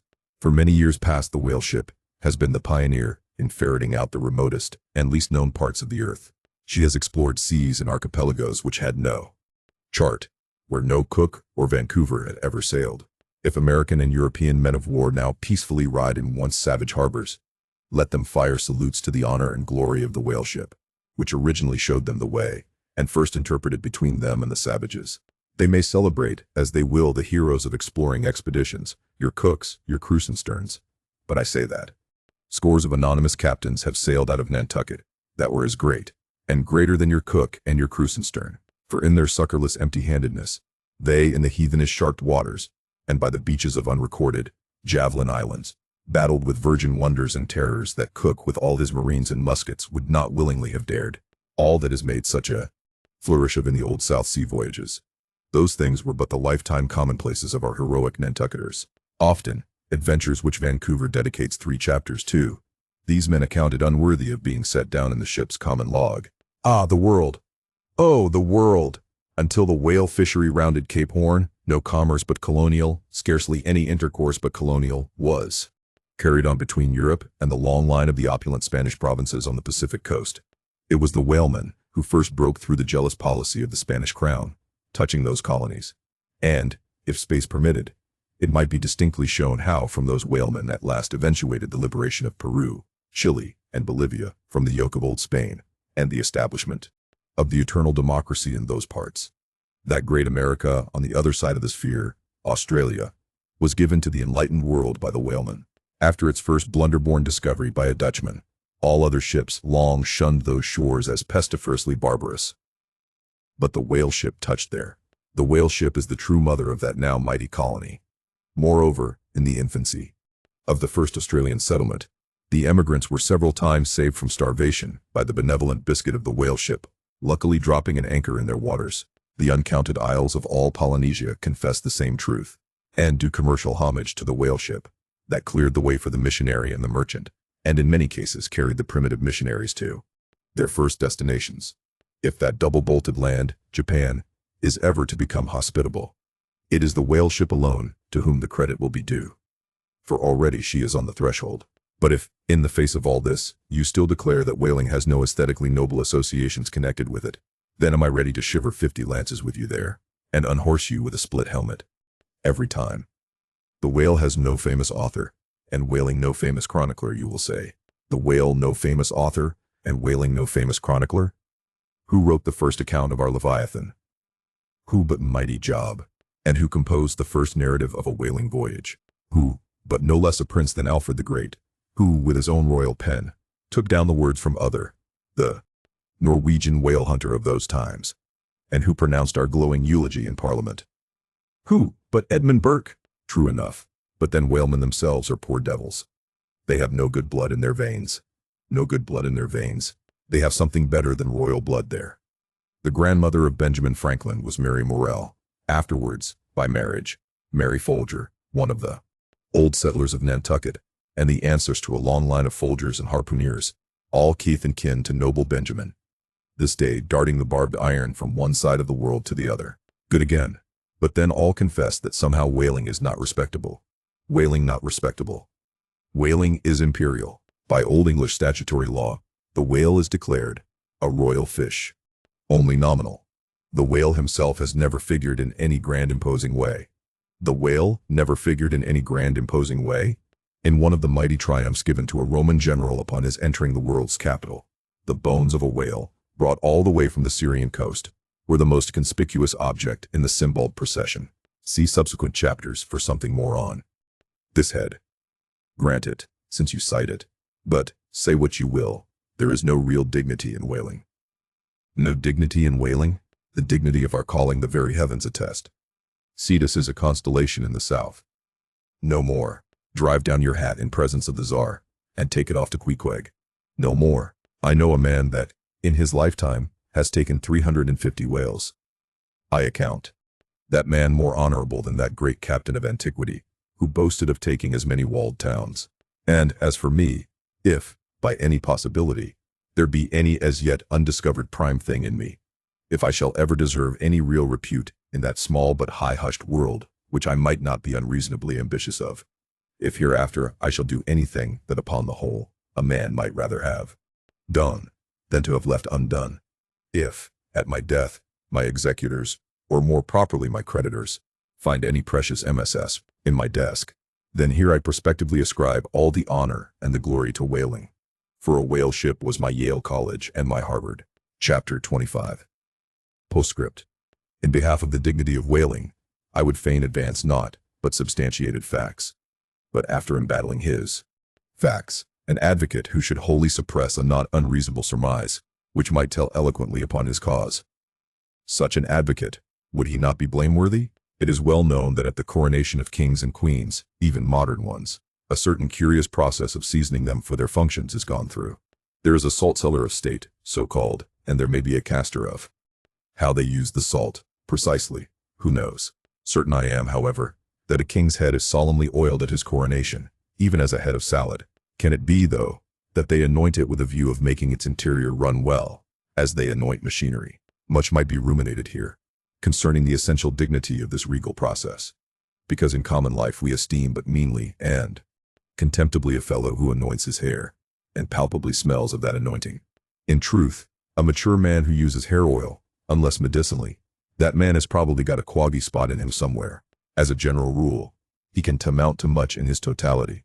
But the only thing to be considered here is this: what kind of oil is used at coronations? Certainly it cannot be olive oil, nor macassar oil, nor castor oil, nor bear's oil, nor train oil, nor cod liver oil. What then can it possibly be but sperm oil in its unmanufactured, unpolluted state, the sweetest of all oils? Think of that, ye loyal Britons! We whalemen supply your kings and queens with coronation stuff. The chief mate of the Pequod was Starbuck, a native of Nantucket, and a Quaker by descent. He was a long, earnest man, and though born on an icy coast, seemed well adapted to endure hot latitudes, his flesh being hard as twice-baked biscuit. Transported to the Indies, his live blood would not spoil like bottled ale. He must have been born in some time of general drought and famine, or upon one of those fast days for which his state is famous. Only some 30 arid summers had he seen. Those summers had dried up all his physical superfluousness, but this, his thinness, so to speak, seemed no more the token of wasting anxieties and cares than it seemed the indication of any bodily blight. It was merely the condensation of the man. He was by no means ill-looking. Quite the contrary. His pure tight skin was an excellent fit, and closely wrapped up in it, and embalmed with inner health and strength, like a revivified Egyptian. This Starbuck seemed prepared to endure for long ages to come, and to endure always, as now. For be it polar snow or torrid sun, like a patent chronometer, his interior vitality was warranted to do well in all climates. Looking into his eyes, you seemed to see there the yet lingering images of those thousand-fold perils he had calmly confronted through life. A steadfast man, whose life for the most part was a telling pantomime of action, and not a tame chapter of sounds. Yet, for all his hardy sobriety and fortitude, there were certain qualities in him which at times affected, and in some cases seemed well nigh to overbalance all the rest. Uncommonly conscientious for a seaman, and endued with a deep natural reverence, the wild watery loneliness of his life did therefore strongly incline him to superstition. But to that sort of superstition, which in some organizations seems rather to spring, somehow, from intelligence than from ignorance. Outward portents and inward presentiments were his, and if at times these things bent the welded iron of his soul, much more did his faraway domestic memories of his young Cape wife and child tend to bend him still more from the original ruggedness of his nature, and open him still further to those latent influences, which, in some honest-hearted men, restrain the gush of daredevil daring, so often evinced by others in the more perilous vicissitudes of the fishery. "I will have no man in my boat," said Starbuck, "who is not afraid of a whale." By this, he seemed to mean, not only that the most reliable and useful courage was that which arises from the fair estimation of the encountered peril, but that an utterly fearless man is a far more dangerous comrade than a coward. "Aye, said Stubb, the second mate. "Starbuck, there, is as careful a man as you will find anywhere in this fishery. But we shall ere long see what that word, careful, precisely means when used by a man like Stubb, or almost any other whale hunter." Starbuck was no crusader after perils. In him courage was not a sentiment, but a thing simply useful to him, and always at hand upon all mortally practical occasions. Besides, he thought, perhaps, that in this business of whaling, courage was one of the great staple outfits of the ship, like her beef and her bread, and not to be foolishly wasted. Wherefore he had no fancy for lowering for whales after sundown, nor for persisting in fighting a fish that too much persisted in fighting him. "For," thought Starbuck, "I am here in this critical ocean to kill whales for my living, and not to be killed by them for theirs." And that hundreds of men had been so killed Starbuck well knew. What doom was his own father's? Where, in the bottomless deeps, could he find the torn limbs of his brother? With memories like these in him, and, moreover, given to a certain superstitiousness, as has been said, The courage of this Starbuck, which could, nevertheless, still flourish, must indeed have been extreme. But it was not in reasonable nature that a man so organized, and with such terrible experiences and remembrances as he had. It was not in nature that these things should fail in latently engendering an element in him, which, under suitable circumstances, would break out from its confinement, and burn all his courage up. And brave as he might be, it was that sort of bravery chiefly, visible in some intrepid men, which, while generally abiding firm in the conflict with seas, or winds, or whales, or any of the ordinary irrational horrors of the world, yet cannot withstand those more terrific, because more spiritual terrors, which sometimes menace you from the concentrating brow of an enraged and mighty man, but were the coming narrative to reveal in any instance the complete abasement of poor Starbuck's fortitude. Scarce might I have the heart to write it, for it is a thing most sorrowful, nay, shocking, to expose the fall of valor in the soul. Men may seem detestable as joint stock companies and nations. Knaves, fools, and murderers there may be. Men may have mean and meager faces. But man, in the ideal, is so noble and so sparkling, such a grand and glowing creature, that over any ignominious blemish in him, all his fellows should run to throw their costliest robes. That immaculate manliness we feel within ourselves, so far within us, that it remains intact though all the outer character seem gone, bleeds with keenest anguish at the undraped spectacle of a valor-ruined man. Nor can piety itself, at such a shameful sight, completely stifle her upbraidings against the permitting stars. But this august dignity I treat of is not the dignity of kings and robes, but that abounding dignity, which has no robed investiture. Thou shalt see it shining in the arm that wields a pick or drives a spike.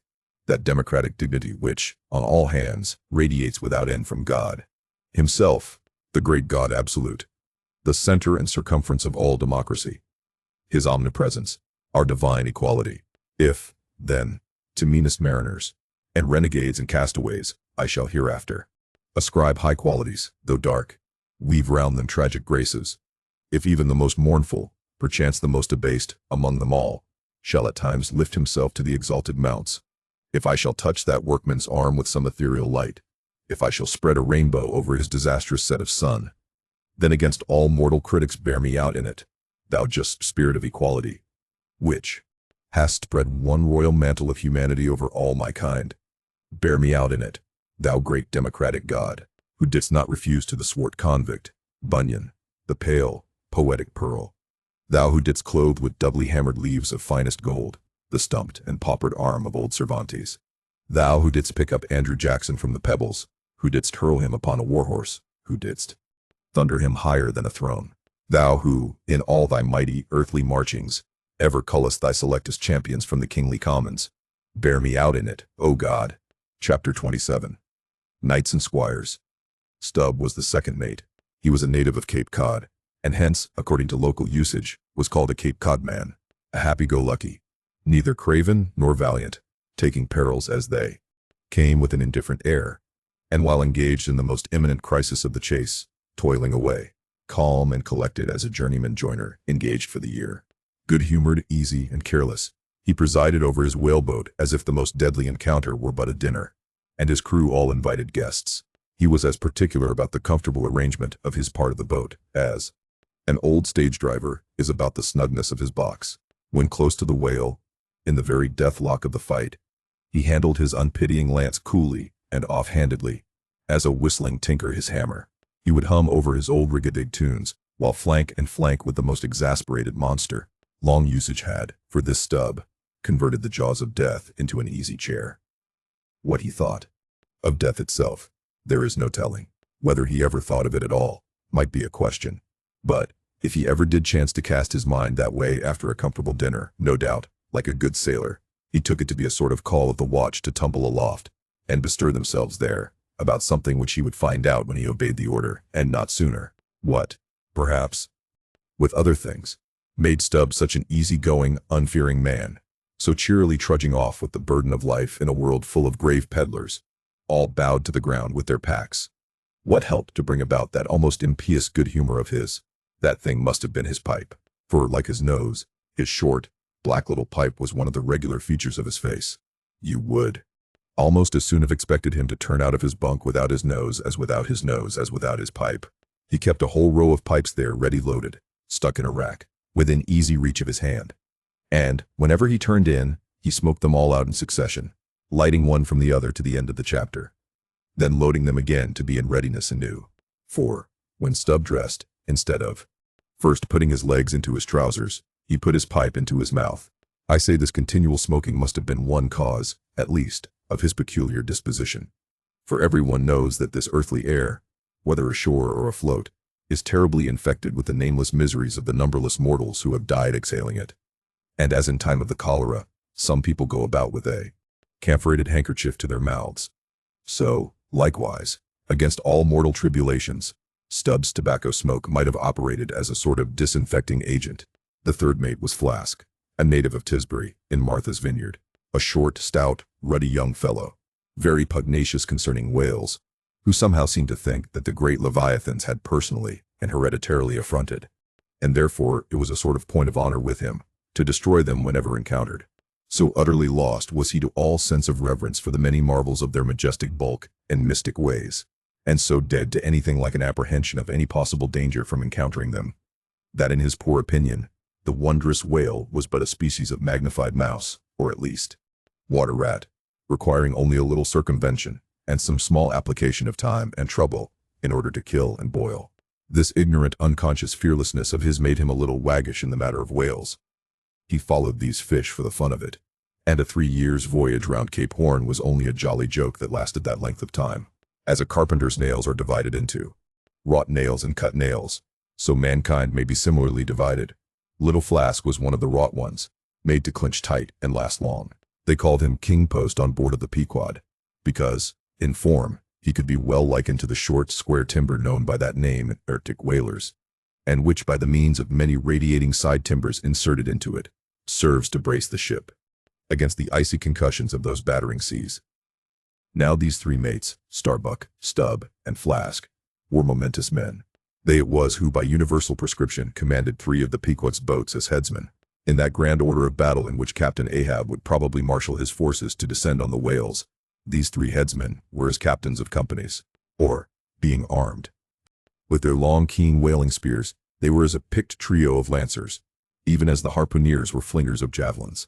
And since in this famous fishery, each mate or headsman, like a Gothic knight of old, is always accompanied by his boat steerer or harpooneer, who in certain conjunctures provides him with a fresh lance, when the former one has been badly twisted, or elbowed in the assault, and moreover, as there generally subsists between the two a close intimacy and friendliness, it is therefore but meet that in this place we set down who the Pequod's harpooneers were, and to what headsman each of them belonged. First of all was Queequeg, whom Starbuck, the chief mate, had selected for his squire. But Queequeg is already known.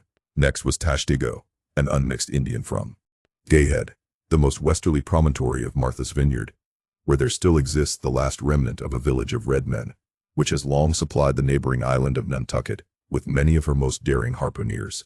In the fishery, they usually go by the generic name of Gayheaders. Tashtigo's long, lean sable hair, his high cheekbones, and black rounding eyes, for an Indian, Oriental in their largeness, but Antarctic in their glittering expression. All this sufficiently proclaimed him an inheritor of the unvitiated blood of those proud warrior hunters, who, in quest of the great New England moose, had scoured, bow in hand, the aboriginal forests of the Maine, but no longer snuffing in the trail of the wild beasts of the woodland. Tashtigo now hunted in the wake of the great whales of the sea, the unerring harpoon of the sun fitly replacing the infallible arrow of the sires. To look at the tawny brawn of his lithe snaky limbs, you would almost have credited the superstitions of some of the earlier Puritans, and half believed this wild Indian to be a son of the prince of the powers of the air. Tashtigo was Stubb the second mate's squire. Third among the harpooneers was Daggoo, a gigantic, coal-black Negro savage, with a lion-like tread, and Ahasuerus to behold. Suspended from his ears were 2 golden hoops, so large that the sailors called them ring-bolts, and would talk of securing the topsail halyards to them. In his youth Daggoo had voluntarily shipped on board of a whaler, lying in a lonely bay on his native coast, and never having been anywhere in the world but in Africa, Nantucket, and the pagan harbors most frequented by whalemen, and having now led for many years the bold life of the fishery in the ships of owners, uncommonly heedful of what manner of men they shipped, Daggoo retained all his barbaric virtues, and erect as a giraffe, moved about the decks in all the pomp of 6 feet 5 in his socks. There was a corporeal humility in looking up at him, and a white man standing before him seemed a white flag come to beg truce of a fortress. Curious to tell, this imperial Negro, Ahasuerus Dagu, was the squire of Little Flask, who looked like a chessman beside him. As for the residue of the Pequod's company, be it said, that at the present day, not one in two of the many thousand men before the mast employed in the American whale fishery are Americans born, though pretty nearly all the officers are. Herein, it is the same with the American whale fishery as with the American army and military and merchant navies, and the engineering forces employed in the construction of the American canals and railroads. The same, I say, because in all these cases the native American liberally provides the brains, the rest of the world is generously supplying the muscles. No small number of these whaling seamen belong to the Azores, where the outward-bound Nantucket whalers frequently touch to augment their crews from the hardy peasants of those rocky shores. In like manner, the Greenland whalers sailing out of Hull or London put in at the Shetland Islands to receive the full complement of their crew. Upon the passage homewards, they drop them there again. How it is, there is no telling, but islanders seem to make the best whalemen. They were nearly all islanders in the Pequod, isolados too, I call such, not acknowledging the common continent of men, but each isolado living on a separate continent of his own, yet now federated along one keel. What a set these isolados were! An Anacharsis Klutz, deputation from all the isles of the sea, and all the ends of the earth, accompanying old Ahab in the Pequod, to lay the world's grievances before that bar, from which not very many of them ever come back. Black little Pip. He never did. Oh no, he went before. Poor Alabama boy. On the grim Pequod's forecastle, ye shall ere long see him, beating his tambourine, prelusive of the eternal time, when sent. For to the great quarterdeck on high, he was bid strike in with angels, and beat his tambourine in glory. Called a coward here, hailed a hero there. Chapter 28. Ahab. For several days after leaving Nantucket, nothing above hatches was seen of Captain Ahab. The mates regularly relieved each other at the watches, and for aught that could be seen to the contrary, they seemed to be the only commanders of the ship. Only they sometimes issued from the cabin with orders so sudden and peremptory, that after all it was plain they but commanded vicariously. Yes, their supreme lord and dictator was there, though hitherto unseen by any eyes not permitted to penetrate into the now sacred retreat of the cabin. Every time I ascended to the deck from my watches below, I instantly gazed aft to mark if any strange face were visible. For my first vague disquietude touching the unknown captain, now in the seclusion of the sea, became almost a perturbation. This was strangely heightened at times by the ragged Elijah's diabolical incoherences, uninvitedly recurring to me, with a subtle energy I could not have before conceived of. But poorly could I withstand them, much as in other moods I was almost ready to smile at the solemn whimsicalities of that outlandish prophet of the wharves. But whatever it was of apprehensiveness or uneasiness, to call it so, which I felt, yet whenever I came to look about me in the ship, it seemed against all warrantry to cherish such emotions. For though the harpooneers, with the great body of the crew, were a far more barbaric, heathenish, and motley set than any of the tame merchant ship companies which my previous experiences had made me acquainted with, still I ascribed this, and rightly ascribed it, to the fierce uniqueness of the very nature of that wild Scandinavian vocation in which I had so abandonedly embarked. But it was especially the aspect of the three chief officers of the ship, the mates, which was most forcibly calculated to allay these colorless misgivings, and induce confidence and cheerfulness in every presentment of the voyage. Three better, more likely sea officers and men, each in his own different way, could not readily be found, and they were every one of them Americans, a Nantucketer, a Vineyarder, a Cape man. Now, it being Christmas when the ship shot from outer harbor, for a space we had biting polar weather, though all the time running away from it to the southward, and by every degree and minute of latitude which we sailed, gradually leaving that merciless winter, and all its intolerable weather behind us. It was one of those less lowering, but still gray and gloomy enough mornings of the transition, when with a fair wind, the ship was rushing through the water with a vindictive sort of leaping and melancholy rapidity, that as I mounted to the deck at the call of the forenoon watch, so soon as I leveled my glance towards the taffrail, foreboding shivers ran over me. Reality outran apprehension. Captain Ahab stood upon his quarterdeck. There seemed no sign of common bodily illness about him, nor of the recovery from any. He looked like a man cut away from the stake when the fire has overrunningly wasted all the limbs without consuming them, or taking away one particle from their compacted aged robustness. His whole high broad form seemed made of solid bronze, and shaped in an unalterable mold, like Seleni's cast Perseus, threading its way out from among his gray hairs, and continuing right down one side of his tawny scorched face and neck, till it disappeared in his clothing.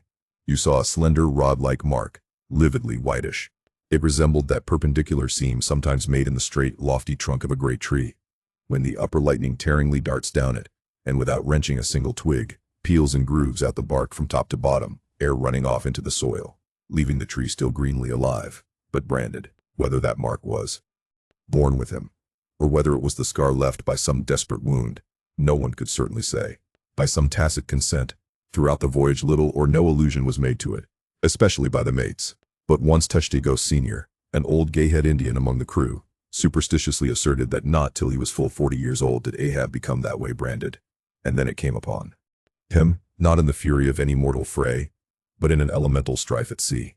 Yet, this wild hint seemed inferentially negatived by what a gray Manxman insinuated, an old sepulchral man, who, having never before sailed out of Nantucket, had never ere this laid eye upon wild Ahab. Nevertheless, the old sea traditions, the immemorial credulities, popularly invested this old Manxman with preternatural powers of discernment, so that no white sailor seriously contradicted him when he said that if ever Captain Ahab should be tranquilly laid out, which might hardly come to pass, so he muttered, then, whoever should do that last office for the dead would find a birthmark on him from crown to sole. So powerfully did the whole grim aspect of Ahab affect me, and the livid brand which streaked it, that for the first few moments I hardly noted that not a little of this overbearing grimness was owing to the barbaric white leg upon which he partly stood. It had previously come to me that this ivory leg had at sea been fashioned from the polished bone of the sperm whale's jaw. Aye, he was dismasted off Japan, said the old gay-head Indian once. But like his dismasted craft, he shipped another mast without coming home for it. He has a quiver of him. I was struck with the singular posture he maintained. Upon each side of the Pequod's quarterdeck, and pretty close to the mizzen shrouds, there was an auger hole, bored about half an inch or so into the plank. His bone leg steadied in that hole, one arm elevated, and holding by a shroud. Captain Ahab stood erect, looking straight out. Beyond the ship's ever-pitching prow, there was an infinity of firmest fortitude, a determinate, unsurrenderable willfulness, in the fixed and fearless, forward dedication of that glance.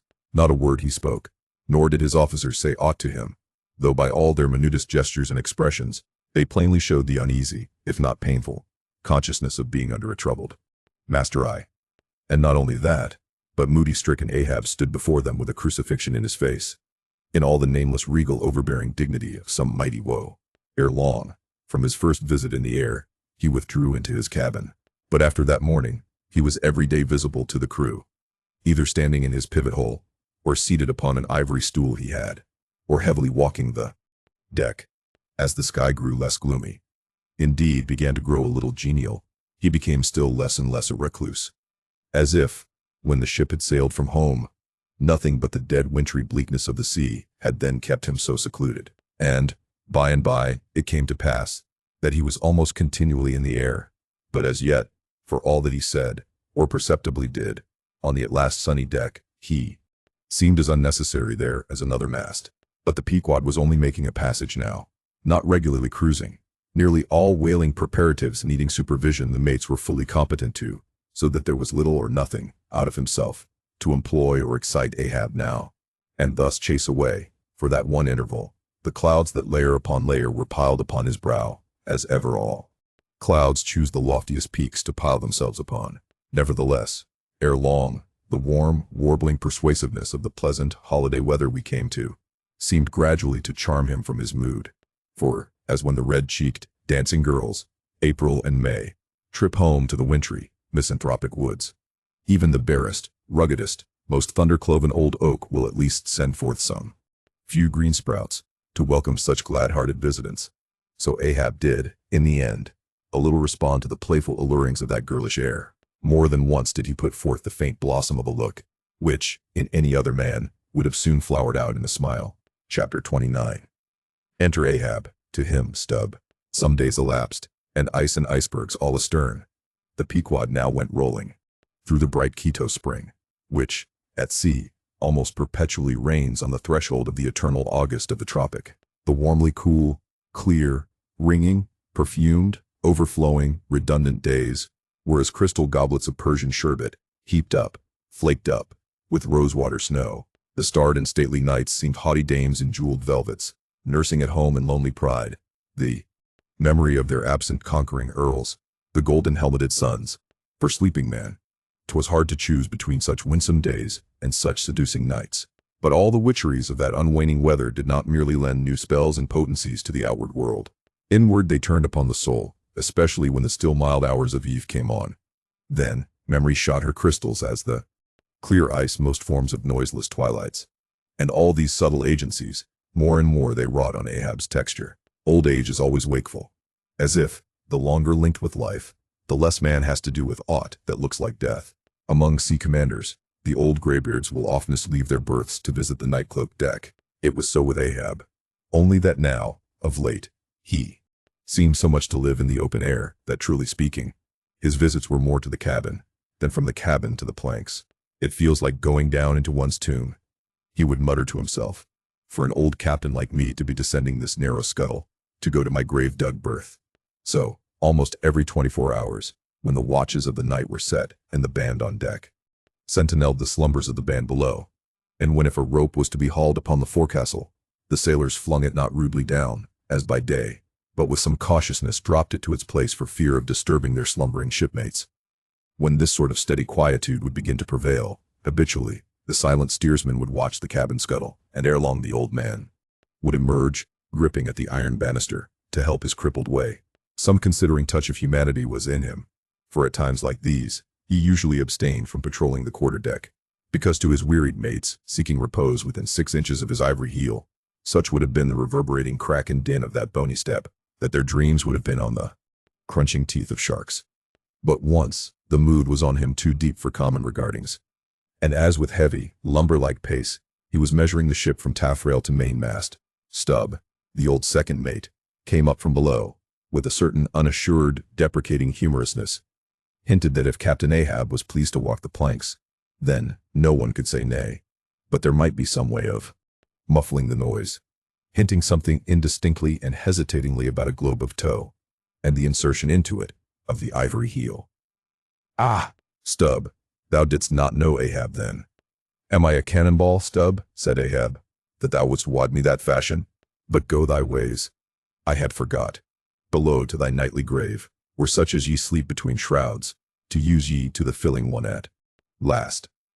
Down, dog and kennel." Starting at the unforeseen concluding exclamation of the so suddenly scornful old man, Stubb was speechless a moment, then said excitedly, "I am not used to be spoken to that way, sir. I do but less than half like it, sir." "Avast," gritted Ahab between his set teeth, and violently moving away, as if to avoid some passionate temptation. "No, sir, not yet," said Stubb, emboldened.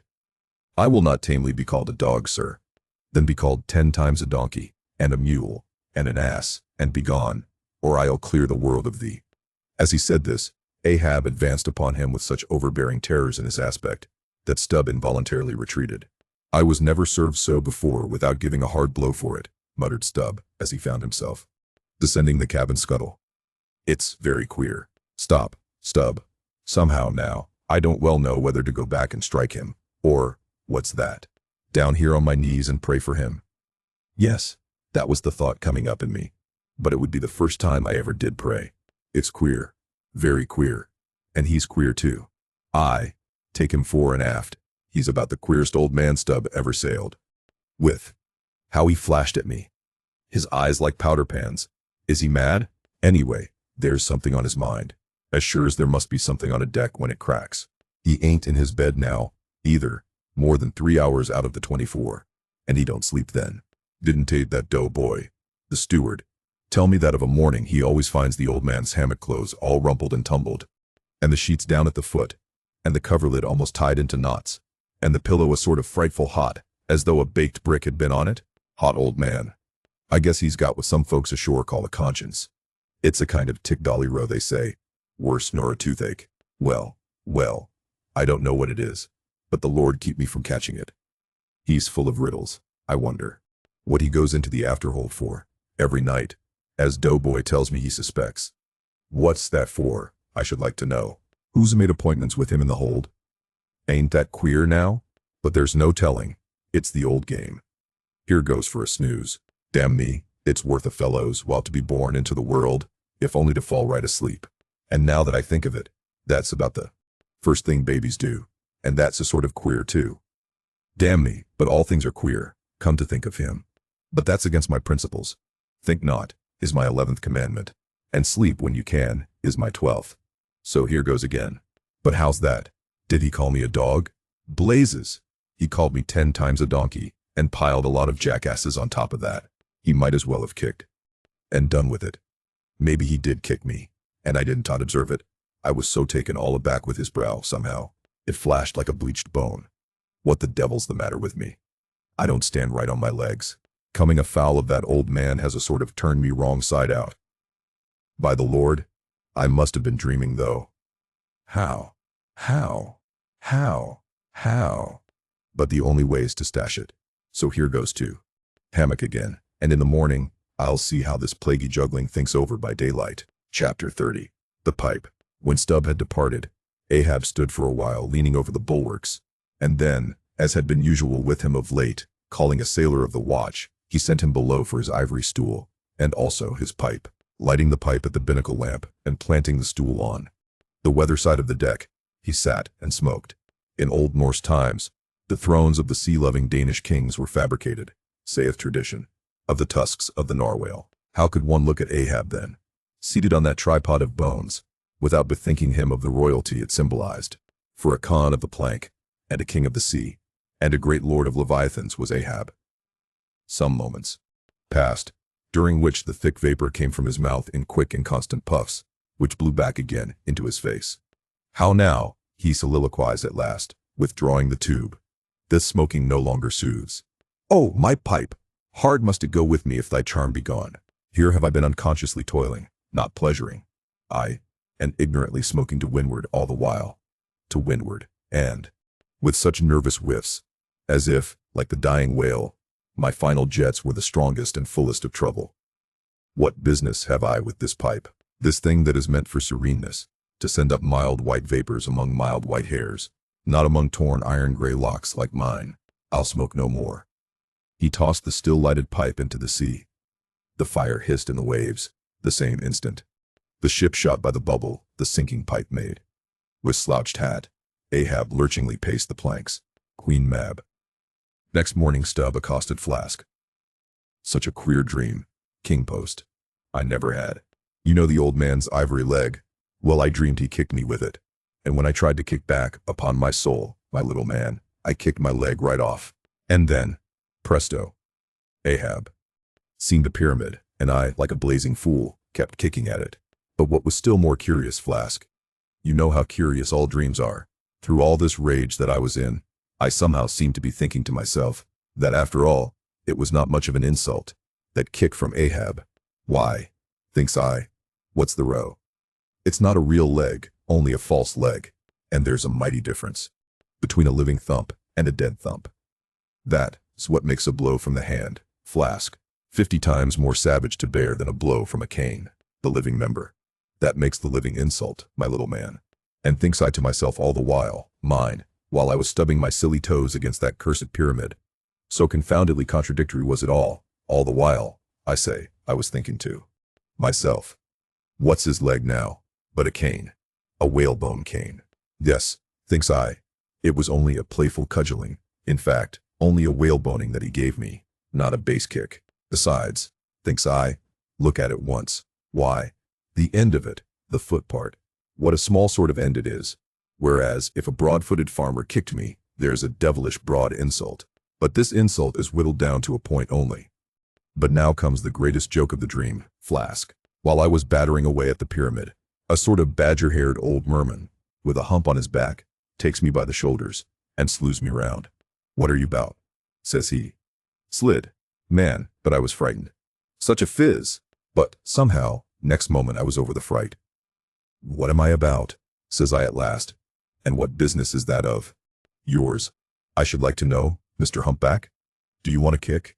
By the Lord, Flask, I had no sooner said that than he turned round his stern to me, bent over, and dragging up a lot of seaweed he had for a clout. What do you think I saw? Why, thunder alive, man, His stern was stuck full of marlin spikes, with the points out. Says I, on second thoughts, I guess I want kick you, old fellow. Wise. Stub, said he. Wise stub. And kept muttering it all the time, a sort of eating of his own gums like a chimney hag. Seeing he was not going to stop saying over his wise stub, I thought I might as well fall to kicking the pyramid again. But I had only just lifted my foot for it, when he roared out, "Stop that kicking." "Halloa," says I. "What's the matter now, old fellow?" "Look. Ye hear," says he. "Let's argue the insult.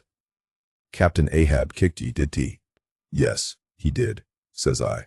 "Right here it was." "Very good," says he. "He used his ivory leg, did he?" "Yes, he did," says I. "Well then," says he, "wise stub, what have you to complain of? Didn't he kick with right good will? It was that common pitch pine leg he kicked with, was it? No, you were kicked by a great man, and with a beautiful ivory leg, stub. It's an honor. I consider it an honor. Listen, wise stub. In old England the greatest lords think it great glory to be slapped by a queen, and made garter knights of. But, be your boast, stub, that ye were kicked by old Ahab, and made a wise man of. Remember what I say. Be kicked by him. Account his kicks honors, and on no account kick back, for you can help yourself, wise stub. Don't you see that pyramid?" With that, he all of a sudden seemed somehow, in some queer fashion, to swim off into the air. I snored, rolled over, and there I was in my hammock. Now, what do you think of that dream, Flask? I don't know. It seems a sort of foolish to me, though. Maybe. But it's made a wise man of me, Flask. I see Ahab standing there, sideways looking over the stern. Well, the best thing you can do, Flask, is to let the old man alone. Never speak to him, whatever he says. Halloa, what's that he shouts? Hark, masthead there? Look sharp, all of ye. There are whales hereabouts. If you see a white one, split your lungs for him. What do you think of that now, Flask? Ain't there a small drop of something queer about that? A white whale. Did ye mark that, man? Look ye, there's something special in the wind. Stand by for it, Flask. Ahab has that's bloody on his mind. But mum, he comes this way. Chapter 32. Cetology. Already we are boldly launched upon the deep, but soon we shall be lost in its unshored, harborless immensities, ere that come to pass. Ere the Pequod's weedy hull rolls side by side with the barnacled hulls of the Leviathan. At the outset, it is but well to attend to a matter almost indispensable to a thorough appreciative understanding of the more special Leviathanic revelations and allusions of all sorts which are to follow. It is some systematized exhibition of the whale in his broad genera that I would now fain put before you. Yet is it no easy task. The classification of the constituents of a chaos, nothing less, is here essayed. Listen to what the best and latest authorities have laid down. No branch of zoology is so much involved as that which is entitled cetology, says Captain Scoresby, A.D. 1820.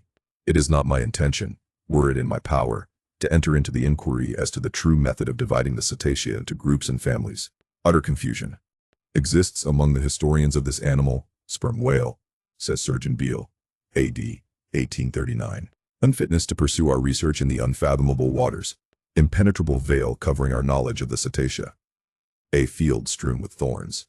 All these incomplete indications, but serve to torture us naturalists. Thus speak of the whale, the great Cuvier, and John Hunter, and lessen those lights of zoology and anatomy. Nevertheless, though of real knowledge there be little, yet of books there are plenty, and so in some small degree, with cetology, or the science of whales. Many are the men, small and great, old and new, landsmen and seamen, who have at large, or in little, written of the whale. Run over a few. The authors of the Bible: Aristotle, Pliny, Aldrovandi, Sir Thomas Browne, Gesner, Ray, Linnaeus, Rondeletius, Willoughby, Green, Artedi, Sibbald, Brisson, Martin, Leseped, Bonneterre, Desmarest, Baron Cuvier, Frederick Cuvier, John Hunter, Owen, Scoresby, Beale, Bennett, J.G. Ross Brown, the author of Miriam Coffin, Olmsted, and the Reverend T. Cheever. But to what ultimate generalizing purpose all these have written, the above-cited extracts will show. Of the names in this list of whale authors, only those following Owen ever saw living whales, and but one of them was a real professional harpooner and whaleman, Captain Scoresby. On the separate subject of the Greenland or right whale, he is the best existing authority. But Scoresby knew nothing, and says nothing of the great sperm whale, compared with which the Greenland whale is almost unworthy mentioning. And here be it said, that the Greenland whale is an usurper upon the throne of the seas. He is not even by any means the largest of the whales, yet, owing to the long priority of his claims, and the profound ignorance which, till some 70 years back, invested the then fabulous or utterly unknown sperm whale, and which ignorance to this present day still reigns in all but some few scientific retreats and whale ports. This usurpation has been every way complete. Reference to nearly all the leviathanic allusions in the great poets of past days will satisfy you that the Greenland whale, without one rival, was to them the monarch of the seas. But the time has at last come for a new proclamation. This is Charing Cross. Hear ye, good people all, the Greenland whale is deposed. The great sperm whale now reigneth. There are only 2 books in being which at all pretend to put the living sperm whale before you, and at the same time, in the remotest degree succeed in the attempt. Those books are Beale's and Bennett's, both in their time surgeons to English South Sea whale ships, and both exact and reliable men. The original matter touching the sperm whale to be found in their volumes is necessarily small, but so far as it goes, it is of excellent quality, though mostly confined to scientific description. As yet, however, the sperm whale, scientific or poetic, lives not complete in any literature. Far above all other hunted whales, his is an unwritten life. Now the various species of whales need some sort of popular comprehensive classification, if only in easy outline one for the present, hereafter to be filled in all its departments by subsequent laborers. As no better man advances to take this matter in hand, I hereupon offer my own poor endeavors. I promise nothing complete, because any human thing supposed to be complete must for that very reason infallibly be faulty. I shall not pretend to a minute anatomical description of the various species, or, in this place at least, to much of any description. My object here is simply to project the draft of a systematization of cetology. I am the architect, not the builder. But it is a ponderous task. No ordinary letter sorter in the post office is equal to it. To grope down into the bottom of the sea after them, to have one's hands among the unspeakable foundations, ribs, and very pelvis of the world. This is a fearful thing.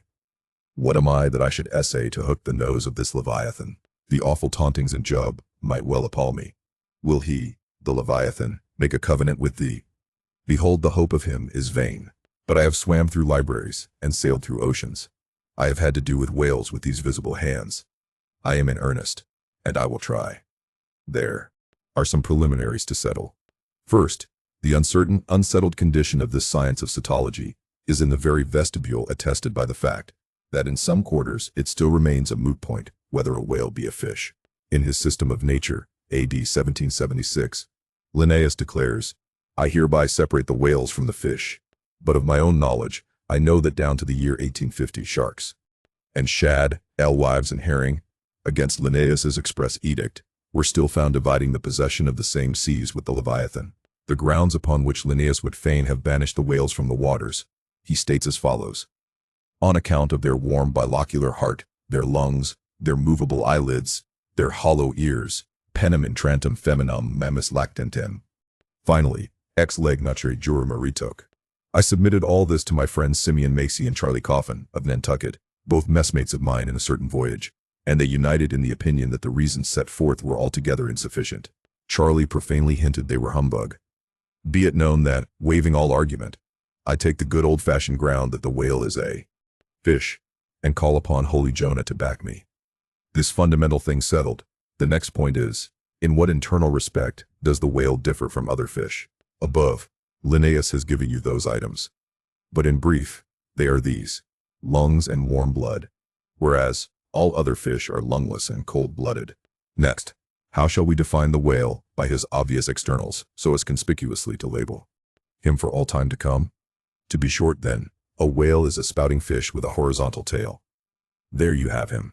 However contracted, that definition is the result of expanded meditation. A walrus spouts much like a whale, but the walrus is not a fish, because he is amphibious. But the last term of the definition is still more cogent, as coupled with the first. Almost anyone must have noticed that all the fish familiar to landsmen have not a flat, but a vertical, or up and down tail, whereas, among spouting fish the tail, though it may be similarly shaped, invariably assumes a horizontal position. By the above definition of what a whale is, I do by no means exclude from the Leviathanic Brotherhood any sea creature hitherto identified with the whale by the best informed Nantucketers, nor on the other hand, link with it any fish hitherto authoritatively regarded as alien. Hence, all the smaller, spouting, and horizontal-tailed fish must be included in this ground plan of cetology. Now, then, come the grand divisions of the entire whale host. I am aware that down to the present time, the fish styled lamatins and dugongs, pigfish and sowfish of the coffins of Nantucket, are included by many naturalists among the whales.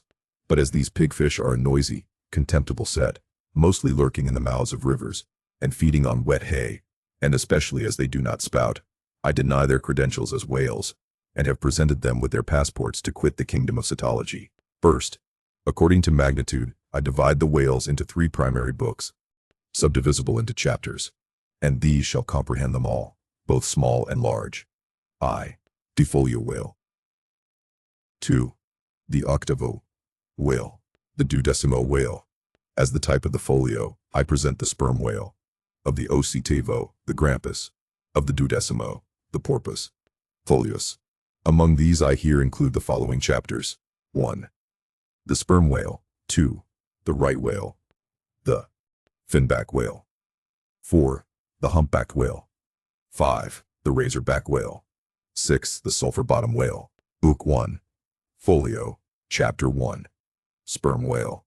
This whale, among the English of old vaguely known as the trumpa whale, and the physeter whale, and the anvil-headed whale, is the present cachalot of the French, and the potsvik of the Germans, and the macrocephalus of the Longwords. He is, without doubt, the largest inhabitant of the globe, the most formidable of all whales to encounter, the most majestic in aspect, and lastly, by far the most valuable in commerce. He being the only creature from which that valuable substance, spermaceti, is obtained. All his peculiarities will, in many other places, be enlarged upon. It is chiefly with his name that I now have to do. Philologically considered, it is absurd. Some centuries ago, when the sperm whale was almost wholly unknown in his own proper individuality, and when his oil was only accidentally obtained from the stranded fish, in those days spermaceti, it would seem, was popularly supposed to be derived from a creature identical with the one then known in England as the Greenland or right whale. It was the idea also that this same spermaceti was that quickening humor of the Greenland whale which the first syllable of the word literally expresses. In those times, also, spermaceti was exceedingly scarce, not being used for light, but only as an ointment and medicament. It was only to be had from the druggists, as you nowadays buy an ounce of rhubarb. When, as I opine, in the course of time, the true nature of spermaceti became known, its original name was still retained by the dealers, no doubt to enhance its value by a notion so strangely significant of its scarcity, and so the appellation must at last have come to be bestowed upon the whale from which this spermaceti was really derived. Book 1. Folio. Chapter 2. Right whale. In one respect, this is the most venerable of the leviathans, being the one first regularly hunted by man. It yields the article commonly known as whalebone or baleen, and the oil specially known as whale oil, an inferior article in commerce. Among the fishermen, he is indiscriminately designated by all the following titles: the whale, the Greenland whale, the black whale, the great whale, the true whale, the right whale. There is a deal of obscurity concerning the identity of the species thus multitudinously baptized. What then is the whale, which I include in the second species of my folios? It is the great mysticetus of the English naturalists, the Greenland whale of the English whalemen, the baleine ordinaire of the French whalemen, the Groenland's wallfish of the Swedes. It is the whale which for more than 2 centuries past has been hunted by the Dutch and English in the Arctic seas. It is the whale which the American fishermen have long pursued in the Indian Ocean, on the Brazil banks, on the northwest coast, and various other parts of the world, designated by them right whale cruising grounds. Some pretend to see a difference between the Greenland whale of the English and the right whale of the Americans, but they precisely agree in all their grand features, nor has there yet been presented a single determinate fact upon which to ground a radical distinction. It is by endless subdivisions based upon the most inconclusive differences that some departments of natural history become so repellingly intricate. The right whale will be elsewhere treated of at some length, with reference to elucidating the sperm whale. Book 1. Folio. Chapter 3. Finback. Under this head I reckon a monster which, by the various names of finback, tall spout, and long john, has been seen almost in every sea, and is commonly the whale whose distant jet is so often described by passengers crossing the Atlantic in the New York packet tracks. In the length he attains, and in his baleen, the finback resembles the right whale, but is of a less portly girth and a lighter color, approaching to olive. His great lips present a cable-like aspect, formed by the intertwisting, slanting folds of large wrinkles. His grand distinguishing feature, the fin, from which he derives his name, is often a conspicuous object. This fin is some 3 or 4 feet long, growing vertically from the hinder part of the back, of an angular shape, and with a very sharp pointed end. Even if not the slightest other part of the creature be visible, this isolated fin will, at times, be seen plainly projecting from the surface. When the sea is moderately calm, and slightly marked with spherical ripples, and this gnomon-like fin stands up and casts shadows upon the wrinkled surface, it may well be supposed that the watery circle surrounding it somewhat resembles a dial, with its style and wavy hour lines graved on it. On that Ahaz dial the shadow often goes back. The finback is not gregarious. He seems a whale hater, as some men are man-haters. Very shy, always going solitary, unexpectedly rising to the surface in the remotest and most sullen waters, his straight and single lofty jet rising like a tall misanthropic spear upon a barren plain, gifted with such wondrous power and velocity in swimming, as to defy all present pursuit from man. This Leviathan seems the banished and unconquerable Cain of his race, bearing for his mark that style upon his back. From having the baleen in his mouth, the finback is sometimes included with the right whale, among a theoretic species denominated whalebone whales, that is, whales with baleen. Of these so-called whalebone whales, there would seem to be several varieties, most of which, however, are little known. Broad-nosed whales and beaked whales, pike-headed whales, bunched whales, underjawed whales, and rostrated whales are the fishermen's names for a few sorts. In connection with this appellative of whalebone whales, it is of great importance to mention that, however, such a nomenclature may be convenient in facilitating allusions to some kind of whales, yet it is in vain to attempt a clear classification of the Leviathan, founded upon either his baleen, or hump, or fin, or teeth, notwithstanding that those marked parts or features very obviously seem better adapted to afford the basis for a regular system of cetology than any other detached bodily distinctions, which the whale, in his kinds, presents. How then, the baleen, hump, back fin, and teeth? These are things whose peculiarities are indiscriminately dispersed among all sorts of whales, without any regard to what may be the nature of their structure in other and more essential particulars. Thus the sperm whale and the humpbacked whale each has a hump, but there the similitude ceases. Then, this same humpbacked whale and the Greenland whale, each of these has baleen, but there again the similitude ceases, and it is just the same with the other parts above mentioned. In various sorts of whales, they form such irregular combinations, or, in the case of any one of them detached, such an irregular isolation, as utterly to defy all general methodization formed upon such a basis. On this rock every one of the whale naturalists has split, but it may possibly be conceived that, in the internal parts of the whale, in his anatomy, there, at least, we shall be able to hit the right classification. Nay, what thing, for example, is there in the Greenland whale's anatomy more striking than his baleen? Yet we have seen that by his baleen, it is impossible correctly to classify the Greenland whale. And if you descend into the bowels of the various leviathans, why there you will not find distinctions of 50th part as available to the systematizer as those external ones already enumerated. What then remains? Nothing but to take hold of the whales bodily, in their entire liberal volume, and boldly sort them that way. And this is the bibliographical system here adopted, and it is the only one that can possibly succeed, for it alone is practicable. To proceed. Book 1, Folio, Chapter 4. Humpback. This whale is often seen on the northern American coast. He has been frequently captured there and towed into harbor. He has a great pack on him like a peddler, or you might call him the elephant and castle whale. At any rate, the popular name for him does not sufficiently distinguish him, since the sperm whale also has a hump, though a smaller one. His oil is not very valuable. He has baleen. He is the most gamesome and light-hearted of all the whales, making more gay foam and white water generally than any other of them. Book 1, Folio, Chapter 5. Razorback. Of this whale little is known but his name. I have seen him at a distance off Cape Horn. Of a retiring nature, he eludes both hunters and philosophers. Though no coward, he has never yet shown any part of him but his back, which rises in a long, sharp ridge. Let him go. I know little more of him, nor does anybody else. Book 1. Folio. Chapter 4. Sulphur Bottom. Another retiring gentleman, with a brimstone belly, doubtless got by scraping along the Tartarian tiles in some of his profounder divings. He is seldom seen.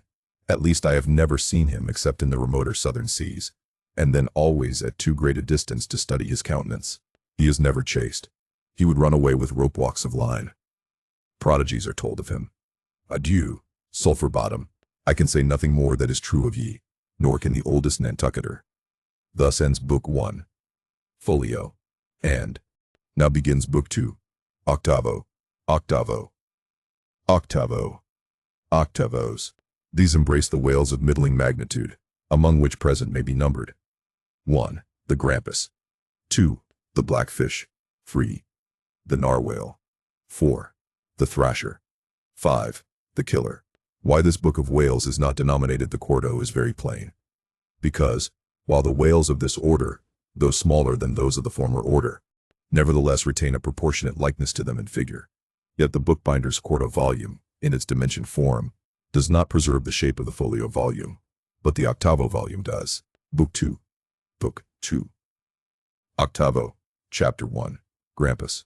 Though this fish, whose loud sonorous breathing, or rather blowing, has furnished a proverb to landsmen, is so well known a denizen of the deep, yet is he not popularly classed among whales, but possessing all the grand distinctive features of the Leviathan. Most naturalists have recognized him for one. He is of moderate octavo size, varying from 15 to 25 feet in length, and of corresponding dimensions round the waist. He swims in herds. He is never regularly hunted, though his oil is considerable in quantity, and pretty good for light. By some fishermen, his approach is regarded as premonitory of the advance of the great sperm whale. Book 2. Octavo. Chapter 2. Blackfish. I give the popular fishermen's names for all these fish, for generally they are the best. Where any name happens to be vague or inexpressive, I shall say so, and suggest another. I do so now, touching the blackfish, so called, because blackness is the rule among almost all whales. So, call him the hyena whale, if you please. His voracity is well known, and from the circumstance that the inner angles of his lips are curved upwards, he carries an everlasting Mephistophelian grin on his face. This whale averages some 16 or 18 feet in length. He is found in almost all latitudes. He has a peculiar way of showing his dorsal hooked fin in swimming, which looks something like a Roman nose. When not more profitably employed, the sperm whale hunters sometimes capture the hyena whale to keep up the supply of cheap oil for domestic employment. As some frugal housekeepers, in the absence of company, and quite alone by themselves, burn unsavory tallow instead of odorous wax. Though their blubber is very thin, some of these whales will yield you upwards of 30 gallons of oil. Book 2. Octavo. Chapter 3. Narwhale. That is, nostril whale. Another instance of a curiously named whale, so named I suppose from his peculiar horn being originally mistaken for a peaked nose. The creature is some 16 feet in length, while its horn averages 5 feet, though some exceed 10, and even attain to 15 feet. Strictly speaking, this horn is but a lengthened tusk, growing out from the jaw in a line a little depressed from the horizontal, but it is only found on the sinister side, which has an ill effect, giving its owner something analogous to the aspect of a clumsy left-handed man. What precise purpose this ivory horn or lance answers, it would be hard to say. It does not seem to be used like the blade of the swordfish and billfish, though some sailors tell me that the narwhale employs it for a rake in turning over the bottom of the sea for food. Charlie Coffin said it was used for an ice piercer, for the narwhale, rising to the surface of the polar sea, and finding it sheeted with ice, thrusts his horn up, and so breaks through. But you cannot prove either of these surmises to be correct. My own opinion is that however this one-sided horn may really be used by the narwhale, however that may be, it would certainly be very convenient to him for a folder in reading pamphlets. The narwhale I have heard called the tusked whale, the horned whale, and the unicorn whale. He is certainly a curious example of the unicornism to be found in almost every kingdom of animated nature. From certain cloistered old authors, I have gathered that this same sea unicorn's horn was in ancient days regarded as the great antidote against poison, and as such, preparations of it brought immense prices. It was also distilled to a volatile salts for fainting ladies, the same way that the horns of the male deer are manufactured into hartshorn. Originally, it was in itself accounted an object of great curiosity. Black letter tells me that Sir Martin Frobisher, on his return from that voyage, when Queen Bess did gallantly wave her jewelled hand to him from a window of Greenwich Palace, as his bold ship sailed down the Thames. When Sir Martin returned from that voyage, saith Black letter, on bended knees he presented to her highness a prodigious long horn of the narwhale, which, for a long period after hung in the castle at Windsor. An Irish author avers that the Earl of Leicester, on bended knees, did likewise present to her highness another horn, pertaining to a land beast of the unicorn nature. The narwhale has a very picturesque, leopard-like look, being of a milk-white ground color, dotted with round and oblong spots of black. His oil is very superior, clear, and fine, but there is little of it, and he is seldom hunted. He is mostly found in the circumpolar seas. Book 2, Octavo, Chapter 5, Killer. Of this whale little is precisely known to the Nantucketer, and nothing at all to the professed naturalist. From what I have seen of him at a distance, I should say that he was about the bigness of a grampus. He is very savage, a sort of Fiji fish. He sometimes takes the great folio whales by the lip, and hangs there like a leech, till the mighty brute is worried to death. The killer is never hunted. I never heard what sort of oil he has. Exception might be taken to the name bestowed upon this whale, on the ground of its indistinctness, for we are all killers, on land and on sea, Bonapartes and sharks included. Book 2, Octavo, Chapter V. Thrasher. This gentleman is famous for his tail, which he uses for a ferule in thrashing his foes. He mounts the folio whale's back, and as he swims, he works his passage by flogging him, as some schoolmasters get along in the world by a similar process. Still less is known of the thrasher than of the killer. Both are outlaws, even in the lawless seas. Thus ends Book 2, Octavo, and begins Book 3. Duodecimo. Duodecimo. Duodecimos. These include the smaller whales. 1. The Huzzaporpoise. 2. The Algerine porpoise. 3. The mealy-mouthed porpoise. To those who have not chanced specially to study the subject, it may possibly seem strange that fishes not commonly exceeding 4 or 5 feet should be marshaled among whales, a word which, in the popular sense, always conveys an idea of hugeness. But the creatures set down above as duodecimos are infallibly whales, by the terms of my definition of what a whale is. A spouting fish, with a horizontal tail. Book 3. Duodecimo. Chapter 1. Huzzaporpoise. This is the common porpoise found almost all over the globe. The name is of my own bestowal, for there are more than one sort of porpoises, and something must be done to distinguish them. I call him thus, because he always swims in hilarious shoals, which upon the broad sea keep tossing themselves to heaven, like caps in a 4th of July crowd. Their appearance is generally hailed with delight by the mariner. Full of fine spirits, they invariably come from the breezy billows to windward. They are the lads that always live before the wind. They are accounted a lucky omen. If you yourself can withstand 3 cheers at beholding these vivacious fish, then heaven help ye. The spirit of godly gamesomeness is not in ye. A well-fed, plump Huzzaporpoise will yield you 1 good gallon of good oil, but the fine and delicate fluid extracted from his jaws is exceedingly valuable. It is in request among jewelers and watchmakers. Sailors put it on their hones. Porpoise meat is good eating, you know. It may never have occurred to you that a porpoise spouts. Indeed, his spout is so small that it is not very readily discernible. But the next time you have a chance, watch him, and you will then see the great sperm whale himself in miniature. Book 3, Duodecimo, Chapter 2. Algerine porpoise. A pirate. Very savage. He is only found, I think, in the Pacific. He is somewhat larger than the Huzzaporpoise, but much of the same general make. Provoke him, and he will buckle to a shark. I have lowered for him many times, but never yet saw him captured. Book 3, Duodecimo. Chapter 3, Mealy-mouthed porpoise. The largest kind of porpoise, and only found in the Pacific, so far as it is known. The only English name, by which he has hitherto been designated, is that of the fishers, right whale porpoise, from the circumstance that he is chiefly found in the vicinity of that folio. In shape, he differs in some degree from the Huzzaporpoise, being of a less rotund and jolly girth.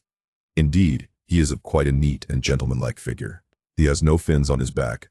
Most other porpoises have. He has a lovely tail, and sentimental Indian eyes of a hazel hue. But his mealy mouth spoils all. Though his entire back down to his side fins is of a deep sable, yet a boundary line, distinct as the mark in a ship's hull, called the bright waist. That line streaks him from stem to stern, with two separate colors, black above and white below. The white comprises part of his head, and the whole of his mouth, which makes him look as if he had just escaped from a felonious visit to a meal bag. A most mean and mealy aspect. His oil is much like that of the common porpoise. Beyond the dudecimo, this system does not proceed, inasmuch as the porpoise is the smallest of the whales.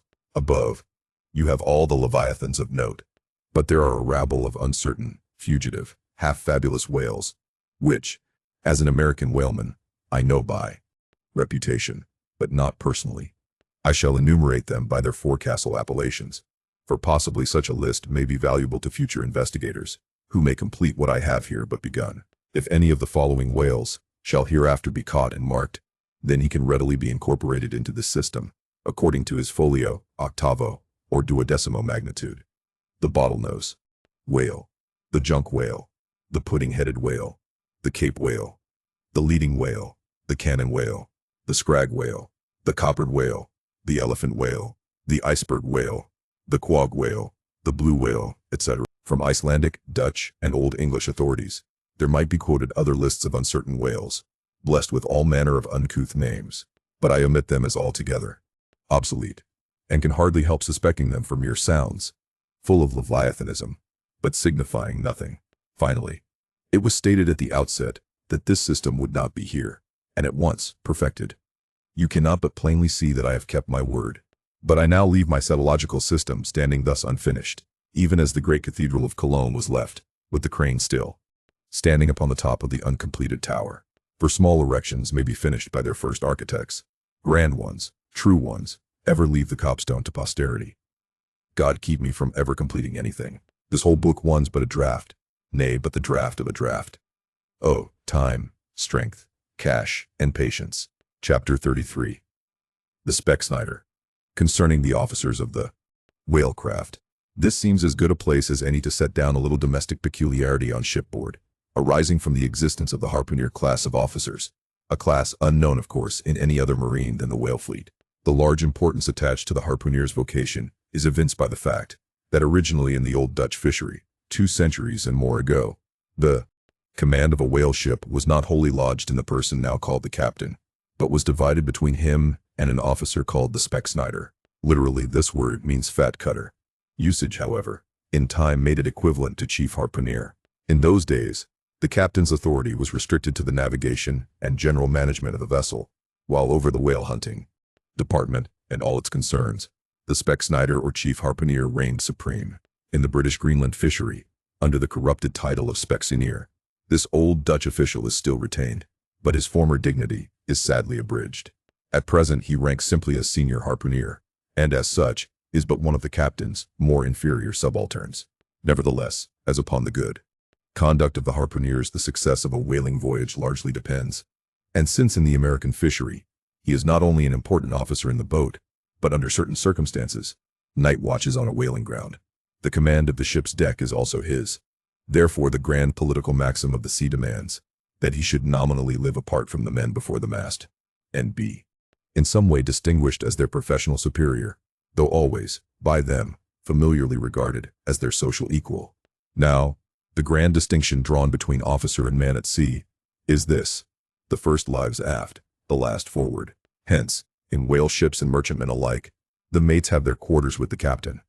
And so too, in most of the American whalers the harpooneers are lodged in the after part of the ship. That is to say, they take their meals in the captain's cabin, and sleep in a place indirectly communicating with it. Though the long period of a southern whaling voyage, by far the longest of all voyages now or ever made by man, the peculiar perils of it, and the community of interest prevailing among a company, all of whom, high or low, depend for their profits, not upon fixed wages, but upon their common luck, together with their common vigilance, intrepidity, and hard work.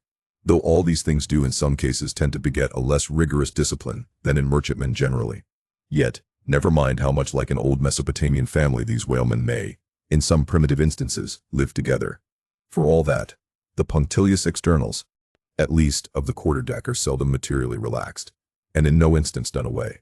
Indeed, many are the Nantucket ships in which you will see the skipper parading his quarterdeck with an elated grandeur not surpassed in any military navy, nay, extorting almost as much outward homage as if he wore the imperial purple, and not the shabbiest of pilot cloth. And though of all men the moody captain of the Pequod was the least given to that sort of shallowest assumption, and though the only homage he ever exacted was implicit, instantaneous obedience, though he required no man to remove the shoes from his feet ere stepping upon the quarter-deck, and though there were times when, owing to peculiar circumstances connected with events hereafter to be detailed, he addressed them in unusual terms, whether of condescension or in terrorem or otherwise.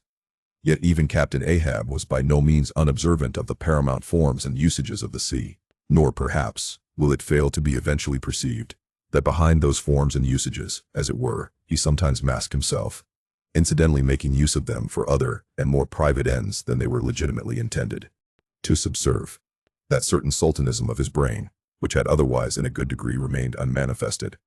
Through those forms that same sultanism became incarnate in an irresistible dictatorship. For be a man's intellectual superiority what it will, it can never assume the practical, available supremacy over other men, without the aid of some sort of external arts and entrenchments, always, in themselves, more or less paltry and base.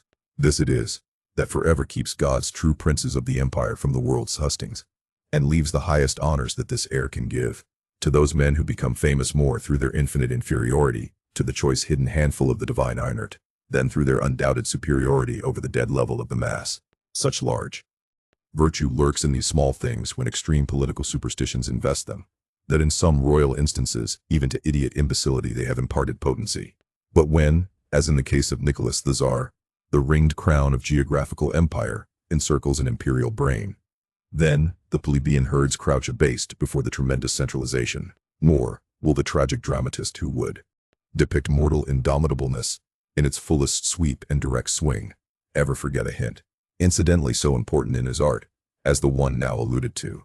But Ahab, my captain, still moves before me in all his Nantucket grimness and shagginess. And in this episode, touching emperors and kings, I must not conceal that I have only to do with a poor old whale hunter like him. And, therefore, all outward majestical trappings and housings are denied me.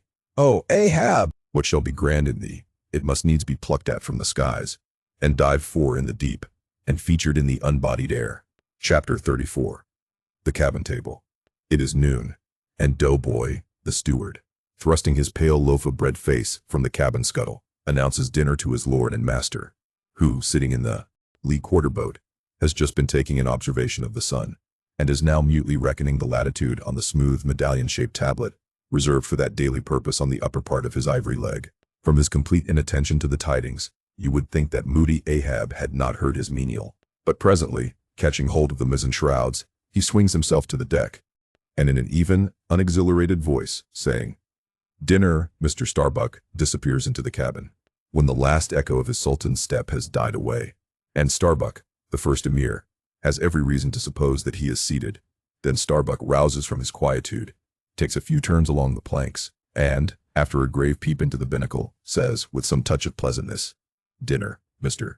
Stubb," and descends the scuttle. The second emir lounges about the rigging a while, and then slightly shaking the main brace, to see whether it will be all right with that important rope, he likewise takes up the old burden, and with a rapid "Dinner, Mr. Rapid Flask," follows after his predecessors. But the third emir, now seeing himself all alone on the quarter-deck, seems to feel relieved from some curious restraint, for tipping all sorts of knowing winks in all sorts of directions, and kicking off his shoes, he strikes into a sharp but noiseless squall of a hornpipe right over the Grand Turk's head, and then, by a dexterous sleight, pitching his cap up into the mizzen-top for a shelf, he goes down rollicking so far at least as he remains visible from the deck, reversing all other processions by bringing up the rear with music. But ere stepping into the cabin doorway below, he pauses, ships a new face altogether, and then, independent, hilarious little Flask enters King Ahab's presence, in the character of Abjectus, or the slave. It is not the least among the strange things bred by the intense artificialness of sea usages, that while in the open air of the deck some officers will, upon provocation, bear themselves boldly and defyingly enough towards their commander, yet, 10 to 1, let those very officers the next moment go down to their customary dinner in that same commander's cabin, and straightway they're inoffensive, not to say deprecatory and humble air towards him, as he sits at the head of the table. This is marvelous, sometimes most comical. Wherefore this difference? A problem? Perhaps not. To have been Belshazzar, king of Babylon, and to have been Belshazzar, not haughtily but courteously, therein certainly must have been some touch of mundane grandeur. But he who in the rightly regal and intelligent spirit presides over his own private dinner table of invited guests, that man's unchallenged power and dominion of individual influence for the time, that man's royalty of state transcends Belshazzar's, for Belshazzar was not the greatest. Who has but once dined his friends, has tasted what it is to be Caesar. It is a witchery of social czarship, which there is no withstanding. Now, if to this consideration you superadd the official supremacy of a shipmaster, then, by inference, you will derive the cause of that peculiarity of sea life just mentioned. Over his ivory-inlaid table, Ahab presided like a mute, maned sea lion on the white coral beach, surrounded by his warlike, but still deferential cubs. In his own proper turn, each officer waited to be served. They were as little children before Ahab, and yet, in Ahab, there seemed not to lurk the smallest social arrogance. With one mind, their intent eyes, all fastened upon the old man's knife, as he carved the chief dish before him. I do not suppose that for the world they would have profaned that moment with the slightest observation, even upon so neutral a topic as the weather. No. And when reaching out his knife and fork, between which the slice of beef was locked, Ahab thereby motioned Starbuck's plate towards him. The mate received his meat as though receiving alms, and cut it tenderly, and a little started if, perchance, the knife grazed against the plate, and chewed it noiselessly, and swallowed it, not without circumspection. For like the coronation banquet at Frankfurt, where the German emperor profoundly dines with the 7 imperial electors, so these cabin meals were somehow solemn meals, eaten in awful silence, and yet at table old Ahab forbade not conversation. Only he himself was dumb. What a relief it was to choking Stubb, when a rat made a sudden racket in the hold below, and poor little Flask, he was the youngest son, and little boy of this weary family party. His were the shin bones of the saline beef, his would have been the drumsticks. For Flask to have presumed to help himself, this must have seemed to him tantamount to larceny in the first degree. Had he helped himself at that table, doubtless, never more would he have been able to hold his head up in this honest world. Nevertheless, strange to say, Ahab never forbade him, and had Flask helped himself, the chances were Ahab had never so much as noticed it. Least of all did Flask presume to help himself to butter, whether he thought the owners of the ship denied it to him, on account of its clotting his clear, sunny complexion, or whether he deemed that, on so long a voyage in such marketless waters, butter was at a premium, and therefore was not for him, a subaltern. However it was, Flask, alas, was a butterless man. Another thing. Flask was the last person down at the dinner, and Flask is the first man up. Consider, for hereby Flask's dinner was badly jammed in point of time. Starbuck and Stubb both had the start of him, and yet they also had the privilege of lounging in the rear. If Stubb even, who is but a peg higher than Flask, happens to have but a small appetite, and soon shows symptoms of concluding his repast, then Flask must bestir himself. He will not get more than 3 mouthfuls that day, for it is against holy usage for Stubb to precede Flask to the deck. Therefore it was that Flask once admitted in private, that ever since he had arisen to the dignity of an officer, from that moment he had never known what it was to be otherwise than hungry, more or less. For what he ate did not so much relieve his hunger, as keep it immortal in him. Peace and satisfaction, thought Flask, have forever departed from my stomach. I am an officer, but how I wish I could fish a bit of old-fashioned beef in the forecastle, as I used to when I was before the mast. There's the fruits of promotion now. There's the vanity of glory. There's the insanity of life. Besides, if it were so that any mere sailor of the Pequod had a grudge against Flask in Flask's official capacity, all that sailor had to do, in order to obtain ample vengeance, was to go aft at dinner time and get a peep at Flask through the cabin skylight, sitting silly and dumbfounded before awful Ahab. Now, Ahab and his 3 mates formed what may be called the first table in the Pequod's cabin. After their departure, taking place in inverted order to their arrival, the canvas cloth was cleared, or rather was restored to some hurried order by the pallid steward. And then the 3 harpooneers were bidden to the feast, they being its residuary legatees. They made a sort of temporary servants' hall of the high and mighty cabin. In strange contrast to the hardly tolerable constraint and nameless invisible domineerings of the captain's table, was the entire carefree license and ease, the almost frantic democracy of those inferior fellows, the harpooneers, while their masters, the mates, seemed afraid of the sound of the hinges of their own jaws, The harpooneers chewed their food with such a relish that there was a report to it. They dined like lords. They filled their bellies like Indian ships all day loading with spices. Such portentous appetites had Queequeg and Tashtego, that to fill out the vacancies made by the previous repast, often the pale doughboy was fain to bring on a great baron of salt junk, seemingly quarried out of the solid ox. And if he were not lively about it, if he did not go with a nimble hop, skip, and jump, then Tashtego had an ungentlemanly way of accelerating him by darting a fork at his back, harpoon-wise. And once Dagu, seized with a sudden humor, assisted doughboy's memory by snatching him up bodily and thrusting his head into a great empty wooden trencher, while Tashtego, knife in hand, began laying out the circle preliminary to scalping him.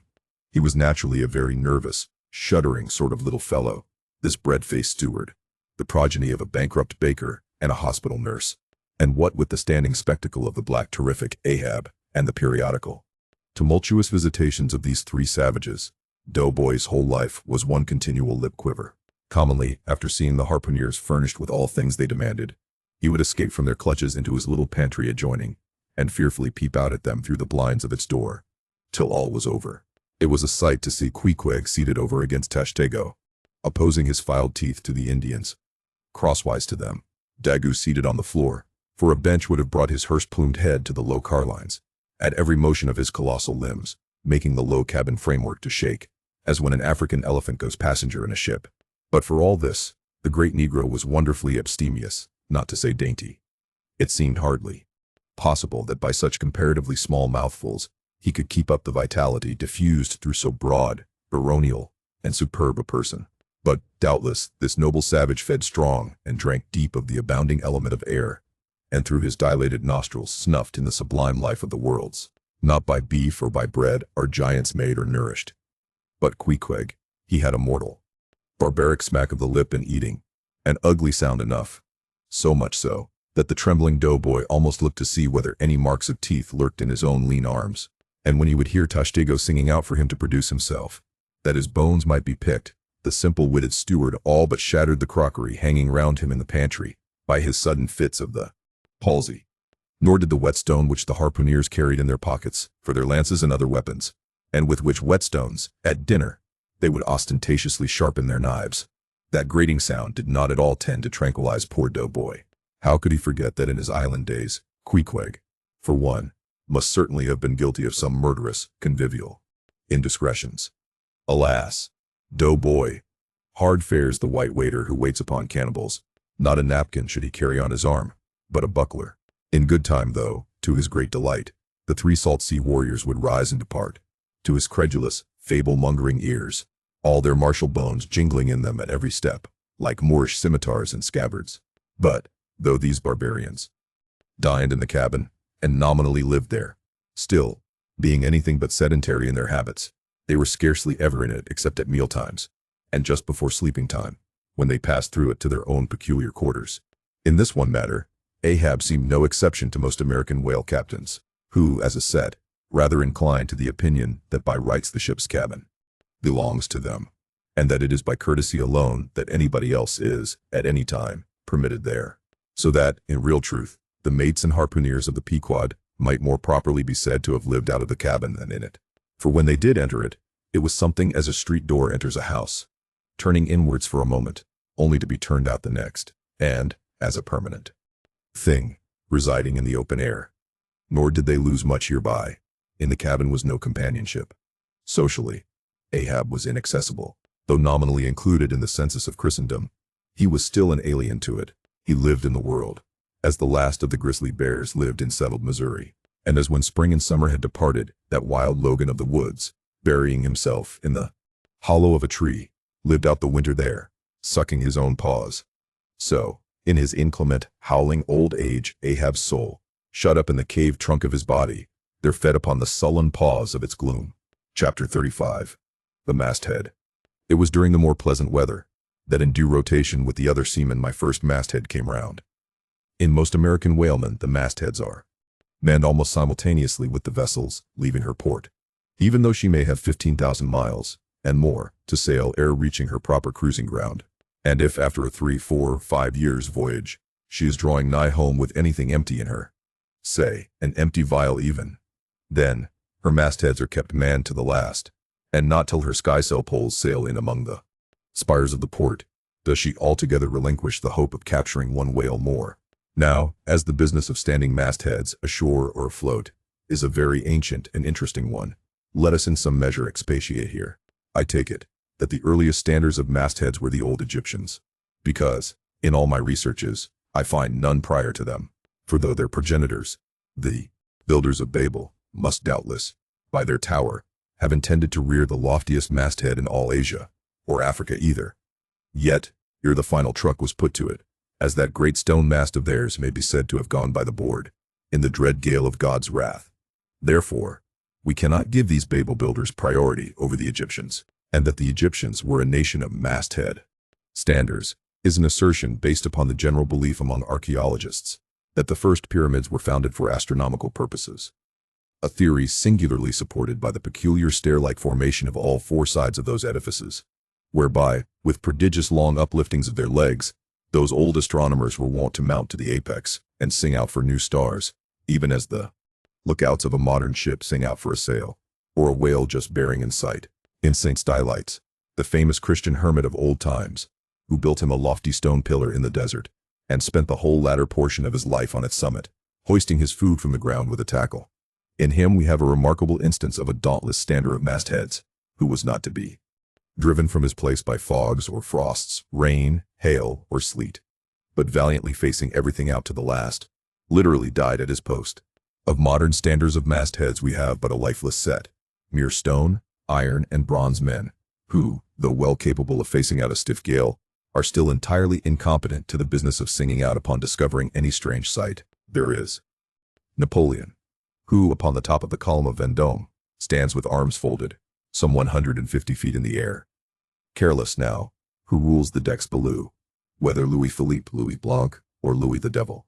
Brett Washington, too, stands high aloft on his towering mainmast in Baltimore, and like one of Hercules' pillars, his column marks that point of human grandeur beyond which few mortals will go.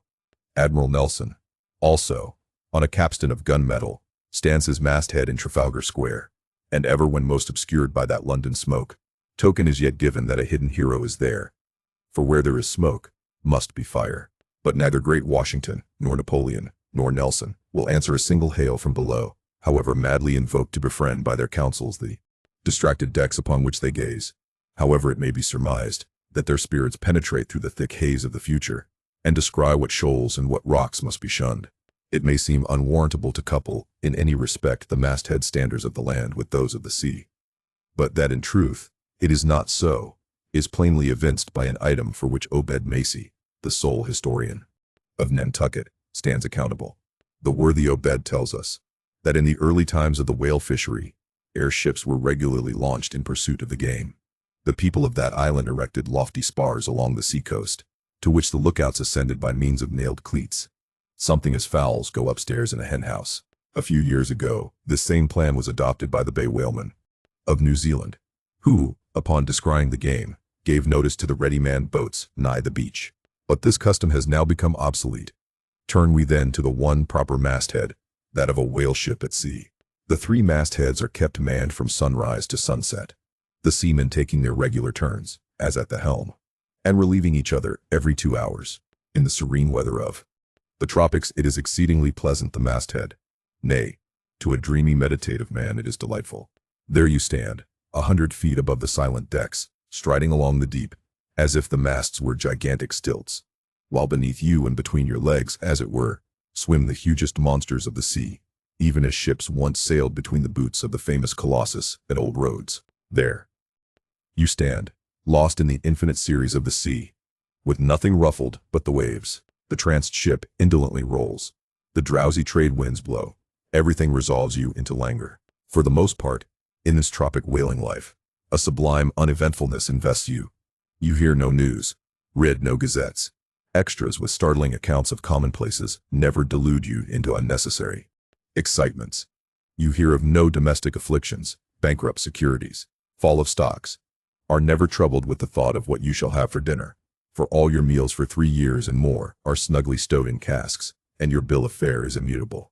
In one of those southern whalesmen, on a long 3 or 4 years voyage, as often happens, The sum of the various hours you spend at the masthead would amount to several entire months. And it is much to be deplored that the place to which you devote so considerable a portion of the whole term of your natural life should be so sadly destitute of anything approaching to a cozy inhabitiveness, or adapted to breed a comfortable localness of feeling, such as pertains to a bed, a hammock, a hearse, a sentry box, a pulpit, a coach, or any other of those small and snug contrivances in which men temporarily isolate themselves. Your most usual point of perch is the head of the T-gallant mast, where you stand upon two thin parallel sticks, almost peculiar to whalemen, called the T-gallant cross trees. Here, tossed about by the sea, the beginner feels about as cozy as he would standing on a bull's horns. To be sure, in cold weather you may carry your house aloft with you, in the shape of a watchcoat. But properly speaking, the thickest watchcoat is no more of a house than the unclad body.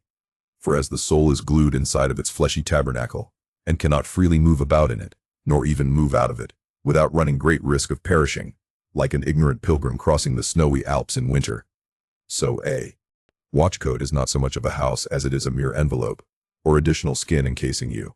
You cannot put a shelf or chest of drawers in your body, and no more can you make a convenient closet of your watchcoat. Concerning all this, it is much to be deplored that the mastheads of a southern whale ship are unprovided with those enviable little tents or pulpits, called crow's nests, in which the lookouts of a Greenland whaler are protected from the inclement weather of the frozen seas. In the fireside narrative of Captain Sleet, entitled A Voyage Among the Icebergs, in quest of the Greenland whale, and incidentally for the rediscovery of the lost Icelandic colonies of Old Greenland, in this admirable volume, all standers of mastheads are furnished with a charmingly circumstantial account of the then recently invented crow's nest of the glacier, which was the name of Captain Sleet's good craft.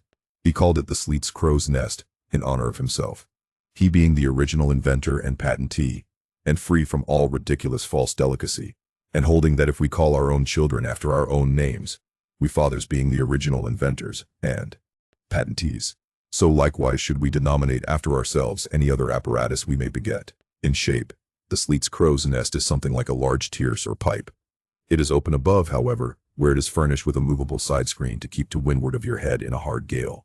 Being fixed on the summit of the mast, you ascend into it through a little trap hatch in the bottom. On the after side, or side next the stern of the ship, is a comfortable seat, with a locker underneath for umbrellas, comforters, and coats. In front is a leather rack, in which to keep your speaking trumpet, pipe, telescope, and other nautical conveniences. When Captain Sleet in person stood his masthead in this crow's nest of his, he tells us that he always had a rifle with him, also fixed in the rack, together with a powder flask and shot, for the purpose of popping off the stray narwhales, or vagrant sea unicorns infesting those waters. For you cannot successfully shoot at them from the deck owing to the resistance of the water, but to shoot down upon them is a very different thing.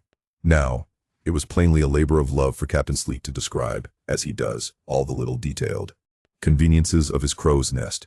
But though he so enlarges upon many of these, and though he treats us to a very scientific account of his experiments in this crow's nest, with a small compass he kept there for the purpose of counteracting the errors resulting from what is called the local attraction of all binnacle magnets, an error ascribable to the horizontal vicinity of the iron in the ship's planks, and in the glacier's case perhaps, to there having been so many broken-down blacksmiths among her crew.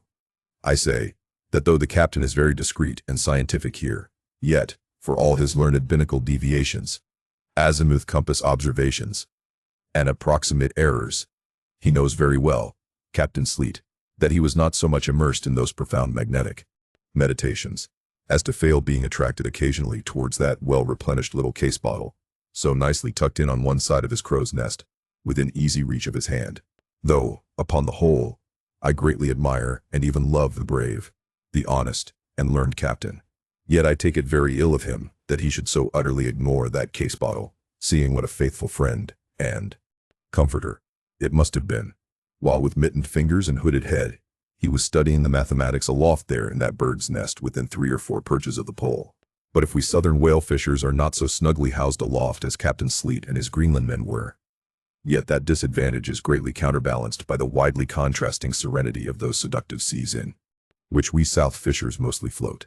For one, I used to lounge up the rigging very leisurely, resting in the top to have a chat with Queequeg, or anyone else off duty, whom I might find there. Then ascending a little way further, and throwing a lazy leg over the topsail yard, take a preliminary view of the watery pastures, and so at last mount to my ultimate destination. Let me make a clean breast of it here, and frankly admit that I kept but sorry guard. With the problem of the universe revolving in me, how could I, being left completely to myself at such a thought-engendering altitude, how could I but lightly hold my obligations to observe all whale ships' standing orders, keep your weather eye open, and sing out every time? And let me in this place movingly admonish you, ye ship owners of Nantucket, beware of enlisting in your vigilant fisheries any lad with lean brow and hollow eye, given to unseasonable meditativeness, and who offers to ship with the fee done, instead of bowditch in his head. Beware of such an one, I say. Your whales must be seen before they can be killed, and the sunken-eyed young platonist will tow you 10 wakes around the world, and never make you 1 pint of sperm the richer. Nor are these monitions at all unneeded, for nowadays, the whale fishery furnishes an asylum for many romantic, melancholy, and absent-minded young men, disgusted with the carking cares of earth, and seeking sentiment in tar and blubber. Chilled Harold not unfrequently perches himself upon the masthead of some luckless disappointed whale ship, and in moody phrase, ejaculates, "Roll on, thou deep and dark blue ocean, roll, 10,000 blubber hunters sweep over thee in vain." Very often do the captains of such ships take those absent-minded young philosophers to task, upbraiding them with not feeling sufficient interest in the voyage, half hinting that they are so hopelessly lost to all honorable ambition, as that in their secret souls they would rather not see whales than otherwise. But all in vain. Those young Platonists have a notion that their vision is imperfect. They are short-sighted. What use, then, to strain the visual nerve? They have left their opera glasses at home. "Why, thou monkey," said a harpooner to one of these lads, "wave had been cruising now hard upon 3 years, and thou hast not raised a whale yet. Whales are scarce as hen's teeth whenever thou art up here." Perhaps they were, or perhaps there might have been shoals of them in the far horizon, but lulled into such an opium-like listlessness of vacant, unconscious reverie is this absent-minded youth by the blending cadence of waves with thoughts, that at last he loses his identity, takes the mystic ocean at his feet for the visible image of that deep, blue, bottomless soul, pervading mankind and nature, and every strange, half-seen, gliding, beautiful thing that eludes him, every dimly discovered, uprising fan of some undiscernible form, seems to him the embodiment of those elusive thoughts that only people the soul by continually flitting through it. In this enchanted mood, thy spirit ebbs away to whence it came, becomes diffused through time and space, like Cranmer's sprinkled pantheistic ashes, forming at last a part of every shore the round globe over. There is no life in thee, now, except that rocking life imparted by a gently rolling ship, by her, borrowed from the sea, by the sea, from the inscrutable tides of God. But while this sleep, this dream is on ye, move your foot or hand an inch, slip your hold at all, and your identity comes back in horror. Over Descartian vortices you hover, and perhaps, at midday, in the fairest weather, with one half-throttled shriek, you drop through that transparent air into the summer sea, no more to rise forever. Heed it well, ye pantheists. Chapter 36. The Quarter-Deck. Enter Ahab. Then, it was not a great while after the affair of the pipe, that one morning shortly after breakfast, Ahab, as was his wont, ascended the cabin gangway to the deck. Their most sea captains usually walk at that hour, as country gentlemen, after the same meal, take a few turns in the garden. Soon his steady ivory stride was heard, as to and fro he paced his old rounds, upon planks so familiar to his tread, that they were all over-dented, like geological stones, with the peculiar mark of his walk. Did you fixedly gaze, too, upon that ribbed and dented brow, there also you would see still stranger footprints, the footprints of his one unsleeping, ever-pacing thought. But on the occasion in question, those dents looked deeper, even as his nervous step that morning left a deeper mark. And, so full of his thought was Ahab, that at every uniform turn that he made, now at the mainmast, and now at the binnacle, you could almost see that thought turn in him as he turned, and pace in him as he paced, so completely possessing him, indeed, that it all but seemed the inward mold of every outer movement. "By mark him, Flask," whispered Stubb. "The chick that's in him pecks the shell. 'Twill soon be out." The hours wore on. Ahab now shut up within his cabin, anon pacing the deck, with the same intense bigotry of purpose in his aspect. It drew near the close of day. Suddenly he came to a halt by the bulwarks, and inserting his bone leg into the auger hole there, and with one hand grasping a shroud, he ordered Starbuck to send everybody aft. "Sir," said the mate, astonished at an order seldom or never given on shipboard except in some extraordinary case. "Send Everybody aft, repeated Ahab. Mastheads, there, come down. When the entire ship's company were assembled, and with curious and not wholly unapprehensive faces, were eyeing him, for he looked not unlike the weather horizon when a storm is coming up, Ahab, after rapidly glancing over the bulwarks, and then darting his eyes among the crew, started from his standpoint, and as though not a soul were nigh him, resumed his heavy turns upon the deck. With bent head and half-slouched hat he continued to pace, unmindful of the wondering whispering among the men, till Stubb cautiously whispered to Flask that Ahab must have summoned them there for the purpose of witnessing a pedestrian feat. But this did not last long. Vehemently pausing, he cried, "What do you do when ye see a whale, men?"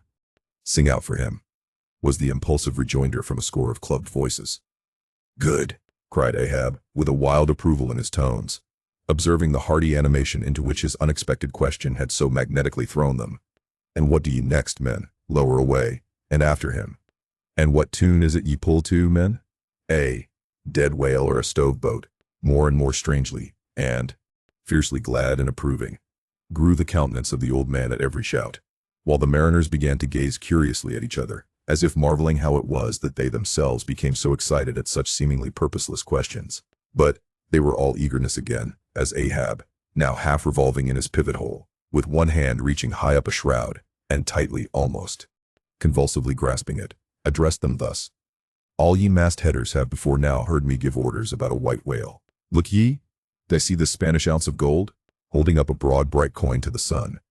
"It is a $16 piece, men. Do I see it? Mr. See it? Mr. Starbuck, hand me yon topmaul." While the mate was getting the hammer, Ahab, without speaking, was slowly rubbing the gold piece against the skirts of his jacket, as if to heighten its luster, and without using any words was meanwhile lowly humming to himself, producing a sound so strangely muffled and inarticulate that it seemed the mechanical humming of the wheels of his vitality in him. Receiving the topmaul from Starbuck, he advanced towards the mainmast with the hammer uplifted in one hand, exhibiting the gold with the other, and with a high raised voice exclaiming, "Whosoever of ye raises me a white-headed whale with a wrinkled brow and a crooked jaw, whosoever of ye raises me that white-headed whale with 3 holes punctured in his starboard fluke, look ye, whosoever of ye raises me that same white whale, he shall have this gold ounce, my boys." "Huzzah! Huzzah! Huzzah!" cried the seamen, as with swinging tarpaulins they hailed the act of nailing the gold to the mast.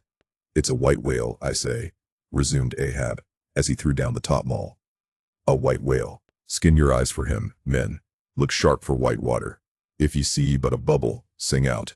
All this while Tashtego, Daggoo, and Queequeg had looked on with even more intense interest and surprise than the rest, and at the mention of the wrinkled brow and crooked jaw, they had started as if each was separately touched by some specific recollection.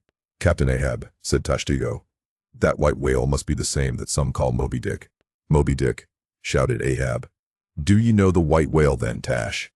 "Does he fantail a little curious, sir, before he goes down?" said the gay-header deliberately. "And has he a curious spout too?" said Daggoo. "Very bushy, even for a parmacetti, and mighty quick, Captain Ahab. And he have 1, 2, 3.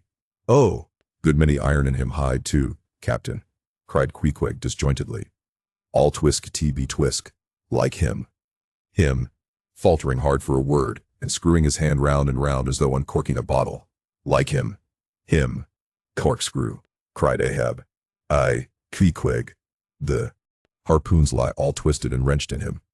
"Aye, Daggoo, his spout is a big one, like a whole shock of wheat, and white as a pile of our Nantucket wool after the great annual sheep shearing. Aye, Tashtego, and he fantails like a split jib in a squall. Death and devils, men, it is Moby Dick ye have seen. Moby Dick, Moby Dick, Moby Dick." "Captain Ahab," said Starbuck, who, with Stubb and Flask, had thus far been eyeing his superior with increasing surprise, but at last seemed struck with a thought which somewhat explained all the wonder.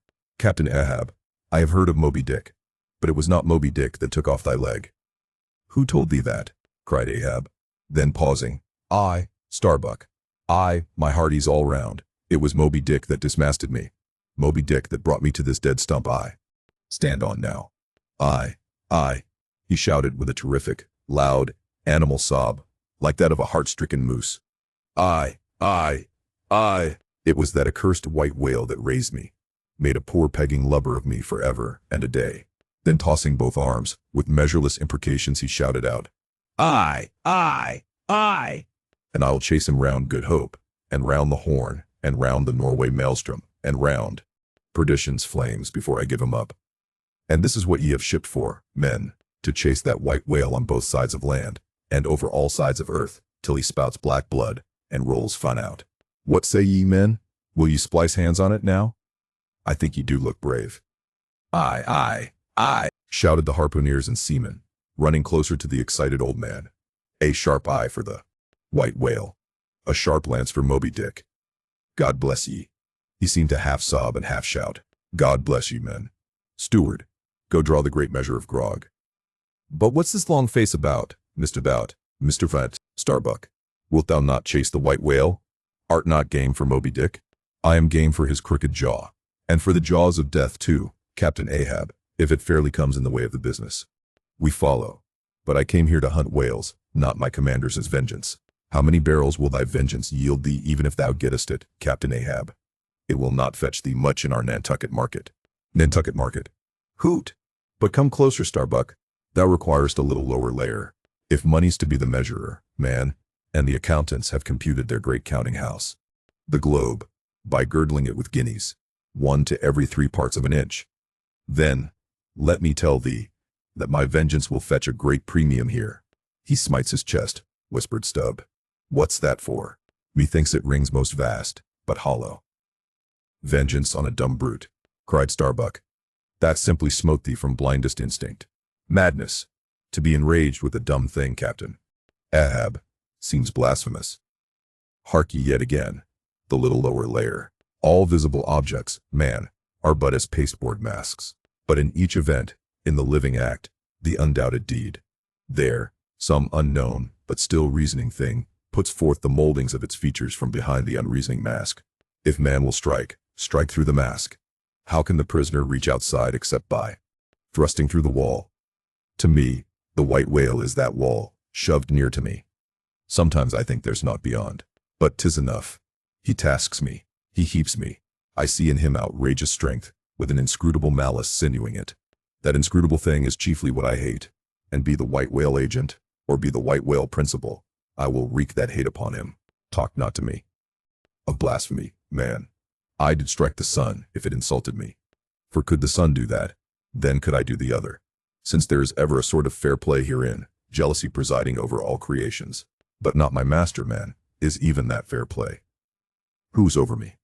Truth hath no confines. Take off thine eye, more intolerable than fiends, glarings is a doltish stare. So, thou reddenest and palest. My heat has melted thee to anger glow. But look ye, Starbuck, what is said in heat, that thing unsays itself. There are men from whom warm words are small indignity. I meant not to incense thee. Let it go.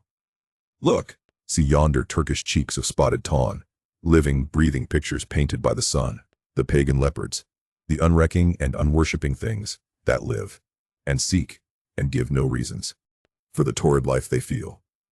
The crew, man, the crew, are they not one and all with Ahab in this matter of the whale? See Stubb, he laughs. See yonder Chilean, he snorts to think of it. Stand up amid the general hurricane. Thy one-tossed sapling cannot. Starbuck!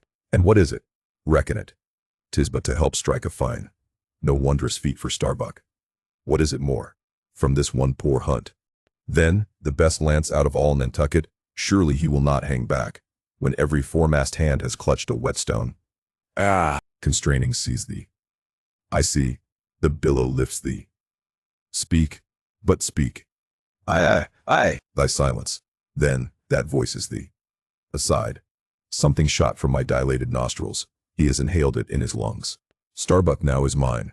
Cannot oppose me now, without rebellion. God. Keep me.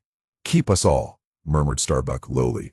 But in his joy at the enchanted, tacit acquiescence of the mate, Ahab did not hear his foreboding invocation, nor yet the low laugh from the hold, nor yet the presaging vibrations of the winds in the cordage, nor yet the hollow flap of the sails against the masts, as for a moment their hearts sank in, for again Starbuck's downcast eyes lighted up with the stubbornness of life.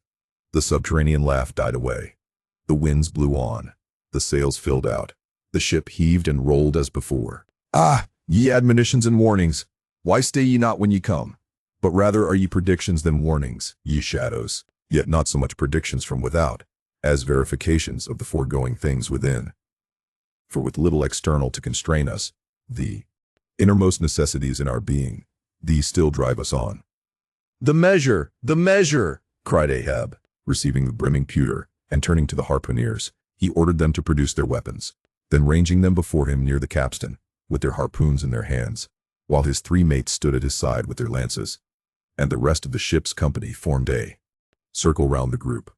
He stood for an instant searchingly eyeing every man of his crew, but those wild eyes met his, as the bloodshot eyes of the prairie wolves meet the eye of their leader, ere he rushes on at their head in the trail of the bison. But, alas, only to fall into the hidden snare of the Indian.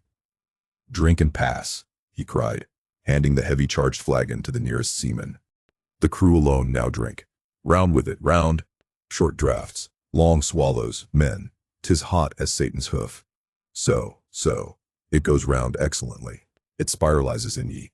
Forks out at the serpent-snapping eye. Well done, almost drained.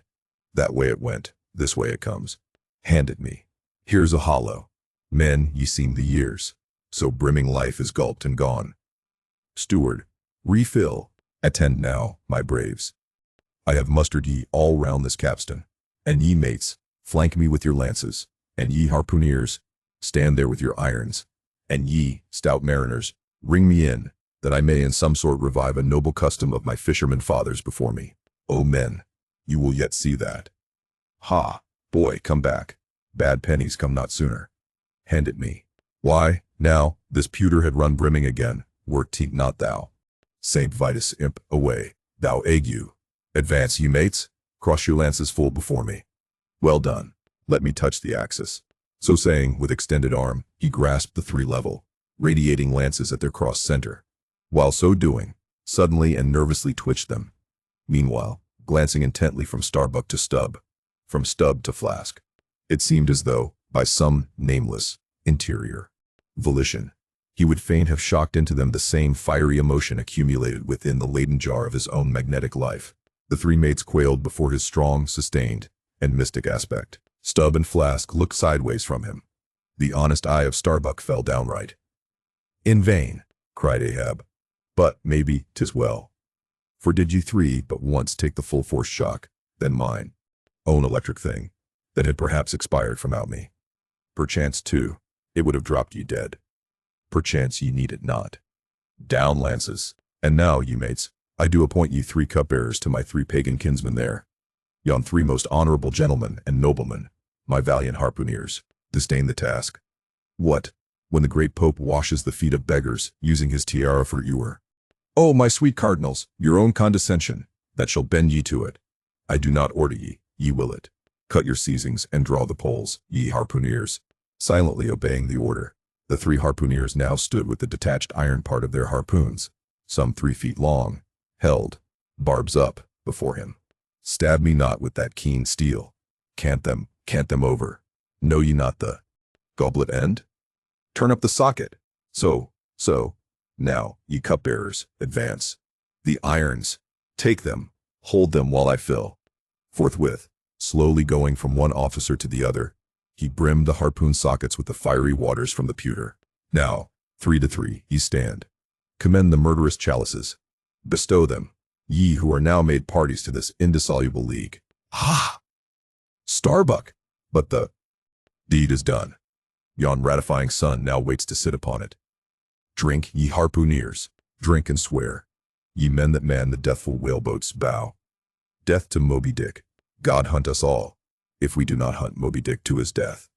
The long, barbed steel goblets were lifted, and to cries and maledictions against the white whale, the spirits were simultaneously quaffed down with a hiss. Starbuck paled, and turned, and shivered. Once more, and finally, the replenished pewter went the rounds among the frantic crew, when, waving his free hand to them, they all dispersed, and Ahab retired within his cabin. Chapter 37. Sunset. The cabin. By the stern windows. Ahab sitting alone, and gazing out. I leave a white and turbid wake. Pale waters. paler cheeks, wear a sail. The envious billows sidelong, swell to whelm my track. Let them. But first I pass. Yonder, by ever-brimming goblet's rim, the warm waves blush like wine. The gold brow plumbs the blue. The diver's sun, slow dive from noon, goes down. My soul mounts up.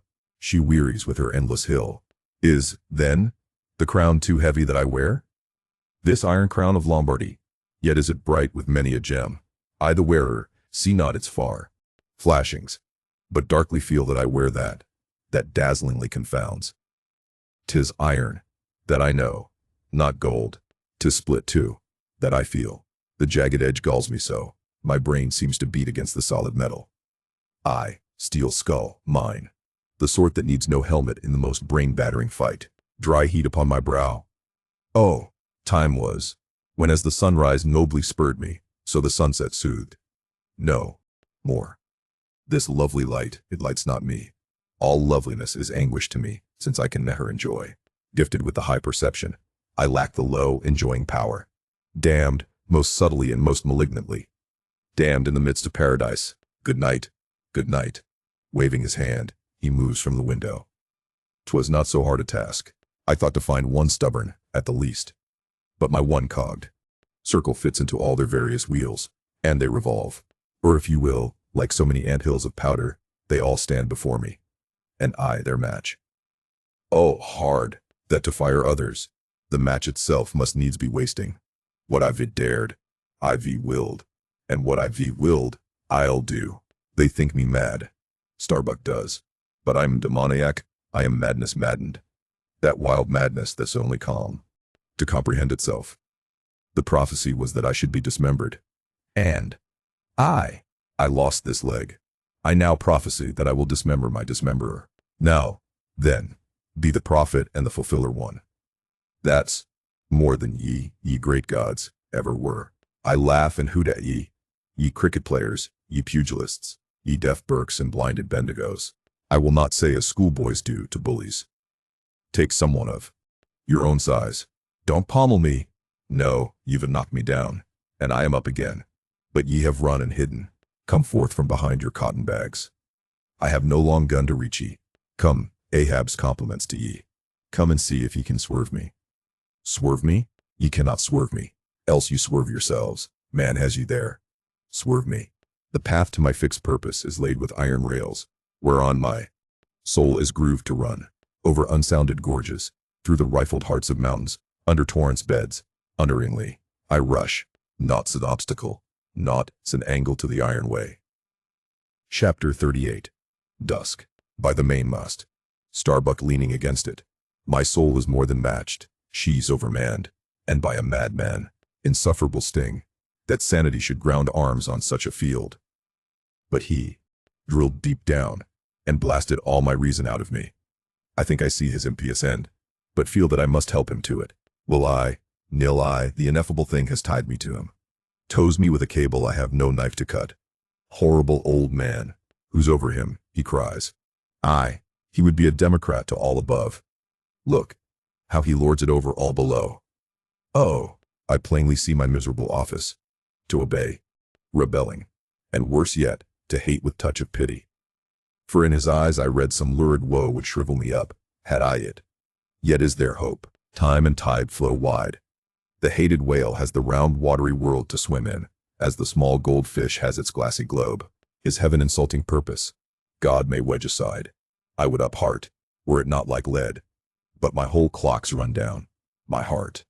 The all-controlling weight, I have no key to lift again. A burst of revelry from the forecastle. Oh, God, to sail with such a heathen crew that have small touch of human mothers in them. Whelped somewhere by the sharkish sea. The white whale is their demigorgon. Hark, the infernal orgies. That revelry is forward. Mark the unfaltering silence aft. Methinks it pictures life, foremost through the sparkling sea shoots on the gay, embattled, bantering bow, but only to drag dark Ahab after it, where he broods within his sternward cabin, builded over the dead water of the wake, and further on, hunted by its wolfish gurglings. The long howl thrills me through. Peace, ye revelers, and set the watch. Oh, life! 'Tis in an hour like this, with soul beat down and held to knowledge, as wild, Untutored things are forced to feed. Oh, life! 'Tis now that I do feel the latent horror in thee, but 'tis not me. That horror's out of me.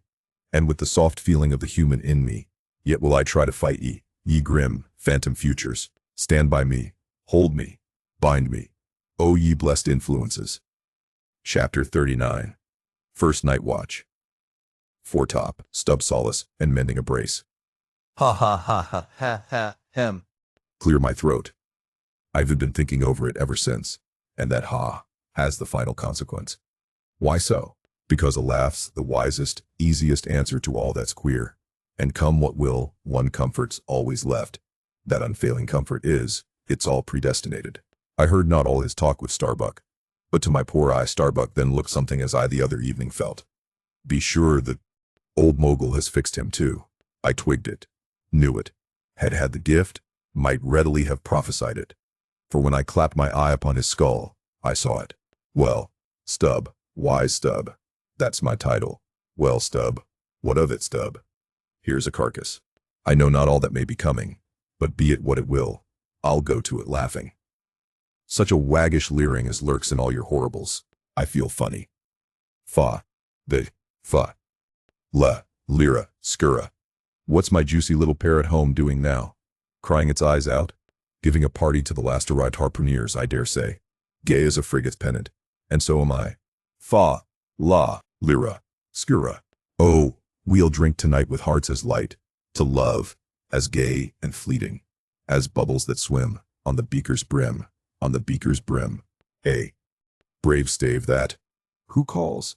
Mr. Starbuck? Aye, sir. Aside, he's my superior. He has his too, if I'm not mistaken. Aye, sir, just through with this job. Coming. This is where part 1 comes to an end. We'd love to hear your thoughts. Share in the comments what you think of part 1 of the story. If you were new to the channel, don't forget to subscribe for more classic audiobooks. Part 2 will be uploaded tomorrow. Thank you for listening.